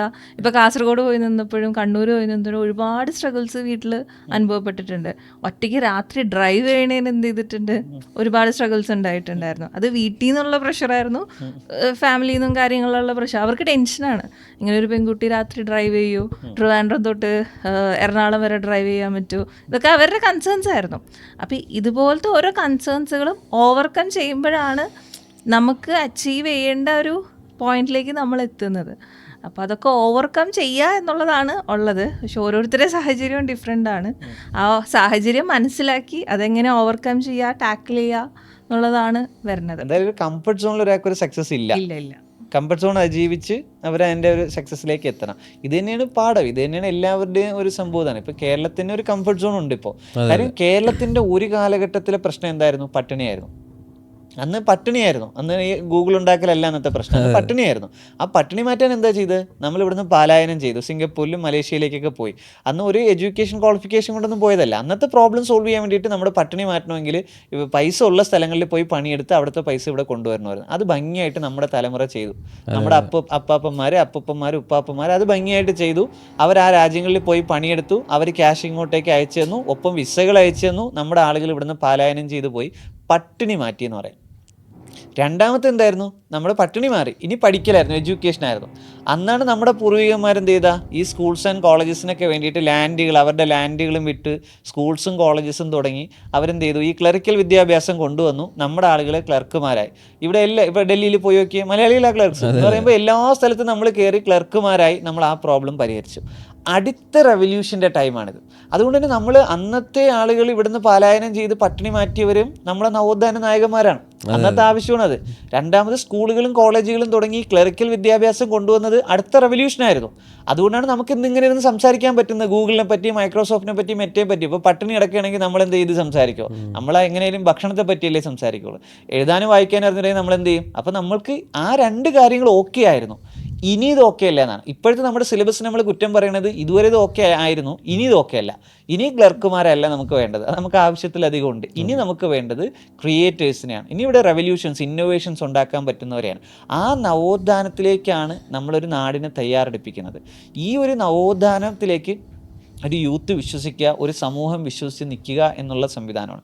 അപ്പോൾ നമുക്ക് ഇതിൽ ഈ ഒരു സംഭവം എക്സാക്ട്ലി കേരളത്തിൽ 2030 സിലിക്കൺ വാലി മിഷൻ നടക്കൂലേ എന്നൊക്കെ ചോദിക്കുമ്പോൾ നടക്കുമെന്ന് വിശ്വസിപ്പിച്ച് പറയാനുള്ള ഒരു പോയിന്റ് ജോൺസിൻ്റെ എന്താണ്?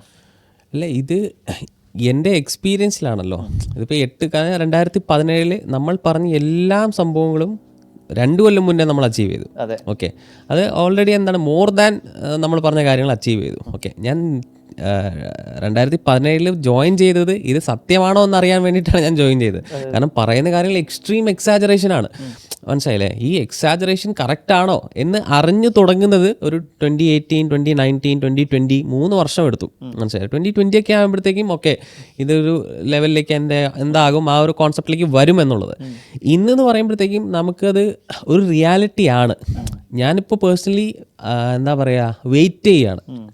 ഇനിയൊന്നും ചെയ്യാനില്ല. ഇനി എന്ത് ചെയ്യും? നമ്മൾ ഓൾറെഡി ഒരു ഫ്രെയിം വർക്ക് ഡെവലപ്പ് ചെയ്തു. 10 കൊല്ലം എടുത്തു, R&D കഴിഞ്ഞു. എങ്ങനെയാണ് നമ്മളിപ്പോൾ ഫണ്ടിങ് ആണ് നമ്മൾ ആദ്യം ക്രാക്ക് ചെയ്തത്.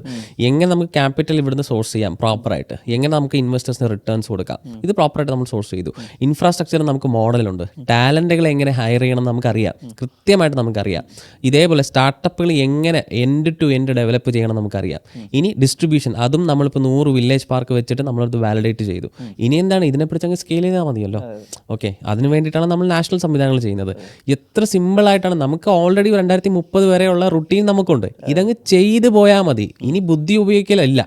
ഓക്കെ, ഇനി മാറ്റർ ഓഫ് ടൈമും ആക്ഷൻസും അറ്റ് ദ റൈറ്റ് ടൈം. ഇതാണ് ഈ സിലിക്കൺ വാലിയിലേക്ക് എത്തിക്കുക എന്നുള്ളത്. അത് നമുക്ക് പെട്ടെന്ന് പറയാൻ പറ്റും. പക്ഷേ ഇത് പുതിയൊരാൾ ഇത് കേൾക്കുമ്പോൾ സ്വാഭാവികമായി അവർ വണ്ടർ അടിച്ചിരിക്കും, ക്യൂരിയോസിറ്റി. ഓർമ്മയുണ്ട്, ഒരാൾ നമ്മുടെ സോഷ്യൽ മീഡിയയിൽ പുള്ളിയൊരു ഇതായിട്ട് നമ്മളൊരു കളിയാക്കാൻ വേണ്ടിയിട്ട് ഇട്ടൊരു സംവിധാനമാണ്. മനസ്സിലായി? അതായത് ഇവർ കുറേ കെട്ടിടങ്ങളും കെട്ടിയിട്ട് ഇവർ മാർക്ക് സുക്കർബർഗിന് വേണ്ടി കാത്തിരിക്കുകയാണെന്ന് പറഞ്ഞു. അതാണ് ടാൽഡ്രോപ്പ് എന്ന് പറയുന്നത്. സത്യത്തിൽ അതാണ് ടാൽഡ്രോപ്പ്. പുള്ളിയെ കളിയാക്കി പറഞ്ഞ അതാണ് ടാൽഡ്രോപ്പ്. നമ്മൾ കുറേ കെട്ടിടങ്ങളും കെട്ടി, ഇൻഫ്രാസ്ട്രക്ചർ കെട്ടിയിട്ട് ടാലന്റുകളെ കാത്തിരിക്കുകയാണ്. കാര്യം ഈ ഗ്രാമത്തിൽ ഒരു 10 വയസ്സുകാരനുണ്ട്. ഏതാണ്? ജാക്മയെ പോലുള്ള ഒരാളുണ്ട്. ഇവിടുത്തെ അലിബാബ ഉണ്ടാക്കാൻ പറ്റുന്ന ഇലോൺ മസ്കിനെ പോലെ ഒരാളുണ്ട് അവിടെ. ഈ ടാലന്റിന് വേണ്ടി നമ്മൾ കാത്തിരിക്കുകയാണ്. വെറുതെ ഇരിക്കുകയല്ല. ഇൻഫ്രാസ്ട്രക്ചർ ചെയ്ത് നമ്മൾ നിരന്തരം കമ്മ്യൂണിറ്റി എൻഗേജ്മെന്റ്സും പ്രോഗ്രാംസും ഈ ആശയങ്ങൾ പറഞ്ഞ് നമ്മുടെ പ്രോബബിലിറ്റി തിയറി പ്രകാരം ഒരാളവിടെ ഉണ്ട്. ആ ടാലന്റ് നമ്മൾ കാത്തിരിക്കുകയാണ്. ആ ടാലന്റ് എന്തുണ്ടാക്കും? ഫേസ്ബുക്ക് ഉണ്ടാക്കും. ഇതിനാണ് ടാൽഡ്രോപ്പ്. ഇൻഫ്രാസ്ട്രക്ചർ, ടാലന്റ്, ഇന്നോവേഷൻ എന്നുള്ളൊരു വലിയ സ്വപ്നം. അപ്പോൾ ഇവിടെ ടാൽഡ്രോപ്പിന്റെ ഇപ്പം ടാൽഡ്രോപ്പിനെ എല്ലാവരും കാണുന്ന ഒരു വലിയ മാട്രിമോണിയൽ പോർട്ടലായിട്ടാണ് ടാൽഡ്രോപ്പ്. ഇപ്പോൾ നമ്മൾ ഇത്രയും ഇത് വന്നു, കാസർഗോഡ് മുതൽ തിരുവനന്തപുരം വരെ ഇത്രയും ഇൻഫ്രാസ്ട്രക്ചർ വന്നു, ഇത്രയും ടീം മെമ്പേഴ്സ് വ്യത്യസ്ത ഡിപ്പാർട്ട്മെന്റിൽ വന്നു. അപ്പോൾ എൻ്റെ അടുത്ത് ഒരുപാട് പേര് ചോദിച്ചു, സാർ നമുക്കിത് ഒഫീഷ്യലി ഒരു മാട്രിമോണിയലും കൂടി ഇതിൻ്റെ അകത്ത് രജിസ്റ്റർ ചെയ്താൽ. കാര്യം ഒരേ ഐഡിയോളജി ഉള്ള സംതിങ് എന്തെങ്കിലും ചെയ്യണമെന്ന് ആഗ്രഹിക്കുന്നത്. എന്തായാലും ഞാൻ വെറുതെ മരിച്ചു പോകില്ല, ഞാൻ എൻ്റെ സിഗ്നേച്ചർ കാണിച്ചിട്ടേ മരിക്കുള്ളൂ എന്ന് പറയുന്ന ഒരു വലിയൊരു സംഭവമുണ്ട്. നമ്മളിവിടെ കല്യാണ പോർട്ടലിലൊക്കെ നോക്കിക്കഴിഞ്ഞാൽ എന്താണ്, ഇതൊക്കെ ഒരുപാട് ഡിസ്കഷൻസും കാര്യങ്ങളും. അപ്പോൾ ഓൾറെഡി തന്നെ നിങ്ങൾ പിക്ക് ചെയ്ത് ട്രെയിൻ ചെയ്ത് ഇത്രയും ഫിൽറ്ററിൽ ലെയർ കഴിഞ്ഞിട്ടാണ് എന്ത് ചെയ്തേക്കുന്നത്, ഈ ടീം വന്നേക്കുന്നത്. അപ്പോൾ ഇനി ഇതിൽ നിന്ന് കെട്ടിയാൽ മതിയല്ലോ എന്ന് പറയുന്നവരുണ്ട്. മനസ്സിലായില്ലേ? അപ്പോൾ നിങ്ങളൊരു മാതൃകയായിട്ട് അങ്ങനെ ഒരു മാട്രിമോണിയൽ പോർട്ടലിൽ നിന്ന് കെട്ടിയവരാണെങ്കിൽ അടുത്ത ഇതിൽ ഇങ്ങനെ ചോദിക്കുന്നവർക്കുള്ള അഡ്വൈസ് എന്താണ് ജോൺസൺ? ഞാനാ പെട്ടു, ഇനി പെട്ടെന്ന്. വളരെ പോസിറ്റീവാണ്. നിങ്ങൾ ഇവിടെ തന്നെ എന്ത് ചെയ്തോ, ഹയർ ചെയ്തോ, നിങ്ങൾ തന്നെ ടീം മെമ്പേഴ്സിനെ കണ്ടുപിടിച്ച് അറിഞ്ഞ് കെട്ടിക്കോ. കാരണം ഇപ്പോൾ ഡോക്ടറിന്റെ പ്രശ്നം ഒരു ഡോക്ടറിനെ മനസ്സിലാവുള്ളൂ. ഇതേപോലെ പുതിയ സംഭവം നമ്മൾ എക്കോസിസ്റ്റം ബിൽഡേഴ്സ് ആണ്. എക്കോസിസ്റ്റം ബിൽഡർ എന്ന് പറയുമ്പോൾ പുതിയ പ്രൊഫഷനാണ്. അത് ഇതുവരെ എക്സ്പ്ലോർ ചെയ്തിട്ടുന്നില്ല. അത് നമ്മളിപ്പോൾ ചെയ്തുകൊണ്ടിരിക്കുന്ന കാര്യങ്ങളാണ്. അപ്പൊ അങ്ങനെ ഇവിടെ നിന്ന് ഹയർ ചെയ്ത് കിട്ടിക്കോ. അതാണ് എനിക്ക് പറയാനുള്ളത്. ഞാനോ പെട്ട്, നിങ്ങളും പെട്ട്. എങ്ങനെയാണ് പ്രതികരിക്കുന്നത് ഈ ഒരു വിഷയത്തിൽ? ഞാന് കല്യാണത്തിന് മുന്നേ പ്രപ്പോസൽസ് ഒക്കെ വരുന്ന സമയത്ത് ചാവറ മാട്രിമോണി, ഓരോ മാട്രിമോണിയിൽ നമ്മള് കേറുമല്ലോ. കേറുന്ന വെച്ചാൽ പാരന്റ്സിന്റെ നിർബന്ധം വരാൻ കേറും. നമ്മളിങ്ങനെ കാഷ്വലായിട്ട് ഇങ്ങനെ നോക്കും. നമുക്ക് വേണ്ട പ്രൊഫഷൻ അതിലുണ്ടാവില്ല. അങ്ങനെ കിട്ടിയ പ്രൊഫഷൻ, കറക്റ്റ് പ്രൊഫഷൻ തന്നെ കിട്ടി. ഹൈ റിസ്കിൽ നമ്മൾ എന്ത് ചെയ്തിട്ടുണ്ട്, എന്തായാലും ഇതിൽ കൂടുതൽ റിസ്ക് ഒന്നും ഇല്ലല്ലോ. ടാൽറോപ്പ് ബിൽഡ് ചെയ്യുക എന്നുള്ളതിനേക്കാളും വലിയ റിസ്ക് ഒന്നും ഇനി എന്തില്ല ഈ ലോകത്ത് വരാൻ പോകുന്നില്ല. അപ്പൊ അതൊക്കെ അതിൻ്റെ അകത്ത് സിമ്പിൾ ആയിട്ട് എന്ത് ചെയ്തോളും, അങ്ങ് കഴിഞ്ഞ് പൊയ്ക്കോളും എന്നുള്ള പാർട്ട് ഓഫ് ലൈഫാണ്. അതായത് എൻ്റെ പണ്ടത്തെ തോട്ടം എന്ന് പറഞ്ഞാൽ പേഴ്സണൽ ലൈഫും പ്രൊഫഷണൽ ലൈഫൊക്കെ രണ്ടാക്കണം എന്നാണ്. അതിൽ ഒരുപാട് പേര് വിശ്വസിക്കുന്നുണ്ട്, അത് അവരുടെ പെർസ്പെക്റ്റീവാണ്. പക്ഷെ ഇവിടെ വരുമ്പോൾ ടാൽറോപ്പിലേക്ക്, ആദ്യത്തെ കമ്പനിയാണല്ലോ എൻ്റെ ടാൽറോപ്പ്, ഇതിലേക്ക് വരുമ്പോഴേക്കുമാണ് ഇത് ആക്ച്വലി പാർട്ട് ഓഫ് ലൈഫാണ്. രാവിലെ എഴുന്നേക്കുന്നു, റിഫ്ലെക്സ് മസൽ മെമ്മറിയിലാണ് ഫോൺ വരുന്നത്. ഫോൺ വരുന്ന ആദ്യം തുറക്കുന്ന വാട്സപ്പാണ്, അപ്ഡേറ്റ്സ് എടുത്ത് ഇത് കൊടുക്കുന്നു, പിന്നെ ബാക്കിയുള്ള കാര്യങ്ങളൊക്കെ അതോടൊപ്പം നടക്കുന്നു. അടുത്ത കോൺക്ലേവിന് പോകുന്നു, തിരിച്ചു വരുമ്പോൾ ഫുഡ് കഴിക്കി തിരിച്ചു വരുന്നു. ഇതൊക്കെ എല്ലാം മിക്സ്ഡ് ആണ്, പേഴ്സണലും പ്രൊഫഷണലും എല്ലാം മിക്സ്ഡ് ആണ്. അപ്പോൾ സ്വാഭാവികമായി ഇതൊരു ലൈഫ്, പാർട്ട് ഓഫ് ലൈഫാണ് ഒട്ടുമിക്ക എല്ലാവർക്കും. എനിക്ക് തോന്നുന്നു ഇതിൽ ഡീപ്പായിട്ട് വർക്ക് ചെയ്യുന്നവർക്ക് എല്ലാവർക്കും ഇതൊരു പ്രൊഫഷനായിട്ട് ഫീൽ ചെയ്യില്ല. നമുക്ക് വേണ്ടി എന്തോ വർക്ക് ചെയ്യുന്ന പോലെ ഫീൽ ചെയ്യുള്ളൂ. രാവിലെ സൺഡേ മോർണിംഗ് ഈവനിംഗ് ഒന്നും. അത് ചില സമയത്ത് ഇന്ന് ഏതാ ദിവസം എന്ന് ചോദിക്കുമ്പോഴത്തേക്കും എനിക്ക് പറയാം, എനിക്ക് ഫോൺ നോക്കേണ്ടി വരും ഇത് ഏതാ. പക്ഷെ ബാക്കിയുള്ളവർക്ക് പെട്ടെന്ന് സൺഡേ ആണെങ്കിൽ അവർക്ക് സൺഡേയുടെ ഒരു ഇതുണ്ട്, ഫീലുണ്ട്. മൺഡേ ആണെങ്കിൽ അവർ ഓഫീസിലായിരിക്കും, സാറ്റർഡേ ആണെങ്കിൽ ചിലപ്പോൾ ഡിന്നറിലായിരിക്കും.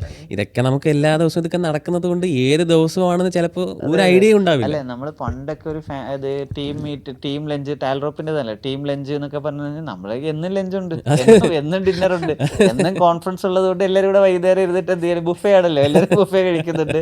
അപ്പൊ ടാൽറോപ്പിൽ ഇതൊന്നും ഒരു സംവിധാനം ഇല്ലാതായിപ്പോണ്ട്. അതുകൊണ്ട് നമ്മൾ പലപ്പോഴും ഈ ഓപ്പറേഷൻ ഡിപ്പാർട്ട്മെന്റിലും ടെക്നിക്കൽ ഡിപ്പാർട്ട്മെന്റ്സും ടാൽറോപ്പ് കണ്ടിട്ടില്ല നമ്മൾ പറയുന്നതിന്റെ റീസൺ അതാണ്. അതുകൊണ്ട് നമ്മൾ ഈ ഡെസ്ക് ജോബ്സ് ഇവരടുത്ത് എന്താണ് പറഞ്ഞത്, നിങ്ങൾ മാക്സിമം ടെക്നോളജി ടീമിനോടും കറക്റ്റ് ഫീൽഡ് ഇറങ്ങാൻ, വില്ലേജ് പാർക്കുകളിലേക്ക് ഇറങ്ങാൻ, കോൺഫറൻസിലേക്ക് ഇറങ്ങാനൊക്കെ നമ്മൾ പറയുന്നതിന് റീസൺ ഇതാണ്. കാര്യം അത് കിട്ടിയാലേ ഇവർക്ക് ശരിക്കും ടാൽറോപ്പിന്റെ വൈബ് കിട്ടുള്ളൂ.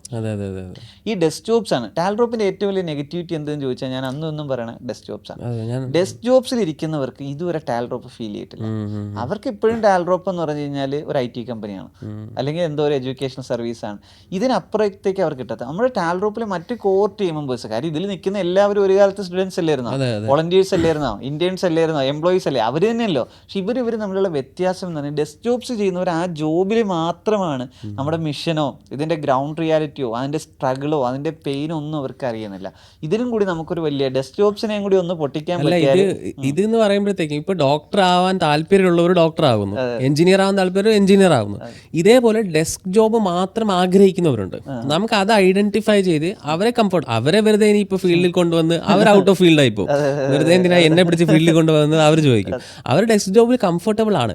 പക്ഷേ ഒരാളെ ഡെസ്ക് ജോബിൽ മാറ്റിക്കഴിഞ്ഞാൽ നമുക്ക് ഒരു കിട്ടാൻ പോകുന്ന ഒരു ലീഡർ, ഇപ്പം മിഷാനെ നമ്മൾ എന്ത് ചെയ്തു, എടുത്ത് മാറ്റിയപ്പോഴാണല്ലോ മിഷാൻ ഇപ്പോൾ ഇന്റർനാഷണൽ ലീഡ് ചെയ്യുന്നത്. ഇതേപോലെ കുറേ പേരുണ്ട്. അവരെ പ്രോപ്പറായിട്ട് ഐഡന്റിഫൈ ചെയ്ത്, ഇതിപ്പോൾ നാഷണലിൽ നടന്നുകൊണ്ടിരിക്കുന്ന ഒരു കോൺസെപ്റ്റാണ്, അവരെ ഐഡന്റിഫൈ ചെയ്ത് അവർക്ക് ഓപ്പർച്യൂണിറ്റി കൊടുക്കുക എന്നുള്ളതാണ്. ഓക്കെ, അപ്പോൾ അത് നിങ്ങൾ പറഞ്ഞ പോലെ തന്നെ ആ പ്രോബബിലിറ്റി കേസാണ്. എല്ലാവരെയും എടുക്കുക, ഇൻട്രസ്റ്റ് ഉള്ളവരെ നമുക്ക് എന്ത് ചെയ്യണം, സ്പാർക്ക് ഉള്ളവരെ പിക്ക് ചെയ്ത് കൊടുക്കുക.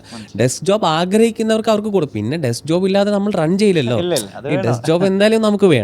അപ്പൊ അത് ആഗ്രഹിക്കുന്നവർ സ്വാഭാവികമായി ഈ ഭൂമിയിൽ ജനിച്ച് വീഴും. അവരൊക്കെ ഡെസ്ക് ജോബിൽ ചെയ്തോട്ടെ. എല്ലാം ചെയ്യാൻ ആള് വേണമല്ലോ. പറയുമ്പോൾ എൻഡ് ഓഫ് ദി ഡേ തെങ്ങി കയറാനും ആള് വേണമെന്ന് പറയുന്നത് പോലെ. പക്ഷെ നമ്മൾ ഒരാൾ ഭയങ്കരമായിട്ട് ആഗ്രഹിക്കുന്നുണ്ട് എനിക്കൊരു ഗൂഗിൾ ബിൽഡ് ചെയ്യണമെന്ന്, അങ്ങനെയുള്ള ഒരാൾക്ക് അതിനുള്ള വഴി വേണമെന്നുള്ളതാണ്. ചില ആളുകൾ പറയുന്നുണ്ട് എനിക്ക് ഇത് മതി, പിന്നെ അല്ല, ഇത് ഞാൻ ഒരു ഇതിൽ വായിച്ചതാണ്, ടെസ്ലയിലാണോ സ്പേസിലാണോ എന്ന് എനിക്കറിയില്ല. ഏറ്റവും താഴെ ലെവലിൽ നിൽക്കുന്ന ഒരു ഇന്റേൺ ആണെങ്കിൽ അവർക്കൊരു ഐഡിയ ഉണ്ട്, ഡയറക്റ്റ് അത് മുകളിലേക്ക് എത്തണം, CEO ഇലോൺ മസ്കിലേക്ക് എത്തണമെങ്കിൽ ആ ഇന്റേണിന് തരുന്ന പേപ്പർ അല്ലെങ്കിൽ ആ റിക്വസ്റ്റ് ഏതെങ്കിലും മാനേജറിലെ ടേബിളിൽ ഡിലേ ആയിട്ട് നിന്ന് കഴിഞ്ഞാൽ ആ മാനേജറിനെ പിടിച്ച് ഫയർ ചെയ്യും. മനസ്സിലായില്ലേ? ഇന്റർനെറ്റ് ഡയറക്റ്റ് ആയിട്ട് സിഇഒനെ ആക്സസ് ചെയ്യത്തില്ല, അത്രയും വലിയ കമ്പനിയാണ്. പക്ഷെ അത് ടേബിളിൽ നിന്ന് കഴിഞ്ഞാൽ ആ മാനേജറിനെ പിടിച്ച് ഫയർ ചെയ്യും. ഇതൊരു സംഭവമാണ്, ഫാസ്റ്റ് അഗ്രസീവ് ആയിട്ട്. കാരണം നമുക്കറിയില്ല ഈ പറയുന്ന ഐഡിയസ് ഒക്കെ ഇവിടെ നിന്നാണ് വരുന്നത്. ആ ഐഡിയ മുകളിലേക്ക് എത്തണം, അത് പിടിച്ചിട്ട് കഴിഞ്ഞാൽ ഫയർ ചെയ്യും. ഓക്കെ, ഈ ഒരു കോൺസെപ്റ്റ് നമുക്ക് എന്ത് ചെയ്യണം, എഫക്റ്റീവായിട്ട് റൺ ചെയ്യണം. വലിയ ഓർഗനൈസേഷൻ, ചെറിയ ഓർഗനൈസേഷനിലൊക്കെ സ്വാഭാവികമായി നമുക്ക് എല്ലാവർക്കും ആക്സസ് ഉണ്ട്. ഒരുപാട് പേർക്ക് ഇപ്പോൾ ഒരേ ലെവലിൽ വർക്ക് ചെയ്യുന്ന കുറച്ച് പേർക്ക് നമുക്ക് ഡയറക്റ്റ് ആക്സസ് ഉണ്ട്. അത് പക്ഷേ അവർ ഫീൽഡിൽ വർക്ക് ചെയ്യുന്നവരാണ്. ചിലർക്ക് ഭയങ്കര ഹെസിസ്റ്റന്റ് ആയിട്ടാണ് നിൽക്കുന്നത്. ആ ഒരു അകലം നമുക്ക് കുറയ്ക്കാൻ കഴിയുമെങ്കിൽ ഒരുപാട് സംവിധാനം നമുക്ക് ഇതിൽ ചെയ്യാം. നമ്മൾ തന്നെ ഇറങ്ങി ചെയ്യേണ്ടതുണ്ട് ഇത്. ഓക്കെ, അപ്പോൾ എനിവേ നമ്മൾ ഇന്നിപ്പം നമ്മുടെ അൺടോൾഡ് സ്റ്റോറീസിൽ ഭാര്യ ഭർത്താക്കന്മാർ നമുക്കിപ്പോൾ ഇന്ന് ഗസ്റ്റായിട്ട് വന്നു. ഭാര്യ ഭർത്താക്കന്മാർ ഇപ്പോഴാണ് കേട്ടോ, നിങ്ങൾ രണ്ടുപേരും കൂടെ ഞാൻ ഒരുമിച്ച് വിളിച്ചത് തന്നെ അതാണ്. ഒരു ഭാര്യ ഭർത്താക്കന്മാരെയും കൂടെ ആളുകൾ ടാൽറോപ്പിൽ കണ്ടോട്ടെ, നിങ്ങൾ കല്യാണം കഴിഞ്ഞിക്കൊണ്ട് അറിഞ്ഞോട്ടെ എന്ന് വിചാരിച്ചിട്ടും കൂടിയാണ്. ഓക്കെ, അപ്പോൾ അന്ന് നമ്മുടെ ഒരു സ്വപ്നമായിരുന്നു നമ്മൾ ഈ പറഞ്ഞുകൊണ്ടിരിക്കുന്ന സംവിധാനം. ആ സ്വപ്നത്തിൽ അന്ന് ആദ്യ കാലഘട്ടങ്ങളിൽ വിശ്വസിച്ചവരും ഇന്ന് ഇത് മറ്റുള്ളവരെ വിശ്വസിപ്പിക്കാൻ വേണ്ടി പരിശ്രമിച്ചുകൊണ്ടിരിക്കുന്നവരുമാണ് നിങ്ങൾ രണ്ടാളും. ഓക്കെ, അപ്പോൾ നമ്മളെല്ലാവരും കൂടി ഒരു വലിയ ഒരു മിഷനിലാണ് എന്നുള്ളൊരു സംഭവം. ടാൽറോപ്പ് എന്താണെന്ന് ഇപ്പം ഇത് നമ്മുടെ ടീമിലേക്ക് ജോയിൻ ചെയ്തിട്ടുള്ളവർക്ക് വേണ്ടിയിട്ടാണ് നമ്മൾ ഈ പോഡ്കാസ്റ്റ് ചെയ്യുന്നത്. നമ്മുടെ സ്റ്റുഡൻസിന് വേണ്ടിയിട്ടാണ് ഇത് ചെയ്യുന്നത്. അവർക്ക് ടാൽറോപ്പിൻ്റെ ഒരു ജേണിയും നമ്മുടെ തോട്ട്സ് എന്താണ്, നമ്മളിത് എങ്ങനെയൊക്കെയാണ് ബിൽഡ് ചെയ്തിട്ടുള്ളതെന്നൊക്കെ അവർക്ക് കൃത്യമായിട്ട് മനസ്സിലാകാനും ടാൽറോപ്പിനെ പറ്റി പഠിക്കാൻ താല്പര്യപ്പെടുന്നവർക്ക് ഡീറ്റെയിൽ ആയിട്ട് പഠിക്കാനാണ് നമ്മളിപ്പോൾ ഈ സീരീസ് തുടങ്ങിയിട്ടുള്ളത്. ഒരുപാട് ആളുകൾ നമ്മളോട് പറയുന്നുണ്ട് നിങ്ങളുടെ കുറേ കോൺസെപ്റ്റുകൾ എങ്ങനെയൊക്കെയാണ് വന്നതെന്നും കൂടെ അറിഞ്ഞിരുന്നെങ്കിൽ നമുക്ക് രസകരമായിരുന്നു. അപ്പോൾ നമ്മൾ പറഞ്ഞു ഓക്കെ നമ്മളൊരു പോഡ്കാസ്റ്റ് തുടങ്ങുന്നുണ്ട്, അപ്പോൾ നിങ്ങളിരുന്ന് കണ്ടു. അപ്പോൾ ഇതിൽ വളരെ സീരിയസ് ആയിട്ടിരുന്ന് കണ്ട് ഓരോ മൈന്യൂട്ട് കാര്യങ്ങളും പറഞ്ഞു തരുന്നവരുണ്ട് കേട്ടോ. നിങ്ങൾ അതിനായിരുന്നല്ലേ ചെയ്തത്, ഇതായിരുന്നല്ലേ എന്ന് ചോദിക്കുന്ന വളരെ ആളുകളുണ്ട്. അപ്പോൾ അവരോടൊക്കെ നമുക്ക് എന്താണ് ഈ ഒരു മിഷൻ ഒരു ദിവസം യാഥാർത്ഥ്യമാകുമെന്നും അന്ന് മുതൽ കേരളത്തിൻ്റെ ഇന്ന് കാണുന്ന കേരളമല്ല എന്നുള്ള സംവിധാനം, കാര്യം ഒരുപാട് മാറ്റം കേരളത്തിൽ ഉണ്ടാകുന്നുണ്ട്. വലിയ വലിയ IT പാർക്കുകൾ, പല്ലുലു ഗ്രൂപ്പിൻ്റെ പുതിയ IT പാർക്ക്സ് വന്നു, അവിടെ 35,000-ഓളം പേർക്ക് ജോബ് വരുന്നുണ്ട്, സാഹചര്യം വരുന്നു. അപ്പോൾ നമ്മൾ ഈ ക്യാമ്പസിലൊക്കെ ചെയ്യുന്ന സംവിധാനം കണക്റ്റ് ആണ്. അതായത് ടാൽറോപ്പിൻ്റെ സിലിക്കൺ വാലി മിഷൻ നമ്മൾ മാത്രം ചെയ്യുന്നതല്ല, പാരലി ഇവിടെ നടക്കുന്ന ഓരോ സംവിധാനങ്ങളെയും കണക്ട് ചെയ്യലാണ് നമ്മുടെ സക്സസ്. അപ്പോൾ ഇവിടെ ഒരു വലിയൊരു IT പാർക്ക് വന്നു, അവിടെ ഇപ്പോൾ IBMന് ഇപ്പോൾ ഒരു 500 പേർക്ക് വേക്കൻസി എന്ന് പറഞ്ഞാൽ ആ 500 പേരെ ഫൈൻഡ് ചെയ്ത് കൊടുക്കൽ നമ്മുടെ റെസ്പോൺസിബിലിറ്റിയാണ്. അപ്പോൾ നമുക്ക് ഒന്നുകിൽ അവരെ ജോബിലേക്ക് എത്തിക്കണം, അല്ലെങ്കിൽ ഓൺടർപ്രണർഷിപ്പിലേക്ക് എത്തിക്കണം. എല്ലാവർക്കും അവരവരുടെ ലിവിങ് കോസ്റ്റ് കിട്ടുന്ന ഒരു സാഹചര്യം ഉണ്ടാവണം. ഒപ്പം വെറും ജോബിൽ മാത്രം പോരാ, നമുക്ക് നമ്മുടെ സ്വന്തം സ്വപ്നങ്ങൾ, നമ്മുടേതായ ലോകോത്തര കമ്പനികളും കൂടി ഉണ്ടാവണം. എന്നിട്ട് നമ്മുടെ മറ്റ് കമ്പനികളിൽ നമ്മൾ പണിയെടുക്കില്ല എന്നല്ല, നമ്മൾ അമേരിക്കൻ കമ്പനിയിൽ പണിയെടുക്കും, നമ്മളും കനേഡിയൻ കമ്പനിയിൽ, എല്ലാ കമ്പനിയിലും നമ്മൾ പണിയെടുക്കും. ഇതെല്ലാം കൂടി ചേരുന്നതാണ് ടാൽറോപ്പിൻ്റെ സിലിക്കൺ വാലി മിഷൻ. ഒരു ദിവസം ഇതെന്തായാലും യാഥാർത്ഥ്യമാകും. അന്ന് നമുക്ക് മറ്റൊരു പോഡ്കാസ്റ്റുമായിട്ട് കാണാം. Thank you. Thank you. Thank you all. Thank you all.